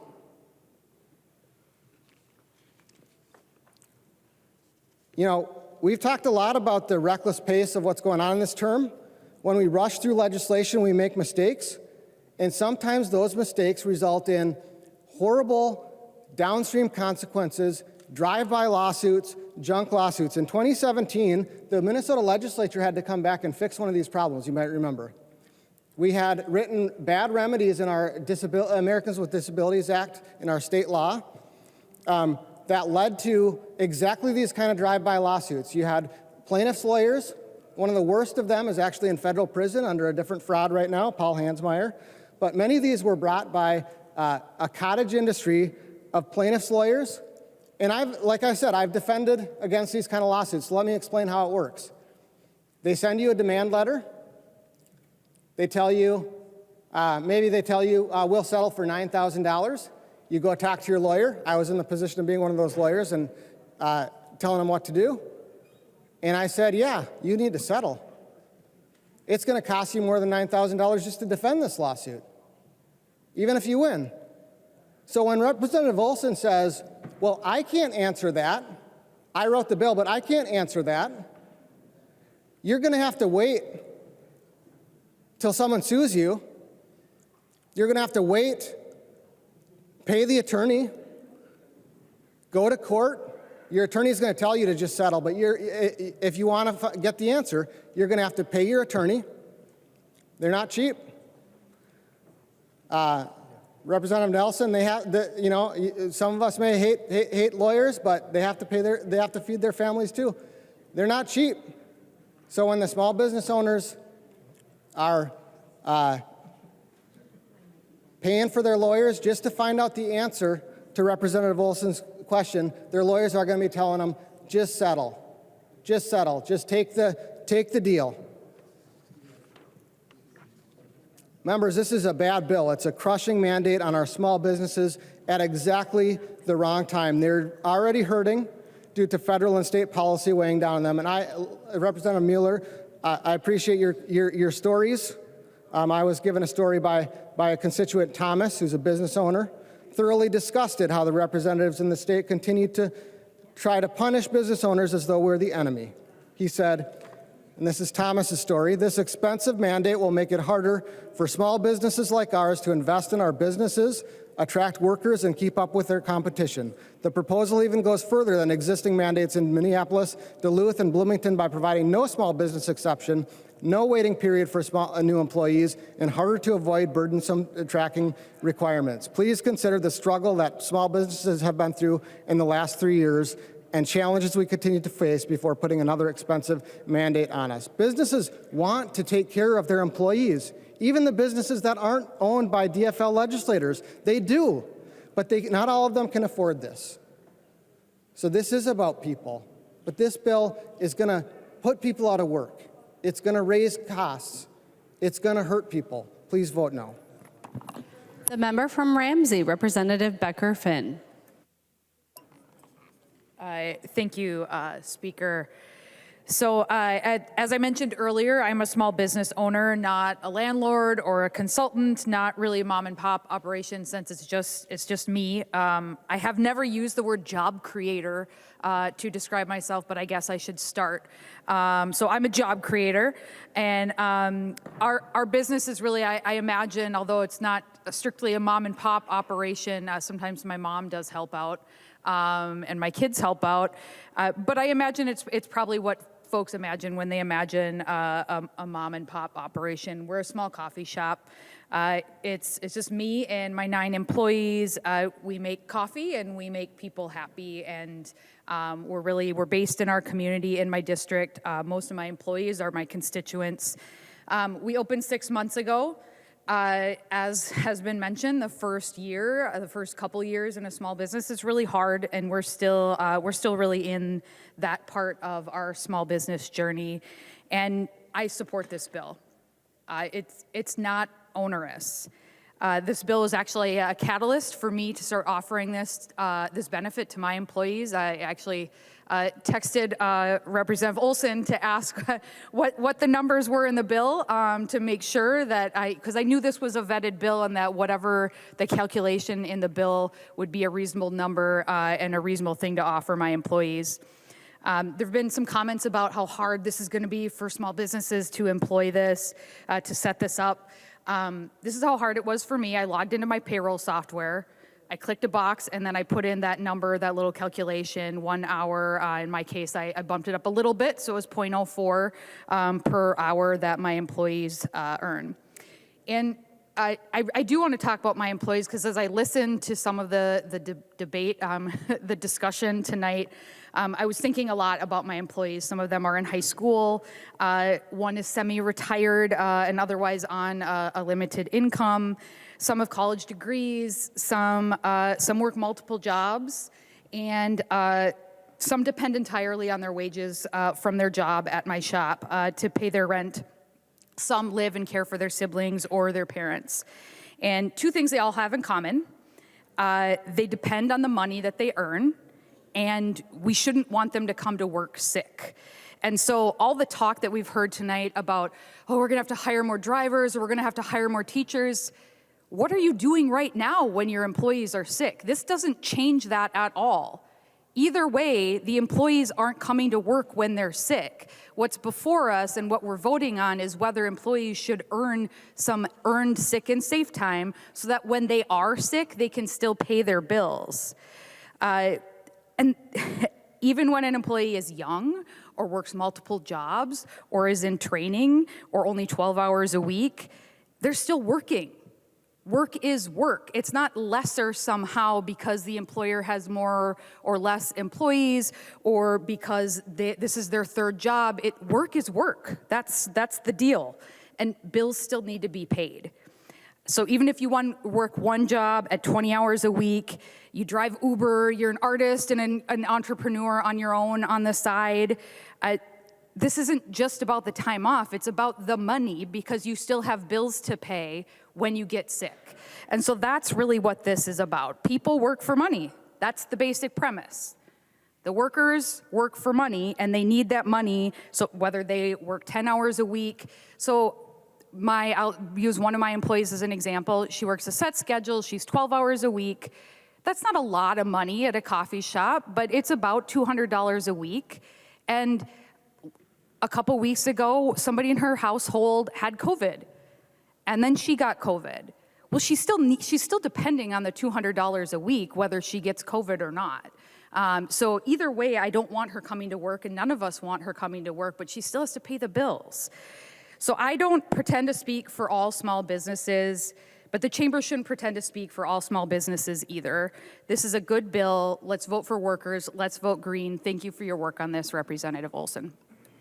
The member from Meeker, Representative Gilman. Thank you, Madam Speaker and members. This is super fun to stand before you tonight.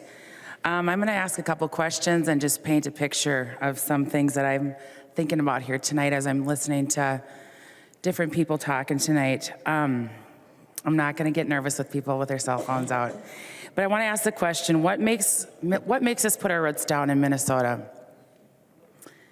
And I want you to picture an ash tree tonight, because I've heard a lot about ash trees in the committees that I'm on.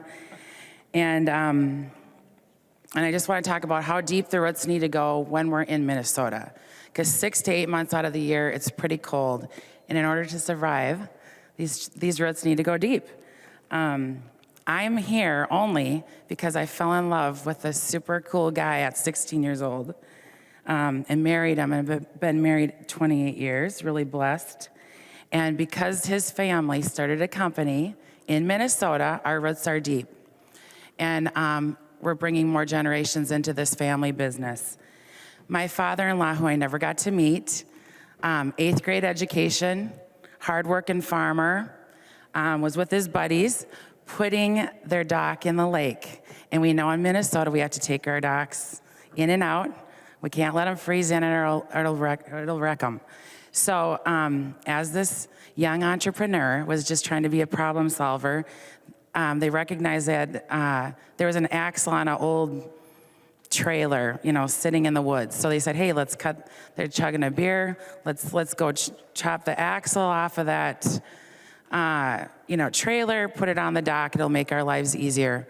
Well, that idea and that problem solving of them not hurting their backs that day and making their life easier has blessed, I would say, a bunch of you in this room, as well as folks in Canada, North, South Dakota, Iowa, Wisconsin, Michigan, and even into Florida. My roots are deep here. I did not take a full ride scholarship to Florida because I fell in love with a young man whose dad was ambitious, who worked very hard and made his roots here. I'm talking about the ash tree because when I hear words like I've heard, I want you to think about how you feel when you would hear words like this: devastating, the end, not compatible, will not make it, bankrupt. I want you to think about the canopy of the ash tree and how we know that that tree is gonna die because we start to see less of that canopy going away. And when I hear those words, I am thinking, this tree is not gonna make it. And when I think about high taxes, crime on the rise, unfunded mandates, different things like that, I also think little pieces of our canopy is being taken away of these beautiful trees. So how do we nourish and support economic growth and protection for these beautiful ash trees in Minnesota, which represent not only businesses, but us as a company? It's so beautiful. We have just under 50 employees, and we do 1/3 of our life together on a weekly basis. We're doing more than 1/3 of our life together right now, and it's pretty great that Thursday nights I get to hang with all you guys and gals. Business owners are reasonable. Employees are reasonable. Entrepreneurs, that 8th grade education father-in-law that I didn't get to meet and his dreams got to thrive here in Minnesota. I am so concerned that 20,000 plus people are leaving our state. Those trees have died. They have moved on. They're going to Florida. They're going to other states. They're not going just because of the weather. They're going because we are choosing to make decisions about their future and where their roots are going to go. They're not staying planted here. I love our family business. I love that my children have got to learn how to weld. They've got to learn how to sweep the floor. They've got to take the paper scraps and do filing and do all kinds of things. My 12-year-old right now, she's now 13, wants to get a job at our business right now, but there's child labor laws, right?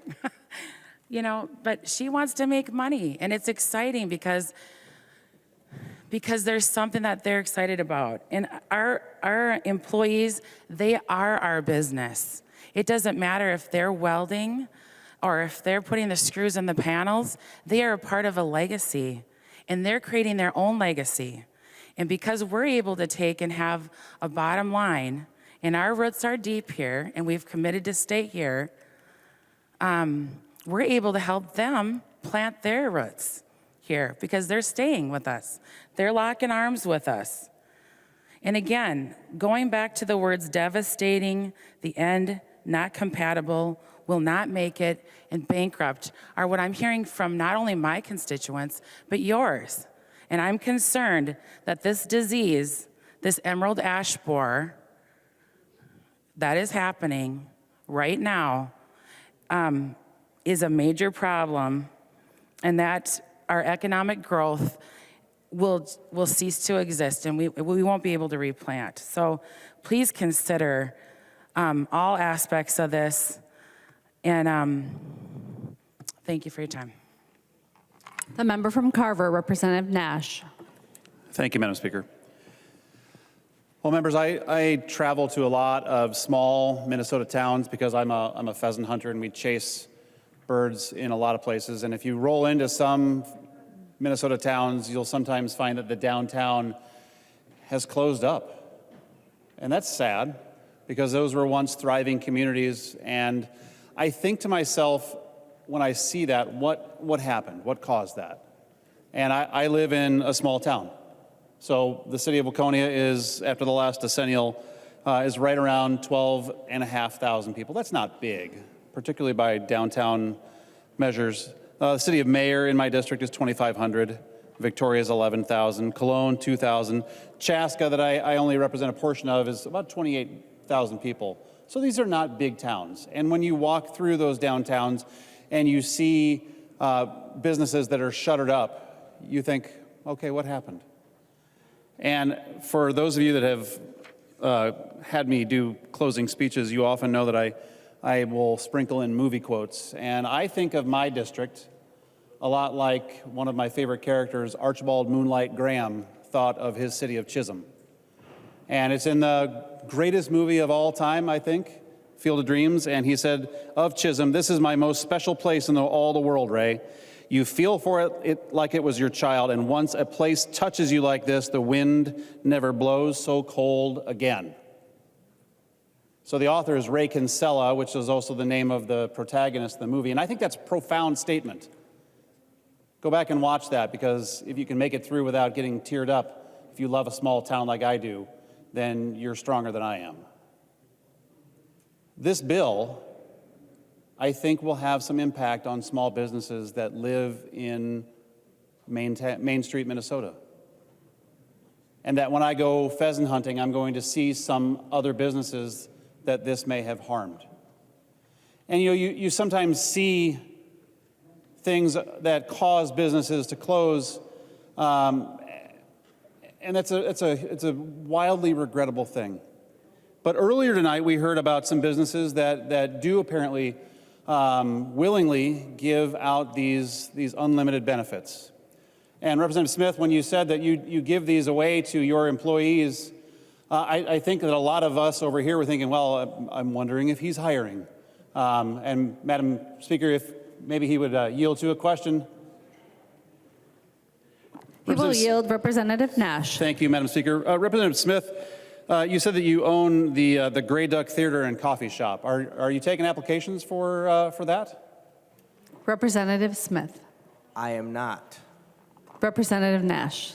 Well, and as I said, Madam Speaker, sometimes we look at businesses that are either no longer owned by the people who said they owned them or do close.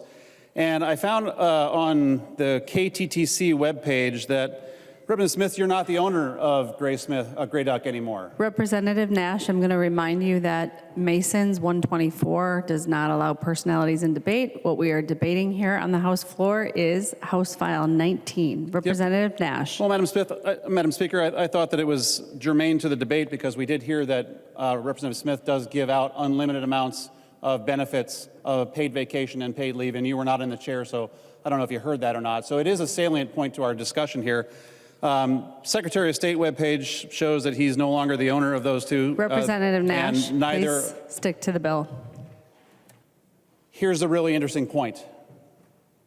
When we say that we are something and we are not, and we try to virtue signal, be careful, because it's easily disprovable in the public. There are different owners of this business. And you're not providing those services to your employees because you're not the owner. Representative Nash. Yes, Madam Speaker. I would like to remind you that under Masons 124, a discussion about a particular member of the chamber and their personal life, their business life, is out of order. Very good, Madam Speaker. Please discuss the merits of the bill. Madam Speaker, he's mentioned me multiple times. Representative Smith, I'm sorry, you're out of order. You don't have the floor. Representative Nash. Thank you, Madam Speaker. Well, members, this type of bill, I think we're going to see some instances of businesses closing across our state. That whether an owner of a business choose to give these things away is their purview. It is. But when we force them to do so, that's where things really get rough. I know a lot of business owners in the cities that I represent that I mentioned a little bit ago have contacted me, and I won't go through them because I know we'd like to go home. The speaker has the face of someone who wants to go home. But members, as you are thinking about casting your vote, think about the small businesses that we have in our cities. And I know almost everybody that owns a business in my city because I have served them in one capacity or another for a very long time. So as I drive up Main Street, Waconia, or I drive through the city of Mayer or the city of Carver, which is now Representative Harder's, or the city of Cologne, I look at those businesses and I associate them with people that I know, and I think about what this bill will do to them because they already are taking care of their employees to the best that they can. And the fiscal implications of forcing them to do something are profound. They can close down, and we see the hunting towns that I've seen where you go by empty building after empty building after empty building that has closed, and the property sits vacant, and then next thing you know, you see tumbleweeds going through the town. That's what we're looking at. And I have members on my side that you have heard from in recent days where thriving potential businesses are yanked out from underneath them because of things that are being forced down their throat. That businesses make a choice as to whether they will stay or go.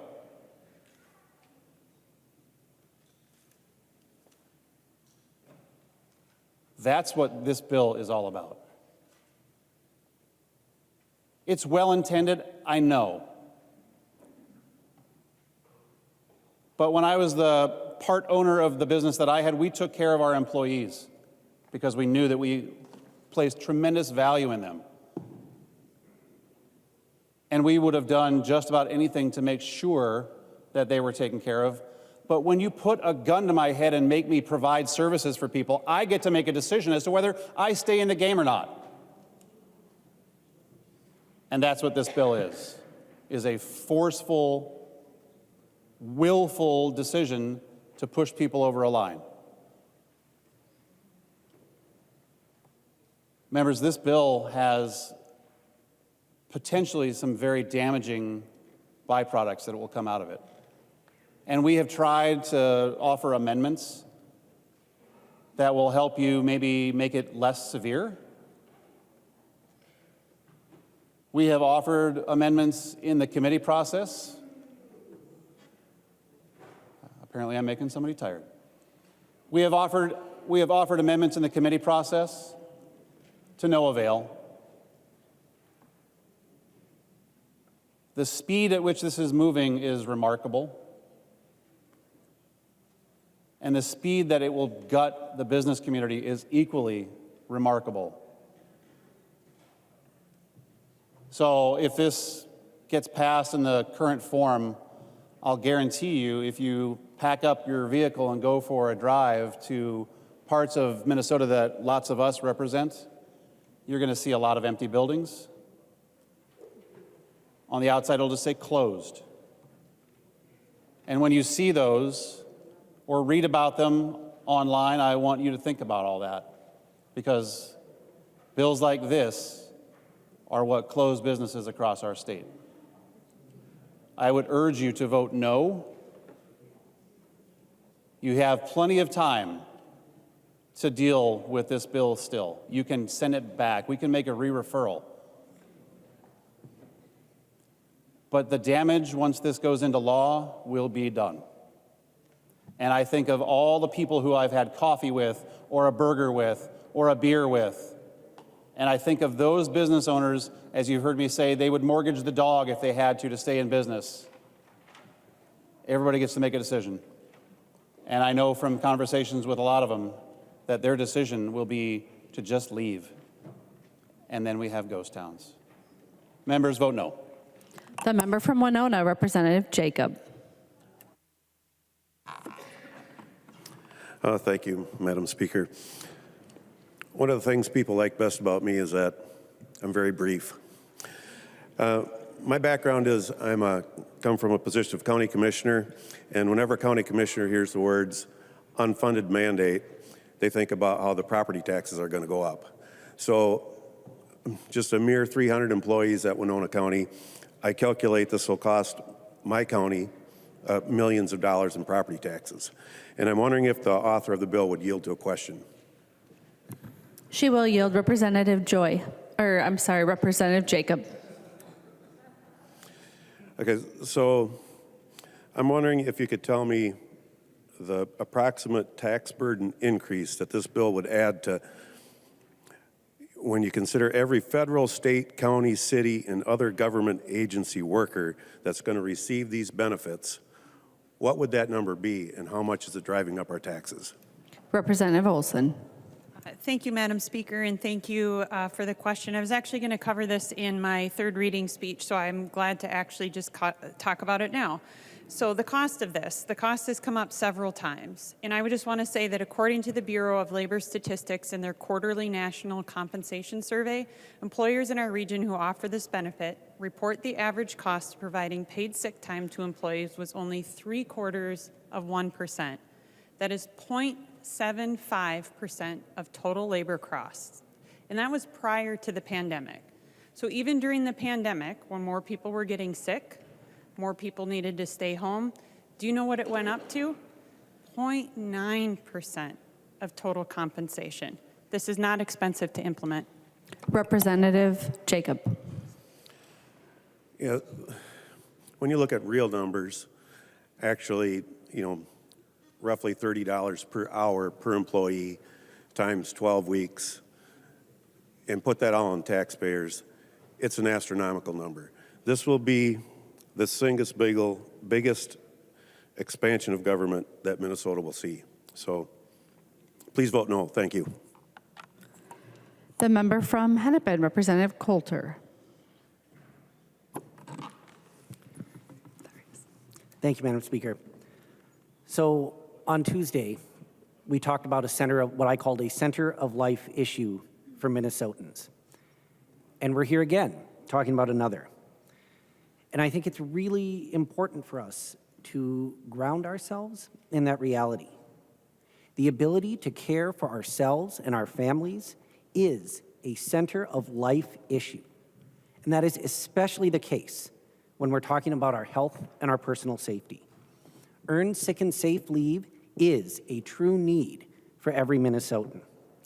No one deserves to be asked to choose between their life and their livelihood. But too many working Minnesotans either face that every single day or one illness, one accident, one stroke of bad luck away from it.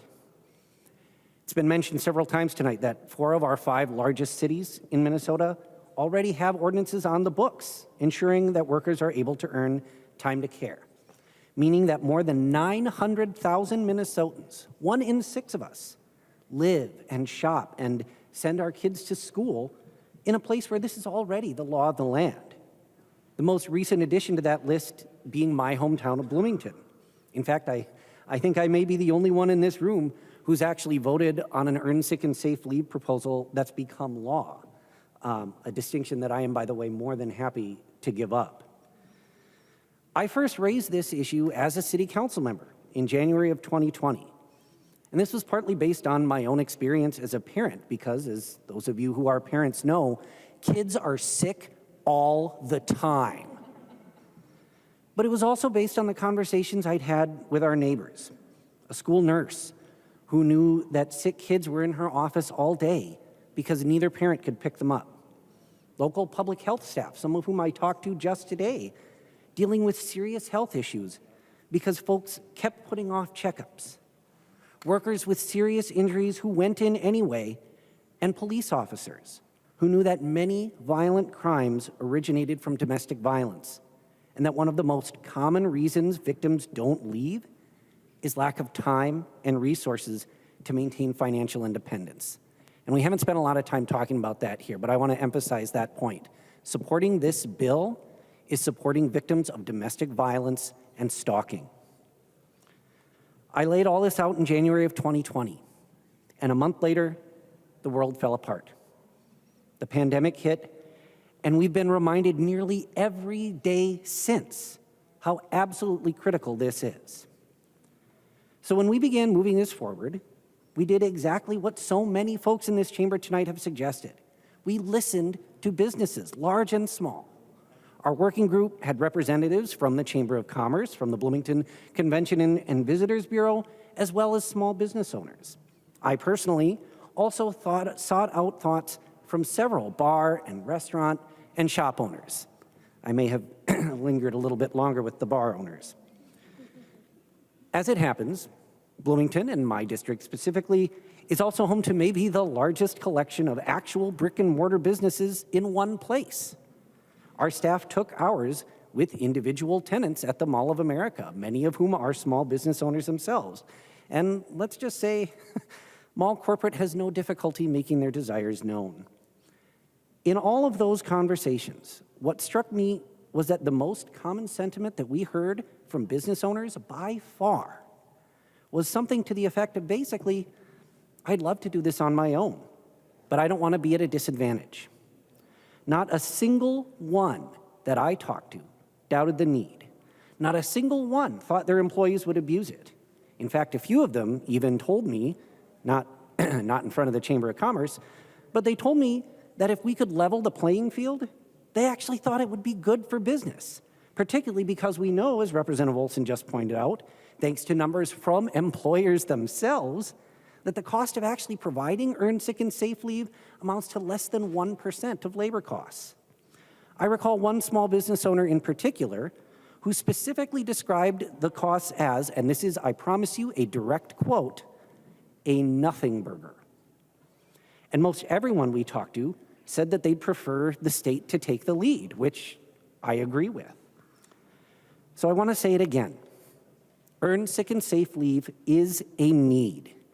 Minnesotans' ability to care for their families should not be a privilege. Those who don't have it are disproportionately women, people of color, and folks who work in retail and service industries. In other words, folks who are more likely to have lower incomes and less agency to provide exactly this kind of care. I wonder how many in this body have ever been in that position. How many of us here have had to lie awake at night worried about being unable to care for our loved ones? How many Minnesotans, how many of our constituents live those kinds of lives of crisis every single day? I'm deeply grateful to Representative Olson for her years of work on this. Earned sick and safe leave is a way that we can make things just a little better, a little easier for a lot of folks who need it. I am proud to be voting yes. The member from Morrison, Representative Schultz. Thank you, Madam Speaker and members, for the debate and conversation this evening. I think it's been a good one and a debate worth having, and especially as we consider House File 19 and the one-size-fits-all impacts to small businesses and to every business across the state of Minnesota. And I don't want to forget, because they're the most important entity in this, and that's our Minnesota workers. Our Minnesota workers matter a whole lot, and Minnesota families matter. And that's hopefully what the heart of this bill is getting at. But I'm certainly concerned about the cost to our economy, the cost to Minnesota families when we look at rising prices and what this will mean for the products that we seek to consume every day. And I just want to ask at this point, is Representative Wolgamott on the floor? Would he yield to a question? He's not on the floor, Representative Schultz. Thank you, Madam Speaker. I think this is just a really important debate, and Representative Wolgamott and I, we share a district boundary, and I certainly hope that he's able to join us for this conversation over our Minnesota workforce, how it impacts central Minnesota, and there's certainly some conversation that's been had in our House this week that is pertinent to this conversation. So, but for now, while Representative Wolgamott's not on the floor, I just want to talk about why we don't need a mandate. And I think I heard it tonight. I heard it tonight from the business owners in this room of both sides of the aisle who laid out for us why the mandate doesn't have to be the way that we go in this state. Because Minnesota workers are benefiting from the great work that employers do, from the way that they care for their employees, through the flexibility and care that they give, from small businesses to big businesses, but especially in community with one another. We make Minnesota work. But through an expensive mandate that will just be passed along to consumers, our job creators are going to be fleeing to other places. Members, we have examples of this in our own state, where cities have chosen to take this path. And I have seen, and I have heard from business owners who have left communities and gone to others within our state. When they've left the city of Duluth and moved to Hermantown. When they've left Minneapolis and gone to Maple Grove. When they've left St. Paul to go to Woodbury. Where are Minnesota businesses going to go if this is the blanket, one-size-fits-all policy for the state of Minnesota? There's certainly plenty of our members here who are going to be more impacted by this than others. One could argue that my district isn't the one that's going to be the most impacted, being right in the heart of Minnesota.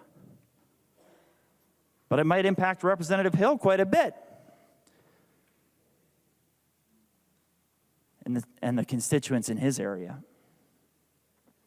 In fact, I actually think that Representative Hill has maybe an outstated impact, both in his district and for his industry.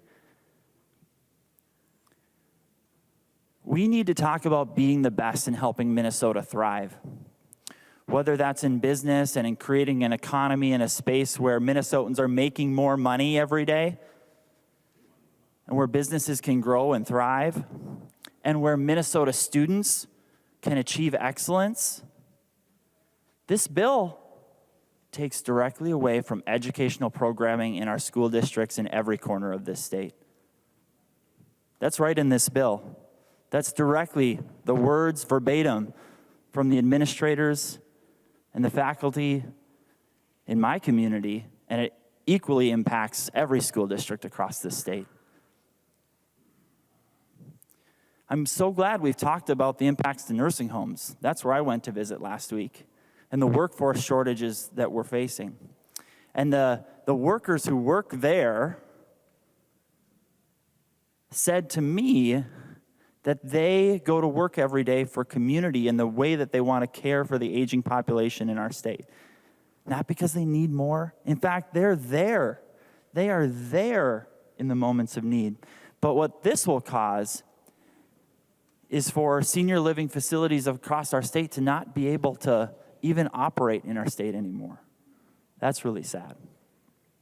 We had the opportunity for many changes through the amendment process tonight.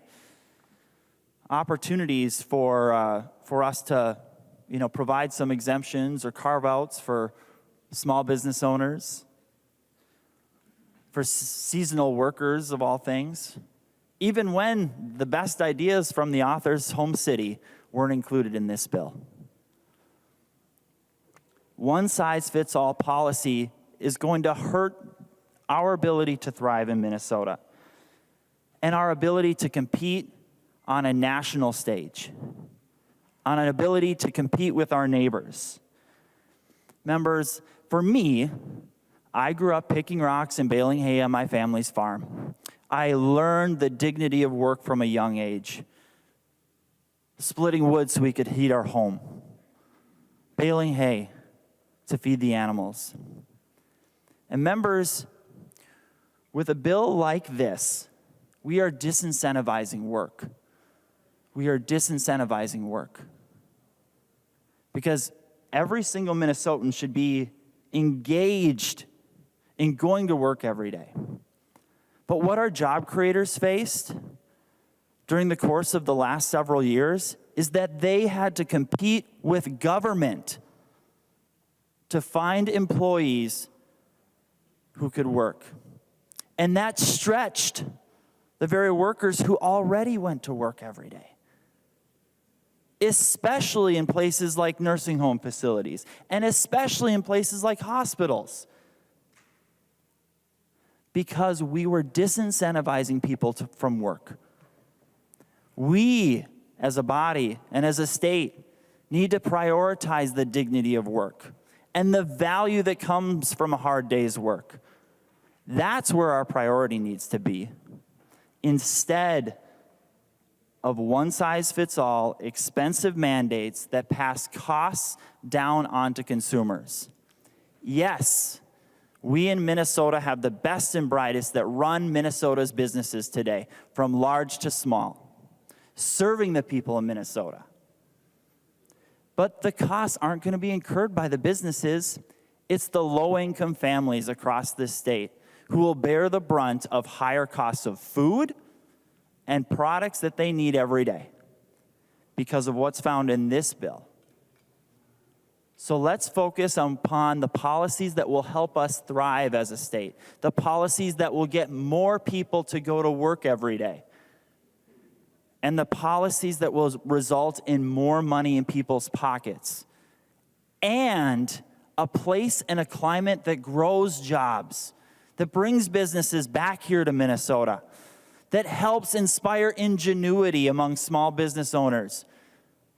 That is the policy that we need to pursue, not a one-size-fits-all expensive mandate that takes away from the ingenuity of business owners and from the cities who have chosen to do this already and takes away their competitive edge for workers.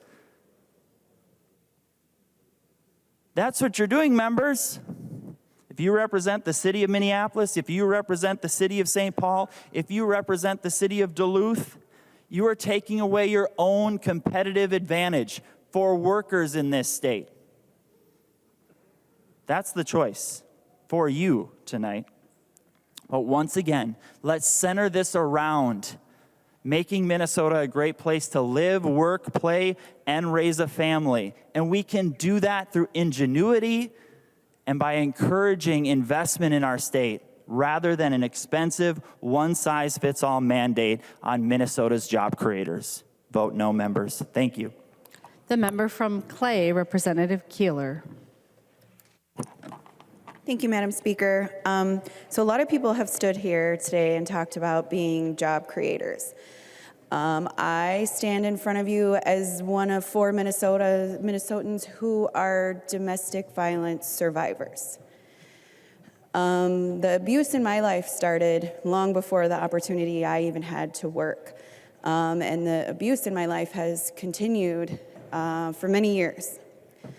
Should be no surprise, right? Because 1 in 4 Minnesotans actually experience violence. The age range of the highest risk of violence is age 18 to 34, which if you think about where 18 to 34-year-olds work, it's in part-time places. They're going to school, they're trying to do things in their life. Domestic violence is also the leading cause of injury to women. So I appreciate you, Representative Olson, for making sure that the safe part of this stays intact. Because what this bill does is it provides opportunities for individuals like myself, and many of you, I am sure, to not only get the help that you need in that moment, but the lifelong injuries that we deal with after the abuse happens. We heard it earlier in another bill that children start to get abused at ages 12, 13, 14 years old. So as parents, we deserve the opportunity to be there for our kids when they go through horrific things in their life, because those statistics transition down to next generations. We talked about how this is going to impact our schools, and I worked in the schools as a Native American liaison. And the one thing that I saw over and over and over is that it's all happened, right? In the middle of school, in the middle of our work day, in the middle of your day, you get a call from the nurse, and your kid has a 100-degree temp and they have to go home. And the rule is that you have to stay home for 24 hours after the fever breaks without any fever-reducing medication. So it's that point, it's not just about my kid, right? Like, if I have to go to work and I don't have these opportunities and I send my kid back to school and now they get your kids sick, we're really not building a healthy community in supporting our littles. So I know we've talked a lot about the cost here and the harm here. And to me, when we don't support domestic abuse survivors, it increases the likelihood of suicide. So if we don't invest in our employees in the times that are extremely hard and the ongoing pain and injury that that causes, we're going to lose Minnesotans, and it's not to another state. So I want you to think, I love that y'all are job creators and you're so great and you're buying people cars and houses. Like, how do I sign up for that? But what I can tell you is that that's not the reality of all employers across the state. I've lived here and I've experienced this, and I've asked for time to get the help that I know that I needed in those moments. Flat out told, like, it's not going to happen. So I do believe that we need this. And I do believe that a lot of Minnesotans need this. And I believe people who you deeply care about need this.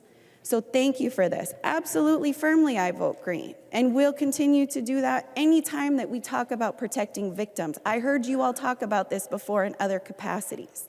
So I just wanted to ground us and remind us of what domestic violence looks like, how that's an ongoing struggle, and how we absolutely have to be a part of that solution. Thank you, Madam Chair. The member from Hennepin, Representative Robbins. Thank you, Madam Speaker and members. I know we're all very tired, so I'm going to try and keep it really short, but I'm sorry to say I have another question for Representative Olson, because I had not heard this bill earlier, and a couple of my constituents have raised this with me, but it wasn't appropriate to any of the amendments. So if Representative Olson would yield to a question about tips and gratuity. She will yield. Representative Robbins. Thank you, Madam Speaker. So this is very important to a lot of my constituents, and so I want to ask, on line 2.16, it talks about that the earned sick and safe time means leave, including paid time off and other paid leave systems, that is paid at the same hourly rate as the employee earns from employment. So can you just clarify, Representative Olson, please, that they would be required to pay the hourly rate? Is there any other requirement for like an average tip or anything about gratuities in what they have to pay for the sick and safe time? Representative Olson. Thank you, Madam Speaker. I would just reiterate the bill language that is paid at the same hourly rate as an employee earns from employment. And then continue on just to make sure that it meets all local minimum wage standards. Representative Robbins. Thank you, Madam Speaker. And if Representative Olson would yield for one more question on this topic. Representative Olson will yield. Representative Robbins. Thank you, Madam Speaker. So that is exactly what I thought. And I agree that's sort of the plain reading of it. But when you get over to the section on employer liability, in section lines 13.33 and 13.34, oh, I'm sorry, I'm getting old and it's harder to read these lines. 13.31 and 13.32, it says, that the commissioner shall order the employer to pay to the aggrieved parties back pay, gratuities, and compensatory damages. So here, even though they're not being required on the front end to pay gratuities, in the employer liability section, it is calling for gratuities. So I just wondered, we really need clarity on this for all the businesses this is going to affect. So if you could please clarify that for me, Representative Olson. Representative Olson. Thank you, Madam Speaker. I'm sorry, I'm just struggling. I missed the line there with the, so I'm not looking at exactly what you're looking at. Could you please repeat your question in the lines, please? Representative Robbins. Thank you, Madam Speaker. Yes, so it's on 13.31 and 13.32. When there is liability, the commissioner shall order the employer to pay to the aggrieved parties back pay, gratuities, and compensatory damages, less any amount actually paid to the employee by the employer, and for an additional amount equal to the liquidated damages. So I just can't square that circle, and I'd love your help. Thank you. Representative Olson. Thank you, Madam Speaker. So when you looked at the previous section of the bill, we were talking specifically about earned sick and safe time, which was, as I read to you, the base wages, which does not include tips, as we discussed. For the part we are looking at, which is further in the bill, talking about, and as we've discussed at great length, what DLI already does around labor standards. So this does not pertain to the earned sick and safe part. This is for the other sections of labor law that DLI oversees that include that part. Representative Robbins. Thank you, Madam Speaker. So just for complete clarity, my understanding is that, yes, this earned sick and safe part is only requiring wages, but if there's any employer liability for any of DOL, Department of Labor and Industry, labor law they regulate, that's what's covered in this employer liability section, as we discussed, that the $10,000 fine applies to any section of labor law that DOLI enforces. And so this also would apply to any section they enforce. So that's why I think there's a discrepancy. And I just want to be clear, I have had so many people from my district who are restaurant owners and are going to have to deal with this question me about this. Are you asking her to yield to a specific question? I just want to know, they will not be required, because this section deals with all labor law that DOLI enforces. So even if it's a restaurant and they have to deal with gratuity, they won't have to in the specific case of earned sick and safe time. Is that your understanding? Representative Olson. Thank you, Madam Speaker. Thank you, Representative Robinson. For earned sick and safe time, it is the base wages, which does not include tips. Representative Robbins. Thank you. I hope Dolly's listening. So I would just like to then do my closing remarks. There is another issue that I'm not going to belabor, but I really do hope as the Senate or additional conversations are had that you will also consider looking at the subcontractor section in lines 15.9 through 15.13. It's very unclear what the responsibility of the employer is to the subcontractors. And I won't ask questions, but I'll just read this for the body. So employers out there who may be listening know that this is also part of their responsibility under this bill. Quote, it is the responsibility of the employers not to enter into any contract or agreement for labor or services where the employer has any actual knowledge or knowledge arising from familiarity with the normal facts and circumstances of the business activity engaged in, or has any additional facts or information that, taken together, would make a reasonably prudent person undertake to inquire whether, taken together, the contractor, meaning a subcontractor, is not complying or has failed to comply with this section. Yikes. So an employer, if they have a supplier, if they have a delivery service, if they have any subcontractor, they have to do a lot of mental gymnastics to know, or reasonably should have known, or any prudent person would have known if that subcontractor is also complying with this. Members, that is really a tough standard, and there's a lot at stake here. So what makes me sad about this bill is that the heart of it is great. I really hate that this conversation has sometimes diverged into a business versus employee conversation. My experience of the businesses in my district, of the small business owners I know, is that it's a team, it's a family.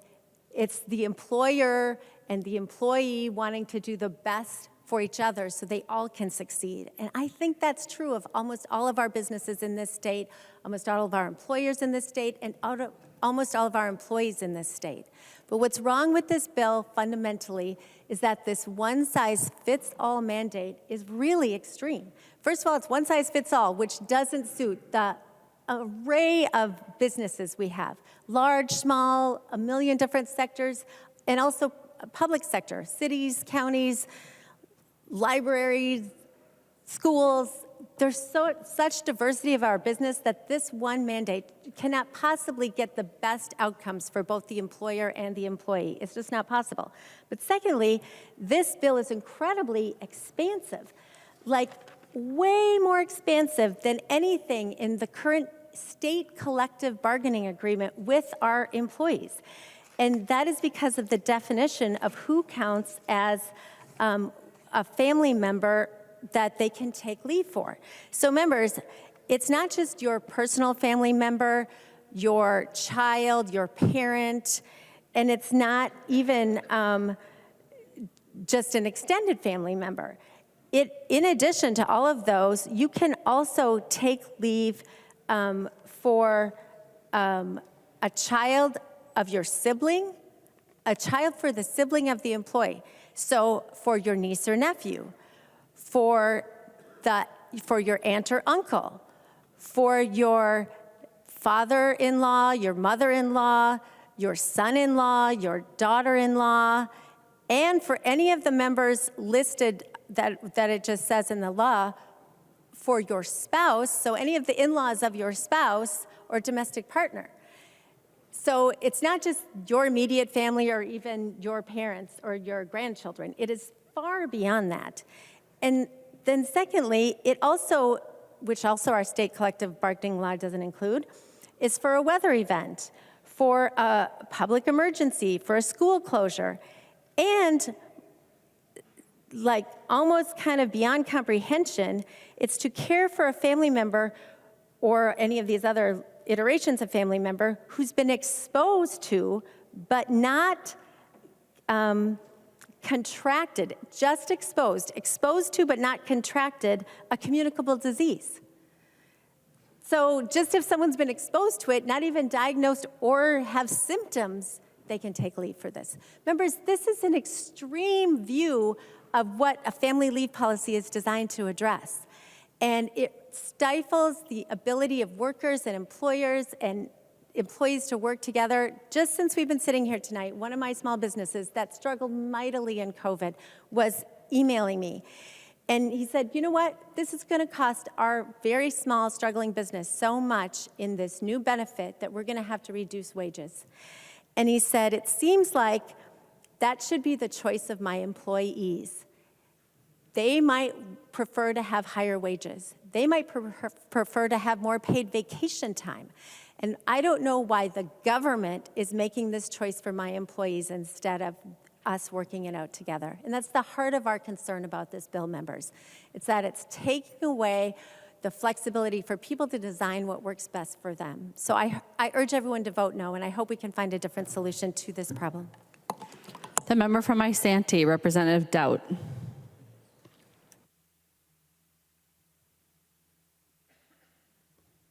Thank you, Madam Speaker and members. You know, I think we had an opportunity on this bill to make some changes that I think would have provided some stability.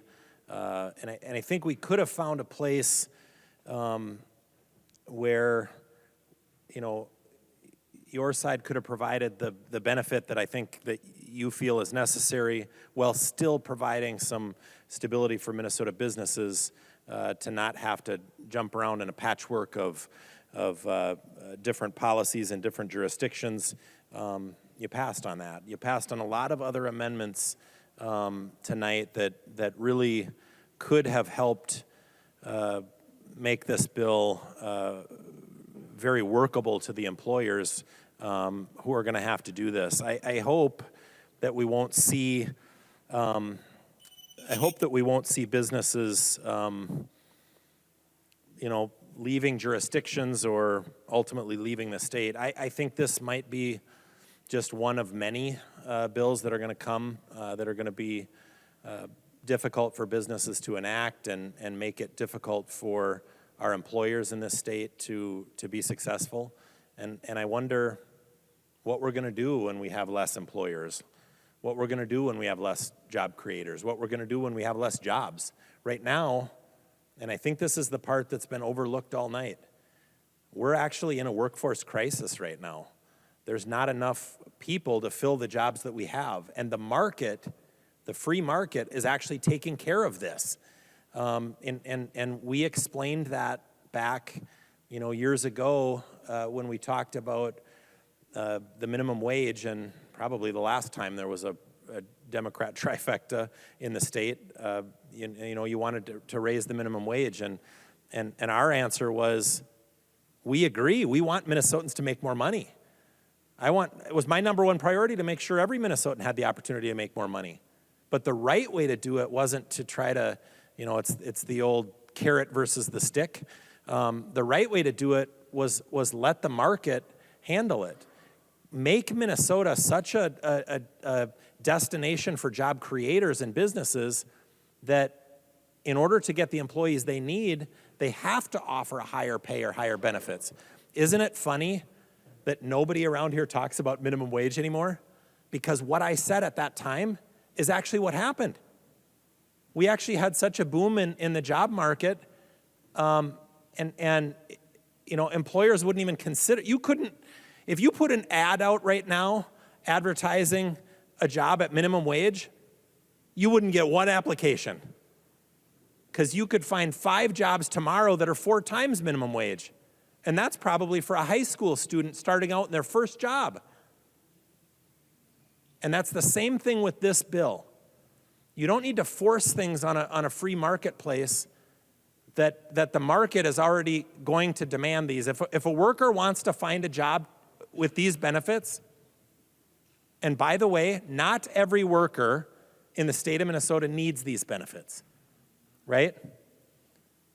And a worker should have that choice just in the same way that an employer does. If they want to work for a company that's a small business that maybe doesn't have the ability to offer these kind of benefits, and maybe that company could hire 1 extra person and provide 1 extra job if they didn't have to offer these benefits, but it works for that small business, that small employer that might only have 3 employees. But instead, we're putting a one-size-fits-all on those companies, and unfortunately, they probably won't hire that person. But in the same way that nobody talks about minimum wage anymore, because there isn't a company out there that pays minimum wage, because the job market demands to get an employee, you have to have a higher wage than minimum wage. And just like that, it wouldn't be difficult at all for any worker in the state of Minnesota to find a job with a company that had these benefits right now that you're going to mandate on every business. And unfortunately, and we've seen this happen time and time again with policies that you've put forth in the last 4 years. So I worry about the businesses in my district. For some of those companies that might have an office in Minneapolis or St. Paul or Bloomington or Duluth, who may change their, and if this is the floor, they might offer something that's greater than this, and now those companies have to manage multiple different jurisdictions. Those things are going to hurt our economy, and they're going to hurt jobs, and there isn't. Somebody said earlier in the chamber that they've been hearing demand for this. I have never had one person say, boy, you know what, I'm staying awake at night worried about this benefit. Never once. It's interesting that you're hearing about it. Anybody over on this side heard from anyone asking for this? Raise your hand. Anybody on this side of the aisle heard from any constituent asking for this? Weird. Weird. Because it was so in demand, right? And the reality is it's not in demand. And we all know that. We all know that it's not in demand. Because we know in this job market where we have a workforce crisis right now, where companies can't find enough employees to even fill the positions, and in that sort of a free market situation where a company wants to fill those jobs, you have to offer a little better benefits to do that. And in many parts of the state, I guarantee you wouldn't have any trouble finding a job with this sort of sick and safe time benefit if you want it. They're out there. But there are some places in the state where maybe some small businesses can't afford to offer this sort of a benefit and still operate their bottom line, right? And they're going to have to make some tough decisions. And it will mean, just like they have done on other issues that you have passed, it will mean that less people will be employed. There will be less jobs because of that. And maybe you think that's okay in that instance, but what you're doing is you're hurting those small businesses, and we've given you opportunity after opportunity, not just here on the House floor, but in committee as well, to basic, I mean, isn't it funny? I don't have it right here at my fingertips, but it's on my desk here somewhere. Oh, actually, it is here. You look at the benefits that are offered by the municipalities who have already implemented this in the state. There were 4 of them, and actually on the list I have, it only has the benefits for 3 of them. All 3 of those municipalities, it's Bloomington, Duluth, and Minneapolis, all 3 of those exempted a business of 5 employees or less. They will not be able to do that now if this bill gets signed into law. And I don't think this bill will get signed into law in this form. And I think hopefully as we work through the process and as the Senate passes a bill and this goes to conference committee, hopefully there's going to be an opportunity to put some of these common sense provisions in. And I know that you gave some consideration to these. I hope that you'll continue to give them consideration because they're real.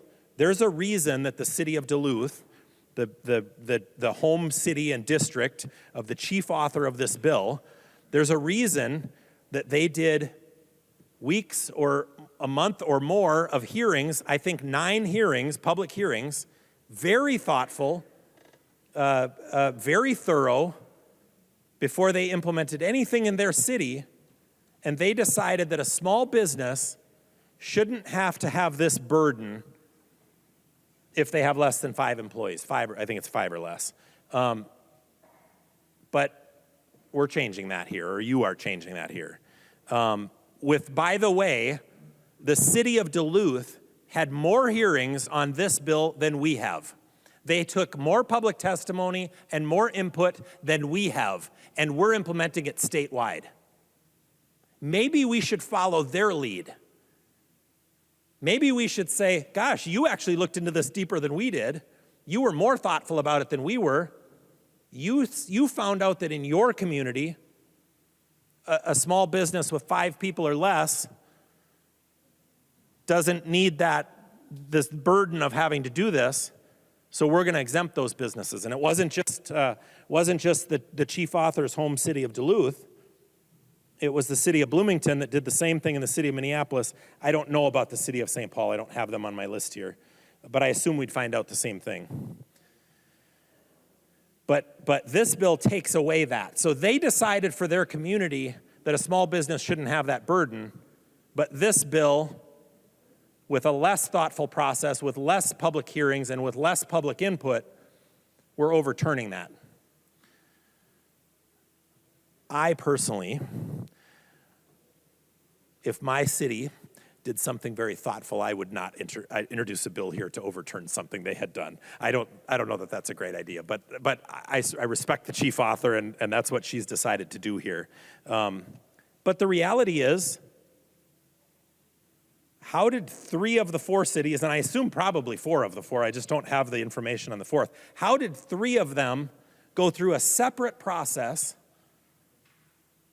each individually, and come up with the same answer, and somehow we've missed the boat completely on that one.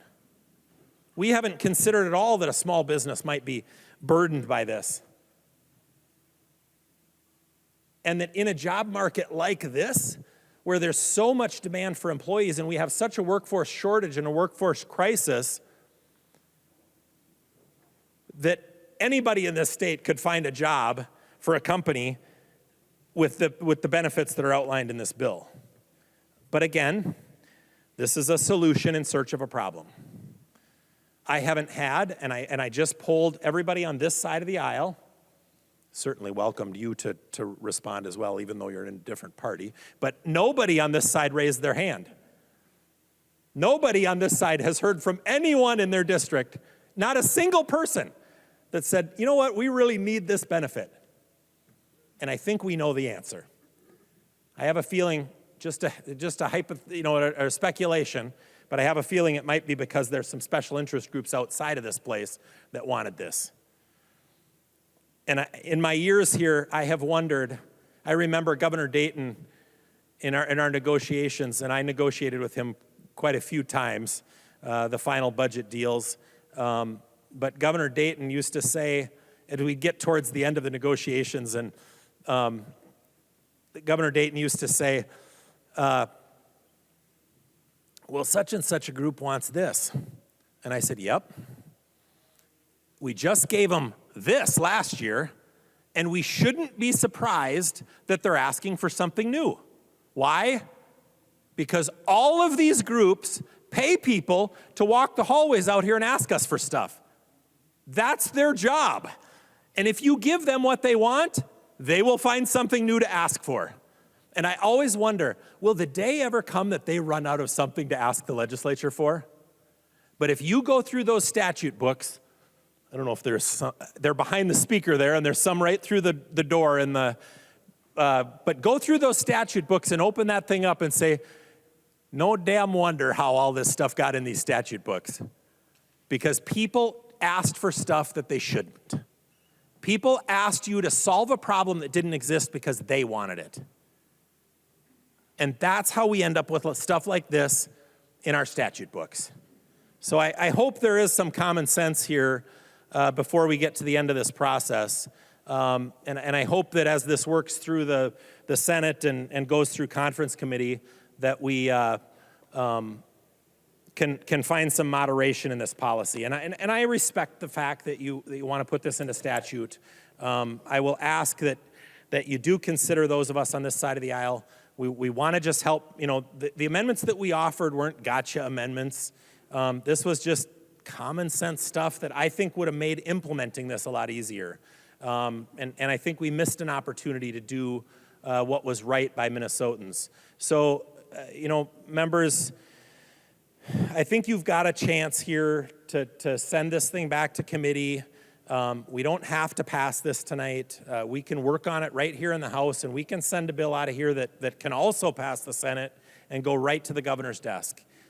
We don't have to, and we can deal with all those things. We can actually spend enough time on this to come to the same conclusion that the city of Duluth and the city of Bloomington and the city of Minneapolis did.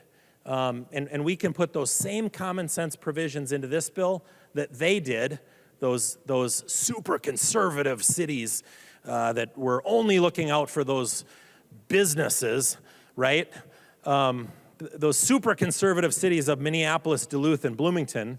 We can come to the same really common sense solutions that they did, and we can put those provisions in this bill before we send it out of here.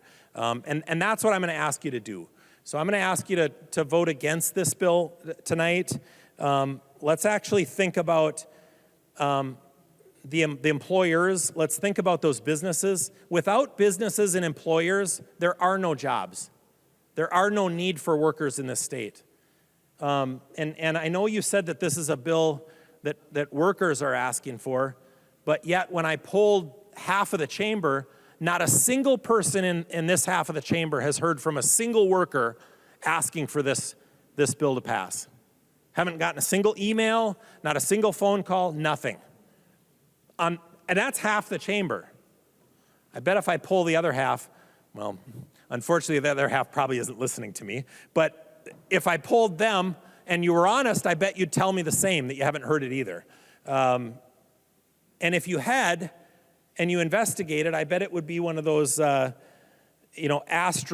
grassroots kind of emails that we get, form emails that were generated by some outside group.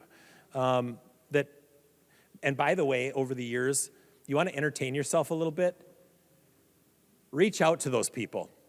I can't tell you the number of times that I have reached out to those people, and sometimes you have to be a little bit of a detective, because those emails, actually, if you hit reply, it doesn't go to that person. That email was generated by some group, and it has a generic email. But if you actually figure out who the person is, and in my case, in a rural district, and it's probably easier in a rural district, but I know a lot of the people that live in my district, or their family, and you can get to them somehow or find out how to contact them. I reach out to them, and they say, "Oh, I never sent that email. I don't know what you're talking about." I bet that's happened to me 20 times since I've been in the legislature. And I've probably only reached out on those AstroTurf emails 25 times, and I got 20 responses where the people had no clue what I was talking about.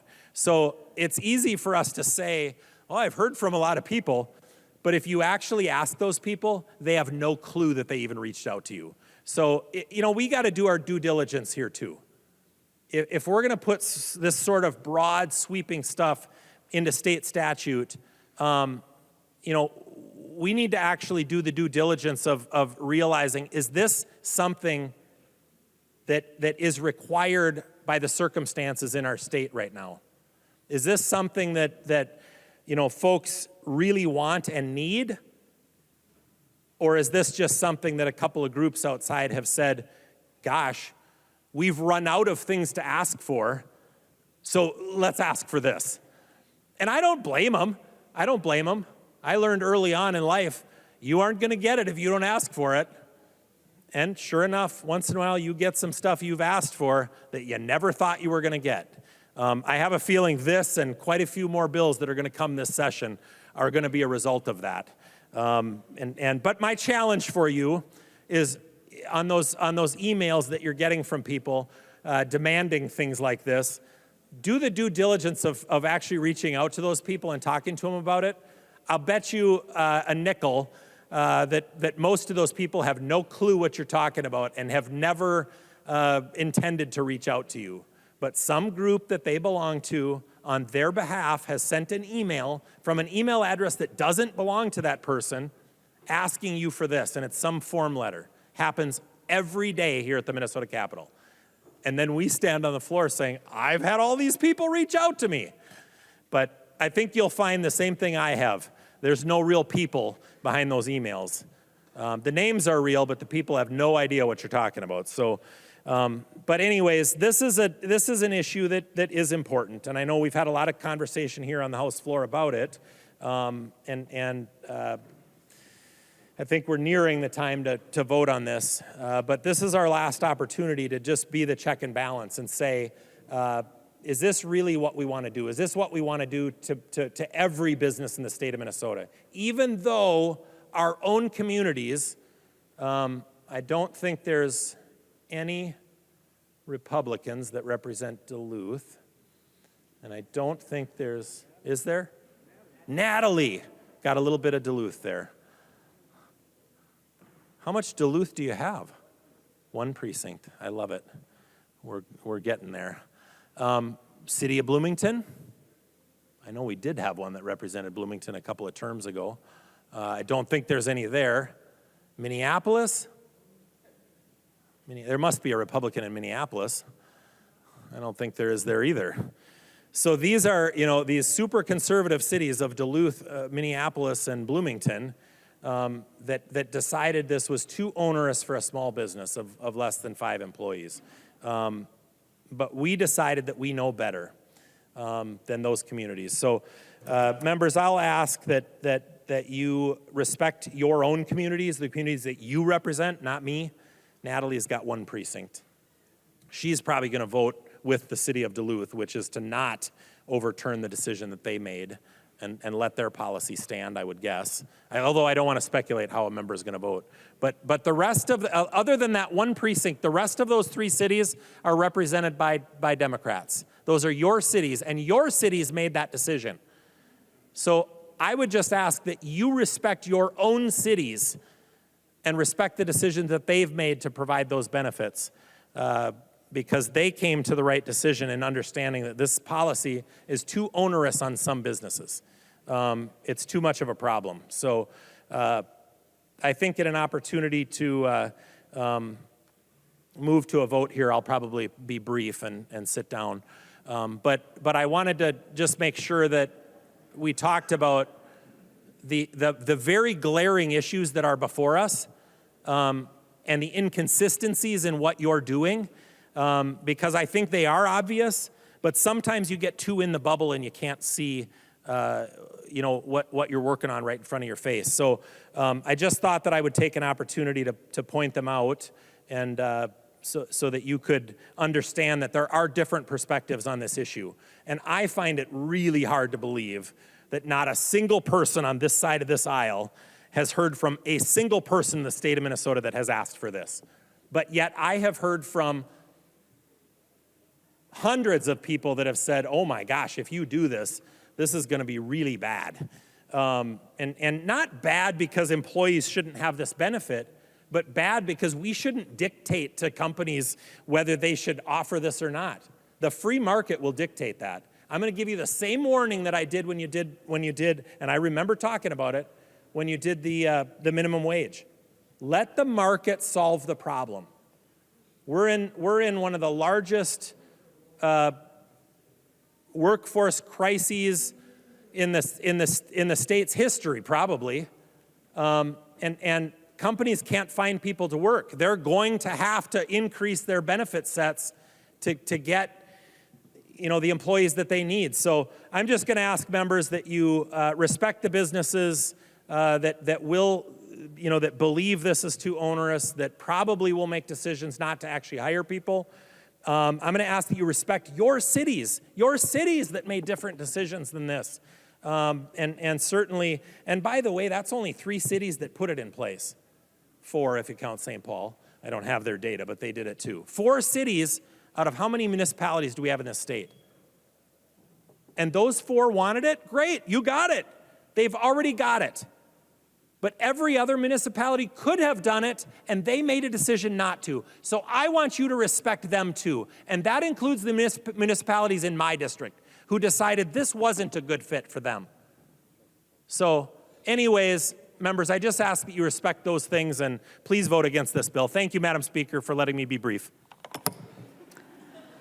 The member from St. Louis, Representative Kozlowski. Thank you, Madam Speaker and members. As we're sitting here having this conversation tonight, it gave me a lot of time to think about Duluth, which has been the buzz tonight. And one of the things that I am so proud to be from a community in a state where we can hold it all together at the same time, where we can think about our families, we can think about workers, and we can think about our employers, so we can all have a good life. We've come a long way up in Duluth as a city with the passage of Earned Sick and Safe Time, a policy that I know well because I worked on it and also was part of the City of Duluth team that implemented it. And much of those who were originally vocally opposed to the ordinance went on to implement Earned Sick and Safe Time with minimal turbulence, and they didn't go anywhere. They didn't flock for the hills and leave our community. In fact, many of them continued to sustain and nourish and invest in our community, even grow and expand their businesses in operations. And what we have heard over and over again from our community, where Representative Olson, my partner in justice, and I are deeply rooted in the people of Duluth, is that Earned Sick and Safe Time is working. And more than that, that we need to press on now to do better for our community and for Minnesota. And respecting our community and respecting the voters in Minnesota is supporting this bill tonight. The City of Duluth supports this bill as written in their legislative priorities. This was passed by our Duluth City Council after consultation with the people and the businesses and community of Duluth. Employers, especially small businesses, in fact, are telling us that we get healthier, more committed, and less stressed staff who are able to do their work when our local ESST is there for them. If not for it, but when something happens. Paid sick time, we know, is also a matter of justice and health equity for our multiracial and working class folks. Like too many communities, in Duluth, we actually have 11-year discrepancy in average life expectancy between neighborhoods across our city, spanning from Representative Olson's district in the west to mine in the east. Much of that gap can be attributed to the benefits or lack thereof, such as affordable health insurance, paid sick leave, family leave, and more. Particularly, as we've heard, for women, people of color, Latino people who I've been on the phone fielding their calls from the state and in my community, and our low-wage workers in retail, in hospitality service, and care industries. In Minnesota, I want to ground us in the fact that 2 out of 3 workers in these groups do not have access to paid sick leave. And I heard it said that we ask for too much. But what I'd say is that too much has already been taken from us. Too much we've already been boxed out and excluded from. So I would say that it is not too much to ask for what should have never been taken, what should exist for us. I also say thank you to this chamber for reminding me what I love about Duluth in Minnesota as well, is that we take care of each other. We take care of our kids and our elders, and we have each other's backs. That's why Will, a young leader and a youth worker in my community, wrote out a personal note to me. I work somewhere where I am lucky enough to have earned sick and safe time in Duluth. It is an injustice to workers to not be allowed such a basic right as we have in our community. Which, by the way, people of color are entrepreneurs too, as we've been talking about. And people of culture, we go all in for community care. We go all in for each other, for our families, for your right to have a home, to have living wages, for your right to a good life. And yes, passing earned sick and safe time is being in the corners of workers and of entrepreneurs of color who are small business owners. Hundreds of them, in fact. Many with less than 5 employees who do not have nor can afford a lobbyist to be reaching out and inundating with messages and advocating for the needs of these business and job creators themselves.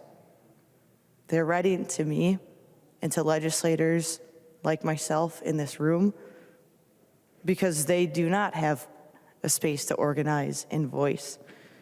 Earned sick and safe time is an action that shows that we believe every person in all jobs have inherent worth and dignity. And after enduring a pandemic together, Minnesotans are even more clear-eyed.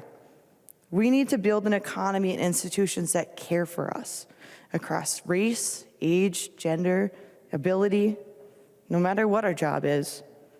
For people like Diana, a recent college graduate in my community, again wrote to me. When she got really sick while working her way through college, where I worked, like emergency room sick, she wasn't able to work half the shifts she had planned over winter break. She had to call coworkers to cover her shifts and recovered just in time to get back for semester start. But with less than half the budget she planned, she didn't have the benefit of paid leave and had to choose between paying the rent, buying food, or covering her health care costs skyrocketed from the emergency room. So by establishing these uniform standards for who qualifies and for the use of earned sick and safe time, workers will be able to call in sick without playing phone tag to cover that shift. So people like my coworker, Wendy, and I worked alongside a single mom. We worked the front desk together at a hotel, who had to call me often and beg me to cover a shift so she could stay home with her sick kid. So people like Wendy don't have to lose a paycheck or risk losing a job, which leaves, by the way, the hotel and the employers in a jam too. So people like Jen, who said it so well, I'm a nurse, a friend, a neighbor, who wants all Minnesotans to have what we need to take care of ourselves and of each other. Clean water and air, affordable health care, housing, and paid sick days.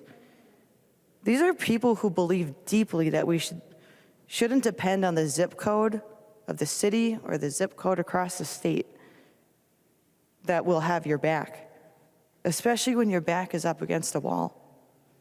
So our community knows also that without an educated, healthy, and stable workforce, then our businesses, colleges, hospitals, child care centers, schools, and beyond wouldn't exist. This bill is a way for people to be certain to set them on a more solid footing, with access to paid time off, regardless of how big an employer is that they work at. The bill before us tonight is a way to help level that playing field. Earned safe and sick time is critical to supporting our workers and their families, and this bill gets it done. And I know firsthand that taking time off to tend to your mental health, for reprieve following sexual violence, to avoid passing on illness to my coworkers, or taking care of my sick 9-year-old, like I had to do last week. Access to paid leave allowed me to call back my spirit after an episode of violence, to be a better parent, and be a more productive and engaged employee.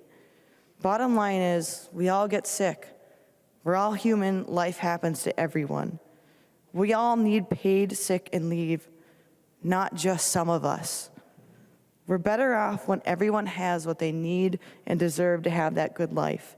And a green vote tonight, which I encourage you to do, is in fact a vote for all of us, especially for the over 900,000 Minnesotans, which is, by the way, 36% of our entire workforce who currently lacks this benefit.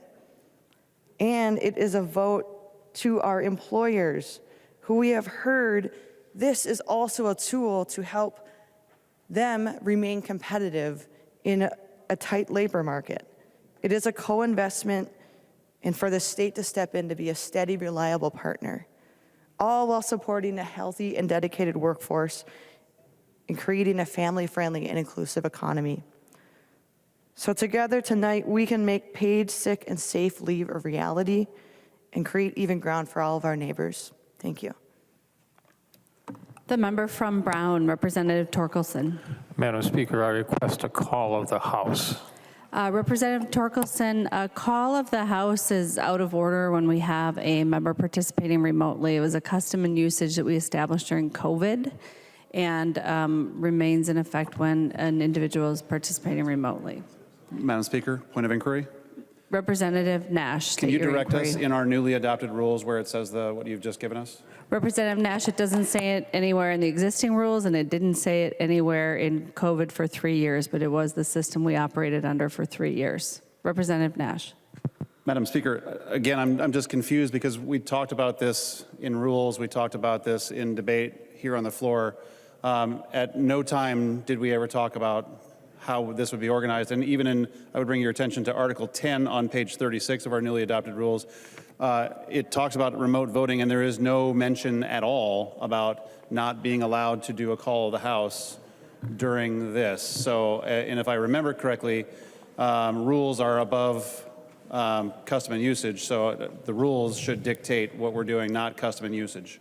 Where the practices are, where the rules are silent, Representative Nash, we fill in the blanks with custom and usage, Masons.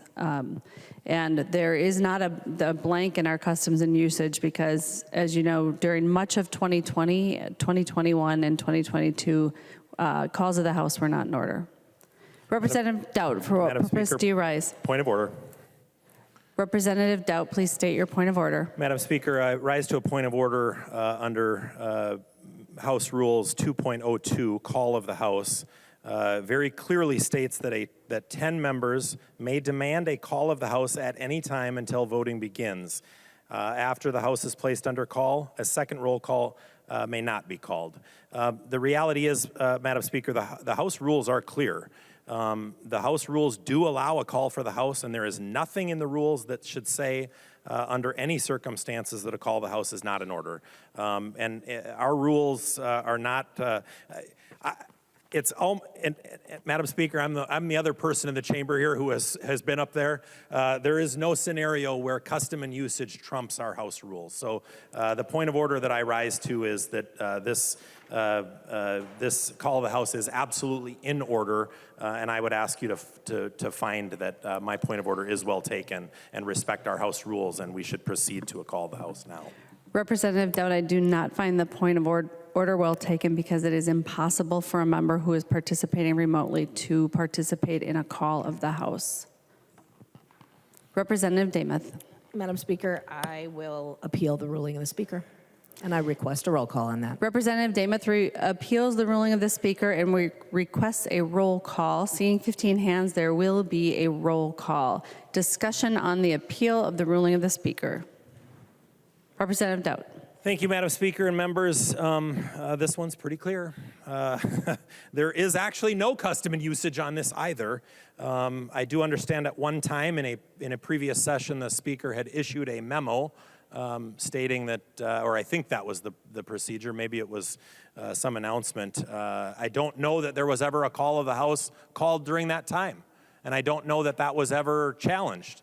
I don't know that there was any precedence at all of this. All I know is that during that time we didn't have a call of the House. And I don't know that that was ever challenged, but the reality is our House rules are crystal clear on this issue. House Rule 2.02 says, under call of the House, 10 members may demand a call of the House at any time until voting begins. So this call, voting has not begun. That we were going to move to here, I think, shortly. But the reality is our House rules are very clear, and there is no other rule in the House rules that would contradict this or say that under any other circumstance a call of the House is not in order. There is no precedence on this. There is none.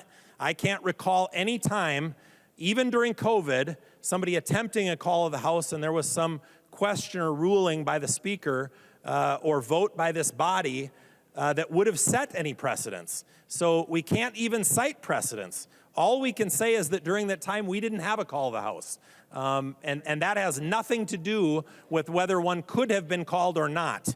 But the reality is right now, there has been no memo, there has been no announcement, there has been no anything. And those things, by the way, would not trump a House rule, okay? We don't allow, these House rules have been voted on, and the reason that is the case is the House rules have been voted on, and these were approved not that long ago, 2 weeks ago. These were approved by you. You adopted these rules, and the Speaker cannot just say we can't have a call of the House. And if you can waive this rule because you want to, without any precedence and without any contradictory rule, without any citation in Masons, without anything, there will be zero order in this chamber. Zero. This is a pretty easy one. I think you could make an argument to put the person on the phone and say, but we only have one person that's participating remotely. Or we could leave that person out. We know that they're not here. That's just as good as being excused. There's a whole bunch of members that are also excused. We know who that member is. But there is no reason we can't have a call of the House right now. But I warn you, you should probably decide that it's not a good idea just because you want to disregard a House rule that you just voted on. And if you're wondering why that's not a good idea, I think you could look back and watch some videos of what has happened in this chamber when things like that have happened. You could see meltdown in here. And nobody wants that. But a call of the House is absolutely in order right now. And it's crystal clear in our rules. And Madam Speaker, I am going to tell you I'm a little disappointed in your ruling. There is zero Representative precedence. Doubt, the issue before the body is the appeal of the ruling of the speaker, please. Which makes it absolutely appropriate that I reference the ruling by the speaker and how disappointed I am in it. So thank you for reminding me of what we're talking about. You can be disappointed in the ruling, but not in me in our debate. Representative Doubt. Okay, I'm disappointed in the ruling that you made, Madam Speaker, not in you. You've never done anything to disappoint me, and I'm sure you never will. And that's irrelevant to this discussion. But I will tell you, members, that and very sincerely, not joking, not laughing, just very sincerely, this is one, and just pay attention for a second, okay? If you're not listening to anything I said ever, just seriously pay attention to this one. This actually is a big deal. This is a rule that we have, and we've just adopted it less than 2 weeks ago. We all voted on it. Was it unanimous or very close to?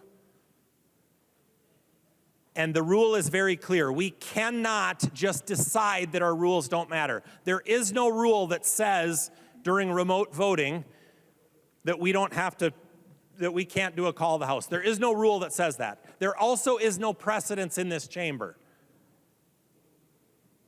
There is no time at which we decided as a body that we weren't going to follow this rule. I think we just didn't do it during COVID, and there's a lot of other things we didn't do either. There was a lot of times most of us weren't in this chamber. But those days are over, and a call of the House is absolutely in order. We've had them this session already. There is nothing that says because one member isn't here, how many, I can't see the sheet, but there's a whole list of members I can see on the green sheet that have been excused. So there's a whole bunch of people that aren't here. But it is absolutely in order to have a call of the House. And I just, please listen, this is not something you want to take lightly. Because if the speaker can decide on one rule, any arbitrary rule to just, well, today we're not going to observe that rule. There will be no order in this chamber. And you will have no ground to stand on to say, you can't complain. You can't wrap this place around the axle. You can't melt this place down. It won't be us that has done it. It will be you. And trust me, you don't want to go there.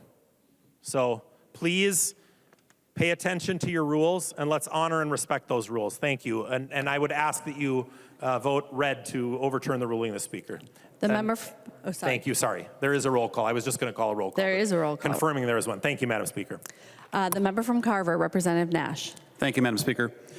Well, I want to draw the chamber's attention once again to our newly published rules. We talked about this a lot. I lost track of time. We talked about it a lot. And on page 10 of our new rules, Call of the House 2.02, there is not one mention of COVID or remote voting. And then when we go to section or Article 10 on page 36 of the rules, there's similarly no mention of how to operate a call of the House under a remote vote. And I asked the Speaker very respectfully, and she agreed that there is nothing in our rules that talks about that. If that were to be the case of something that we should have been doing or arguably wanted to do, then it should have been put in the rules. We just recently enshrined the rules, and this is what we're operating under. And custom and usage, as we all know, is subordinated to our rules. That's we talked about that in all of our training. We talked about it with our professional staff, and we all know that. We all know that custom and usage is well below what our rules say. And the rules are how we operate this place. And to my point a number of times, this is about a process. This place is about process. And what we have done with the request of Call of the House is covered in great detail here in our rules. Nowhere in the rules does it say anything about operation of Call of the House under remote voting. Not one place. Speaker, you agreed on that already. And so it is an appropriate request. We have given the appropriate number of hands, 10 hands, to do a Call of the House. We've done them multiple times this session. But suddenly now we're reverting to something that we know to be a lesser thing to lean on, custom and usage.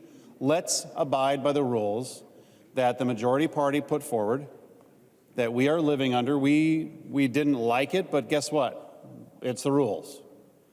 And if we're gonna live outside the guidelines of the rules, then why have rules? I mean, it's just that simple. If we don't care about what the rules say and we're going to try to twist them to do what we want, then why did we bother to go through that at all? So you'll hear this again and again and again from a lot of our members. It's supremely clear. Read 2.02. It's on page 10 of your brand new rule book that's in your desk. Great details. And then turn to page 36 and look at remote house operations.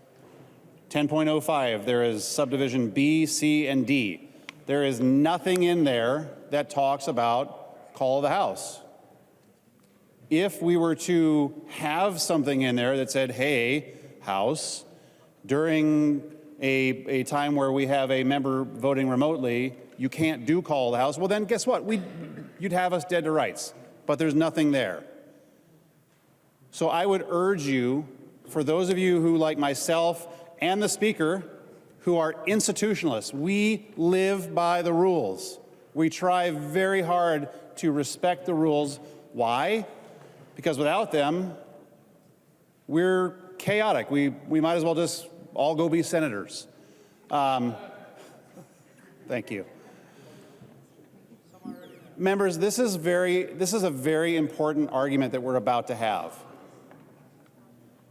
If it was in the rules, and I sit on both the Rules Committee and we've had the debate, and if Chair Long, the majority leader, would have put it in the rules, it would have been voted on, and guess what? It would be in there, but it's not. So as we continue to debate this, and as we put this ultimately to a vote, I highly encourage you to revert not to what you think you should vote in your feelings, because feelings don't matter here. What matters here is what it says in the rules, because you voted on the rules. I think if we were to go back and pull a roll call, all of you would have voted for the rules. So that means that you're willingly going to abide by the rules. And any abrogation of the rules is something that you should say, nope, we're not going to do that. So once again, I encourage you, put any partisan feelings aside, put anything that you may be told in your whip chain that you need to be doing. What we should be doing is saying the rules have no mention whatsoever about call the house with remote voting operations. So the only thing that we can do is ratify our request for a call of the house, overturn the ruling of the Speaker, and then we move to a call of the House. Madam Speaker, thank you.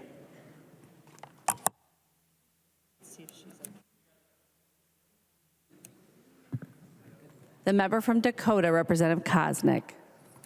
Thank you, Madam Speaker. I stand in support of the call of the House, the advice of Representative Doubt, the advice of Representative Nash.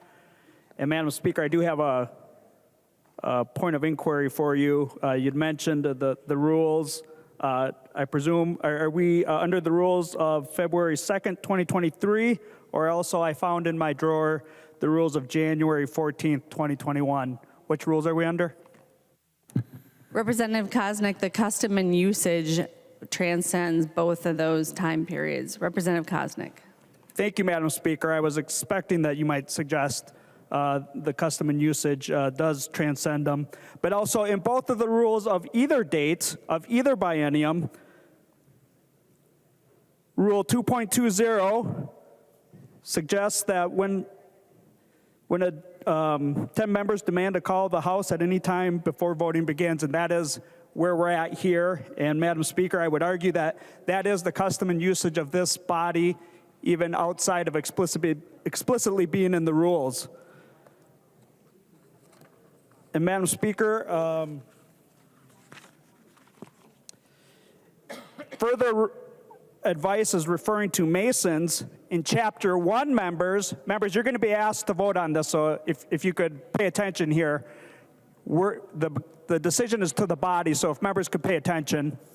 The very first rule in Masons even establishes the necessity for rules of procedure. And I think it's important to understand what that is. If you have a Mason's book, grab it out. Because it says, it is necessary that every deliberative body will be governed by rules of procedures in order that the will of the majority of its members may be determined and revealed in an orderly manner. That's why we have rules, members. It is necessary that every deliberative body have rules. Without rules, Representative Dowd is absolutely correct. This place will melt down. That's why we have the other rules and Masons. And our custom and usage, in fact, is that we follow the rules. The very first rule in Masons is that we establish rules and abide by them so that we can function in an orderly fashion. And they apply to us all in every situation. And so the call of the House is in order, members. It's not that difficult, and it's very explicit. So as the advice of Representative Dowd and Representative Nash, if members aren't here, they're excused. Otherwise, you're expected to be here and do the job that Minnesotans and the people in your district voted you to do. I know the hour is late. I know some would rather be home. I might as well too. But we want to know who's here and willing to take the vote and do the business of Minnesotans. The call of the House is completely in order. Completely in order. The very first rule, not the last rule, not the rule in the middle of the book. The very first rule, it's that important. The necessity for rules of procedure. It's that important that it's the very first rule in Masons. Part 1, Parliamentary Law and Rules, Chapter 1, Section 1. Part 1, Chapter 1, Section 1. Rules matter. We all agreed on them. We had a big debate on it. And now you want to change the rules in the middle of the game. I've kind of heard that song before, but not tonight. We have rules in this body for a purpose. And the call of the House, Madam Speaker, is in order. And if you don't want to go by Masons, we even made it even more explicit. 10 members may demand a call of the House at any time until voting begins. How much more clear can we be? How are we doing, Nash? So, and it further says, when a call is demanded, the doors of the chamber must be closed, the roll called, and the absent members sent for. No members is allowed to leave the chamber until the roll call is suspended or completed. We can be done with this real quick. We have a legitimate call of the House. Chapter 1, Section 1. No, let's get it right. Maybe we need a tutorial. Part 1, Chapter 1, not Section 2, not Section 3, Part 1, Chapter 1, Section 1. We need rules to govern the procedures of this body. And I think Representative Dowd was absolutely right. The place will melt down without rules. This is why, members, regardless of the advice of the Speaker, it's in our hands to uphold our own rules, uphold our own procedures, and have a deliberative body. And kind of going to how we're doing our committee work, the rules and customs and procedures are important so that we can do the work in committee. And we've seen in some committees where we're not exactly going by the custom and usage and the rules, and the equality of members in committees aren't being adhered to. But we need to change that, and we can start that right now with your little Mason's book, Part 1, Section 1, Chapter 1.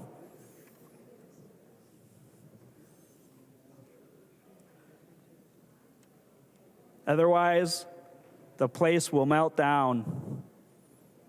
In the middle of winter, the place is going to melt down if we don't follow the rules. Representative, I see you got your Mason's manual out there. Do you find part 1? Chapter 1, section 1. We need rules. Without rules, we have chaos.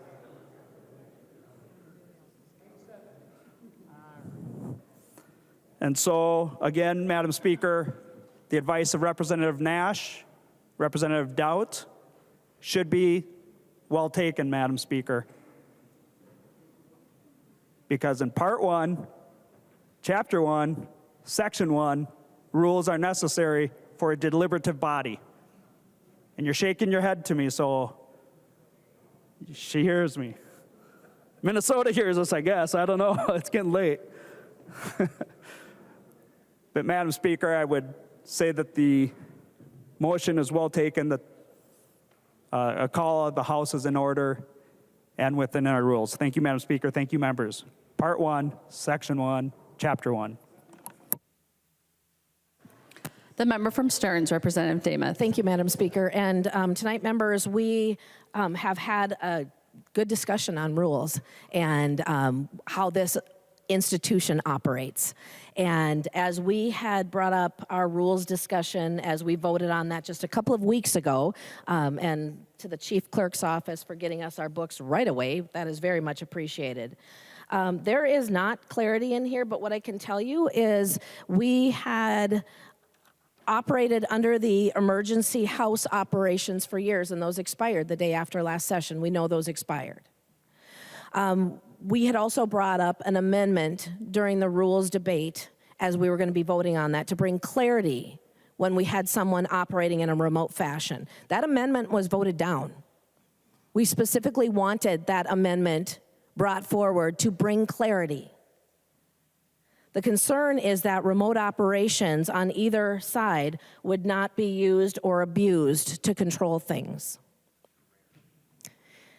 Remote, again, as you have stated in our rules, that is in rare instances with permission of the Speaker.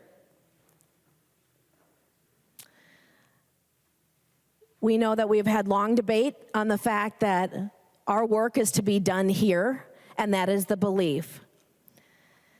At this point, Madam Speaker, I am looking forward to further conversations and coming up with clarity on this. And with that, I will withdraw my appeal of the ruling of the Speaker.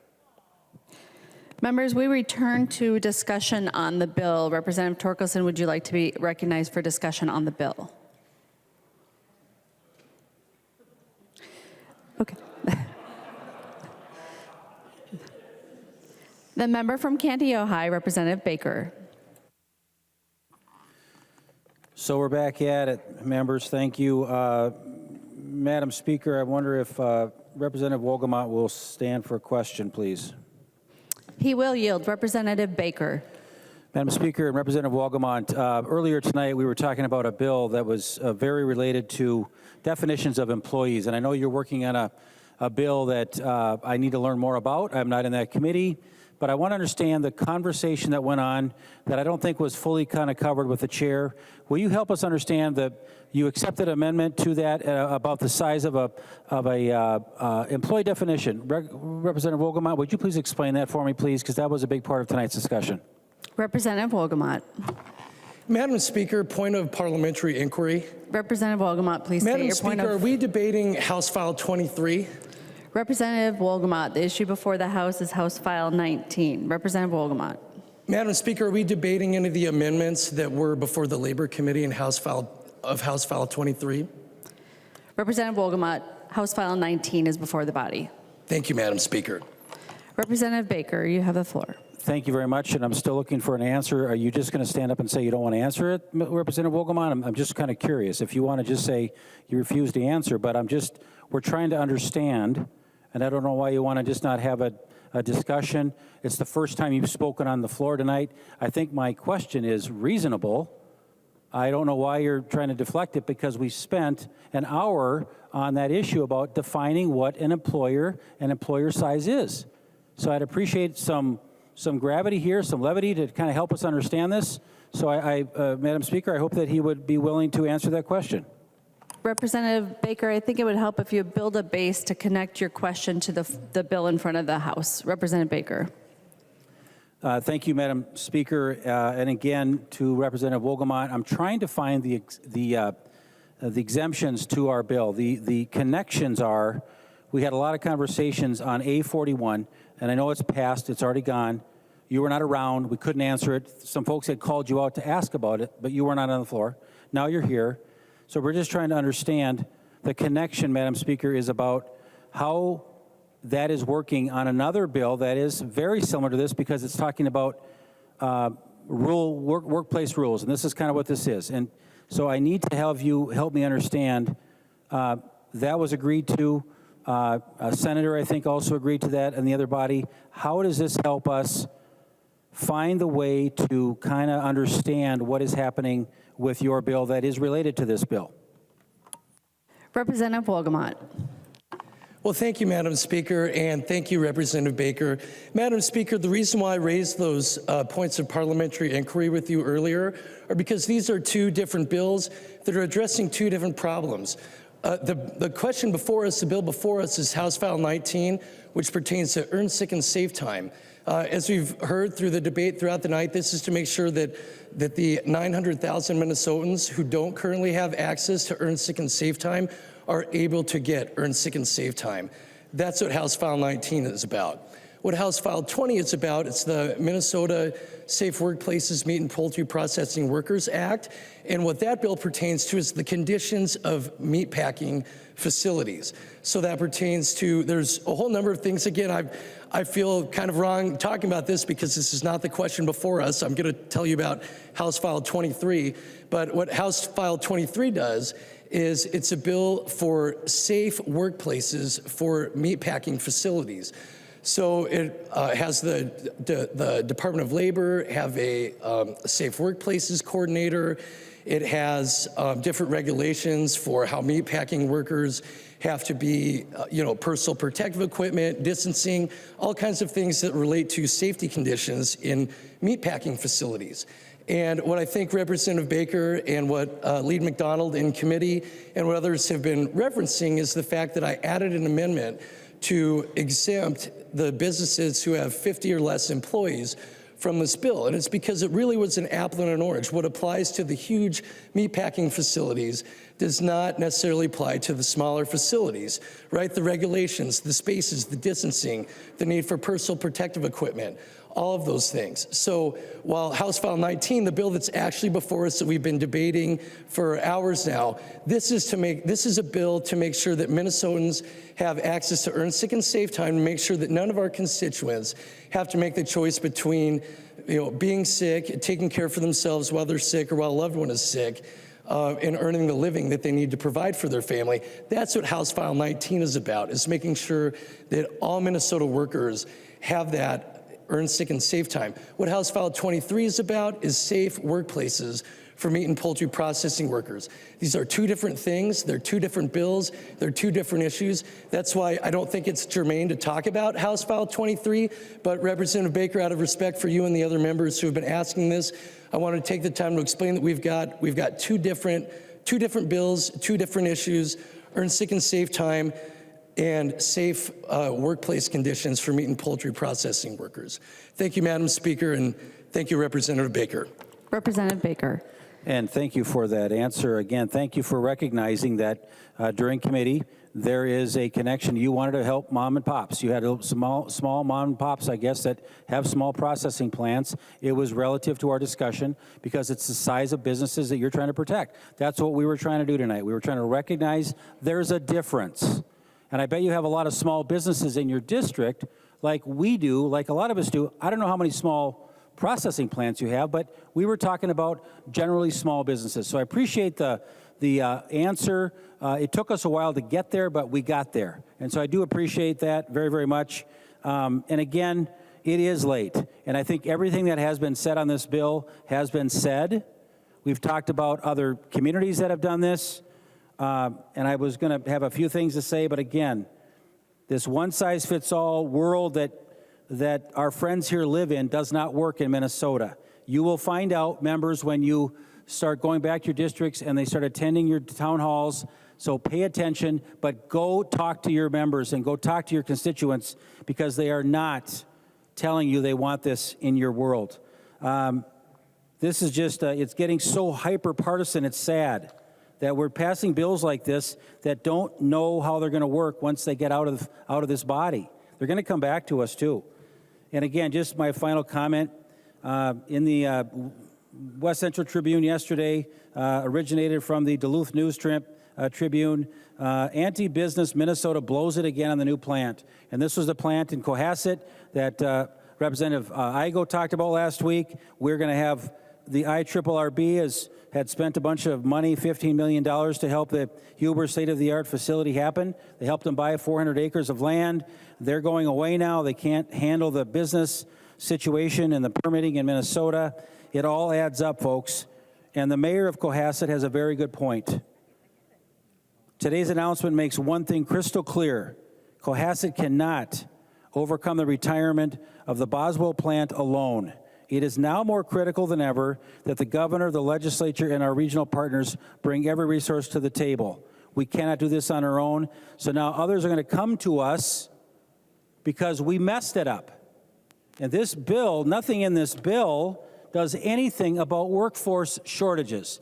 It does nothing to help employers and job creators and people that care about these employees and people that care about them like family.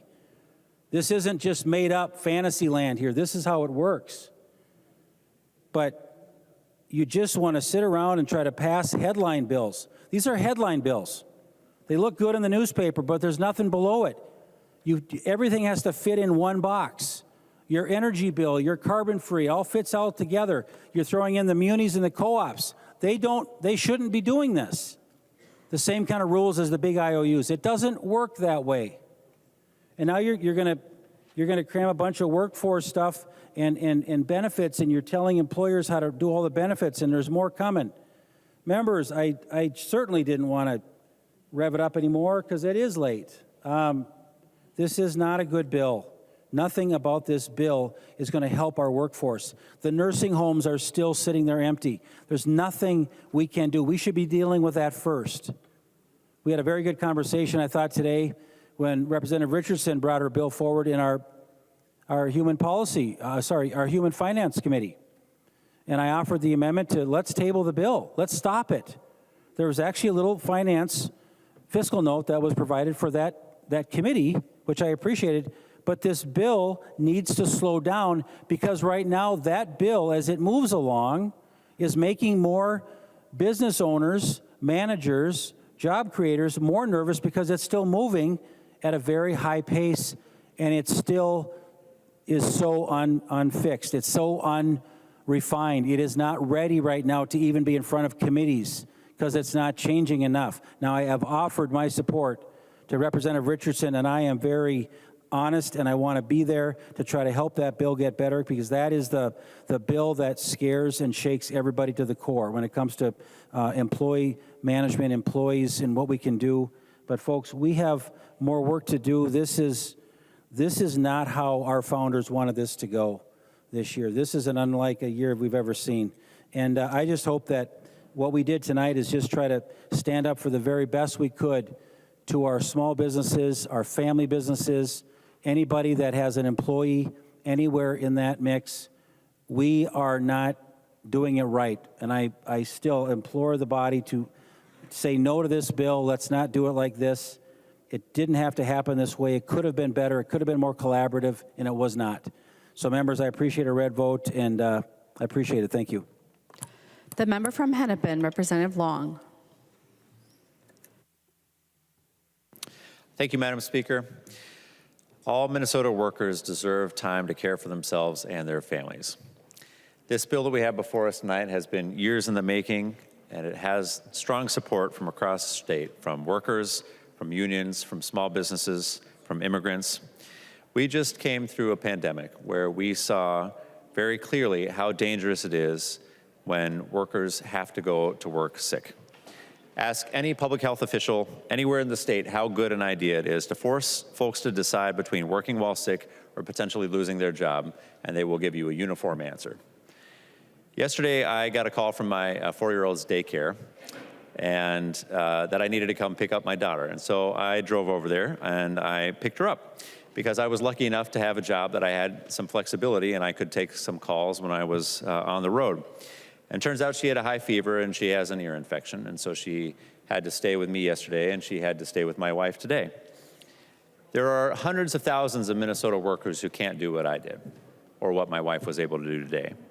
And they have to make impossible choices about caring for their kids or potentially risking losing their job. When Minneapolis passed their Earned Sick and Safe Time ordinance, there was a school social worker who told the story of kids coming to her office sick. And she would call their parents, but she knew what would happen. They wouldn't pick up. They'd ignore her call, or they would pick up and they'd say, oh yes, I'll get there as soon as I possibly can. But she knew that those parents had often intentionally had to send their kids to school sick because they had to work, because they knew that they couldn't stay home with their kids. They had no other option. And she knew that their parents weren't coming, at least not until they got off their shift.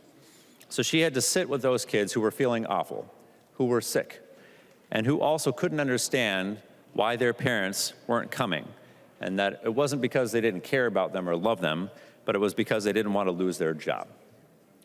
We heard tonight a lot about small businesses. Well, when my city passed this ordinance, many small businesses in my district asked not to be excluded. They did not want to be at a competitive disadvantage when it came to recruiting new workers. We also heard a lot about what the possible effects that this could have on small businesses when this is implemented. Well, we have some natural experiments that we can take a look at. We can take a look at my city, we can take a look at Duluth, we can take a look at Bloomington, at St. Paul. In all of these cities, we heard the same things before the law passed, and we've seen the same things after the laws have passed, which is that implementation has been smooth, businesses' fears did not pan out, and fewer workers now have to go to work sick. The sky didn't fall, it turns out, in all of these cities. We heard tonight about part-time workers and a concern about whether or not they should get benefits. The last time I checked, germs don't know if they are making a part-time worker or a full-time worker sick. They're just gonna make you sick, and you're gonna have to deal with it if you're going to be able to take care of yourself and your family. We heard also tonight that we know nobody who needs this benefit. We have nobody who's coming to us and telling us they need it. Well, to those members, I really wish you'd listen a little bit more closely to the debate tonight, because you heard very personal, moving remarks from Representative Hussain, from Representative Keeler, from Representative Hill about their personal need for this and how they were not able in the past to have access to earn sick and safe time in their times of need. I want to thank Representative Olson for her tireless advocacy over many years and her focus on trying to help those who need it most in our state. This bill is about safer working conditions, it's about caring for yourself and your family, and it's about basic human dignity, and I ask members to vote green. The member from Stearns, Representative Damuth. Thank you, Madam Speaker. And tonight, members, we have had an opportunity to hear about this bill, about our communities, about our constituents from all sides.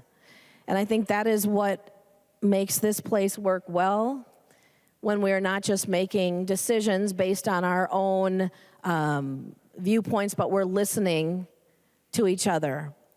The priority of this bill talks about the employees, and they are very important all the way across the state, and no more is that felt than the shortages in our hospitals, in our nursing homes, in our schools. We know the value of employees.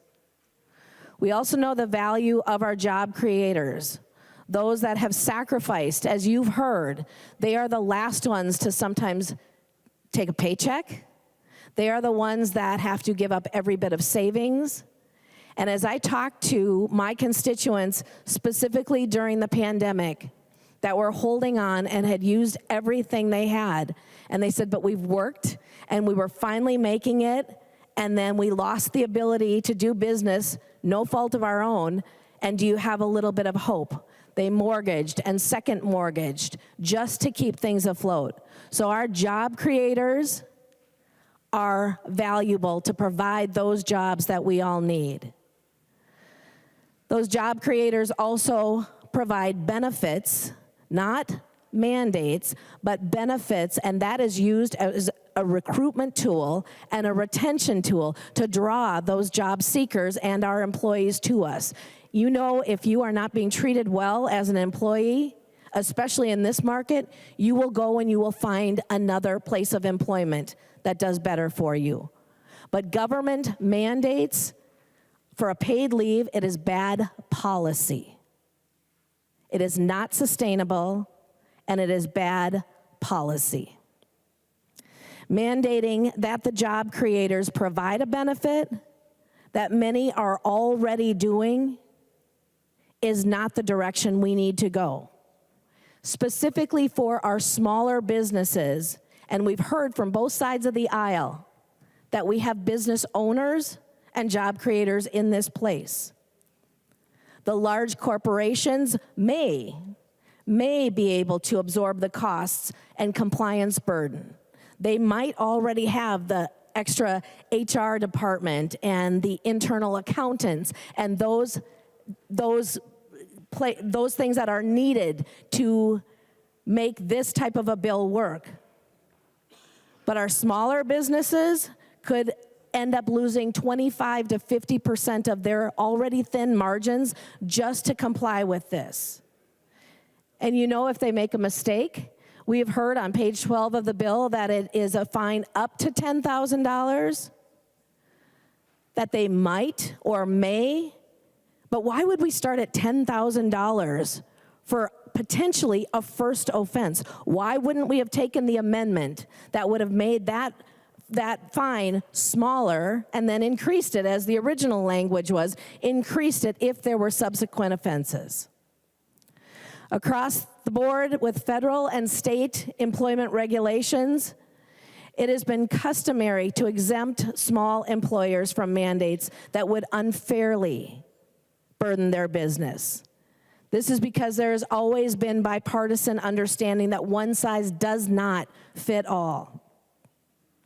The local jurisdictions that have implemented similar mandates in recent years understand that. As we've heard, Minneapolis, Bloomington, Duluth, they have paid leave mandates, but with some kind of carve-out for small businesses. We had an amendment for that, or more than one, and it was rejected. So over the last couple of days, as I was speaking with job creators, those business owners in my district, they are manufacturers, they are food service, offices. Their concern is that they will not be able to afford this. How is this actually going to work? Or we are already providing benefits for our employees, and that's why they are still here. They said, is this going to pass? And I said, yeah, the majority has the bill, or has the votes to pass this bill tonight. It will pass. But it needs to be heard in the other body, and hopefully some consideration will be given so when it comes back this direction, it won't be as damaging. You know that Minnesota job creators are the actual lifeblood of our community. And as they continue to recover from a difficult economic time from the pandemic, and then right now with our inflation costs, we need to take an approach that rather than doing them harm, we would actually do no harm, allowing them to be the ones that can give the best benefit to their employees. So tonight, members, I want you to remember that a one-size-fits-all mandate is not sustainable, it is not good policy, and it is not good for Minnesota. I urge you to vote no. The member from St. Louis, the author of the bill, Representative Olson. Thank you, Madam Speaker, and thank you, members, for a long debate, and appreciate that we've gotten to this moment. Hopefully, we'll be done well ahead of midnight here. So I want to say a couple of things. I want to refute a few things that I've heard over and over on the House floor before I tell a story of why this bill really matters. So cost. Let's just get clear. According to employer-reported data, this will cost less than 1% of total labor costs to implement. Let's get clear. Minnesota would be an outlier. It would not. Do you know what states have implemented earned sick and safe time policies that have no small business carve-outs? Vermont, Washington, Michigan, New Jersey, Colorado, California, New Mexico, Illinois. Do you know what states have higher accrual ratings too? Washington, you can do 52 hours. Colorado, New Mexico. We are not going to be an outlier. Even in my own city of Duluth, you can accrue a higher rate than what is in this bill. So we will not be an outlier. And for those that I think you're asking the wrong question, in the hyperbole, in the fear, the question I would be asking is, how did you make it work? Hey, nursing home in Duluth, you implemented this and you made it work. Hey, St. Paul, hospitals, small businesses, oh, they just took back their small business carve-out. How did you make it work? The question isn't the terrible fears we have, it is the reality in front of us. All of these places made it work. There are hospitals, nursing homes, group homes in my district that made this work. And do you know what businesses testified in support of this bill throughout the years we've been doing this? It wasn't the employers that were the large ones in Duluth, it was the under 5 that told me this worked, that sent letters in the most recent committee hearings.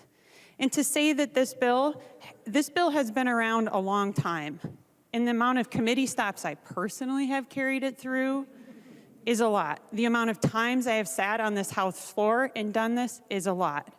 And to say that small businesses or large businesses have not been heard, come by my office. They have sat around the table, and I think most every amendment I have made to this bill this session has been asked of me by business. We have listened, we have heard. But that is not why I am here. Why I am here dates back well before my time serving in the legislature and why I'm working on this bill. So I handed out a sheet of paper that has pictures of people you recognize. But the person you probably don't know on the front page there of this piece of paper is Tiffany McDonald. I was working at a homeless shelter in Duluth. I worked with people experiencing homelessness, and my job was not to make sure that I found their apartment they were going to rent or work with the HMIS database and all these things I heard my other coworkers talking about. My job was to work with the 40 congregations, an interfaith group of people of faith in Duluth who said, it's not enough just to make sure someone has shelter or food to eat. We need to go upstream and figure out, why do people live in poverty? Why are there such disparities that you heard Representative Kozlowski talk about? And through that work, I got to know a lot about what holds people back by talking directly with people who were impacted by systems that were stacked against them. And one of the people I met was Tiffany McDonald, who moved from shelter into transitional housing. Do you know what the thing that she named that was hardest in her life? She could not take care of her kids like she wanted to. And do you know the thing that she talked the most about was not just when they were sick. I can't get time off to do the preventative care, to do the screenings, to get them ready for kindergarten. I cannot make sure that they get the shots they need because I have worked my whole life. I've struggled in homelessness. I am now in transitional housing, and I worked 3 jobs. None of them at the time had earned sick and safe time. None of them. So she decided she would leave the workforce to take care of her kids because that was the better option. So Tiffany told me that this was the thing she was going to fight for. So how I came to this is through Tiffany, when I never thought I would serve in the legislature. And what I would do is I would go over to her house, her transitional housing, where mattresses were on the floor because they couldn't afford furniture. And I would hear her story. And I would help put it into words that lawmakers would hear. And that was my job. Tiffany died a year and a half ago, leaving her kids behind, her husband. I wonder if her life would have been different. She had cancer. I wonder if her life wouldn't have been so hard, if she wouldn't have had to struggle to get her words in a way that lawmakers would hear, where some of our members who aren't here right now who spoke about, they don't hear these voices. There are reasons these voices don't get heard. It is our job to listen to them. And so I am here for Tiffany and for every single voice that Tiffany represents that doesn't always get heard. And so this is real, and this is a dang good bill, and we are going to get this done. Vote green. The clerk will take the roll on the bill.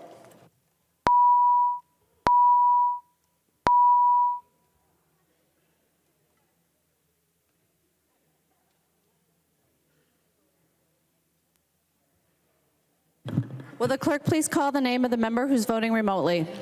Agbadje. Hey, you ready to vote? Okay. Go ahead. Agbadje. Agbadje votes yes. Agbadje votes aye. The clerk will close the roll.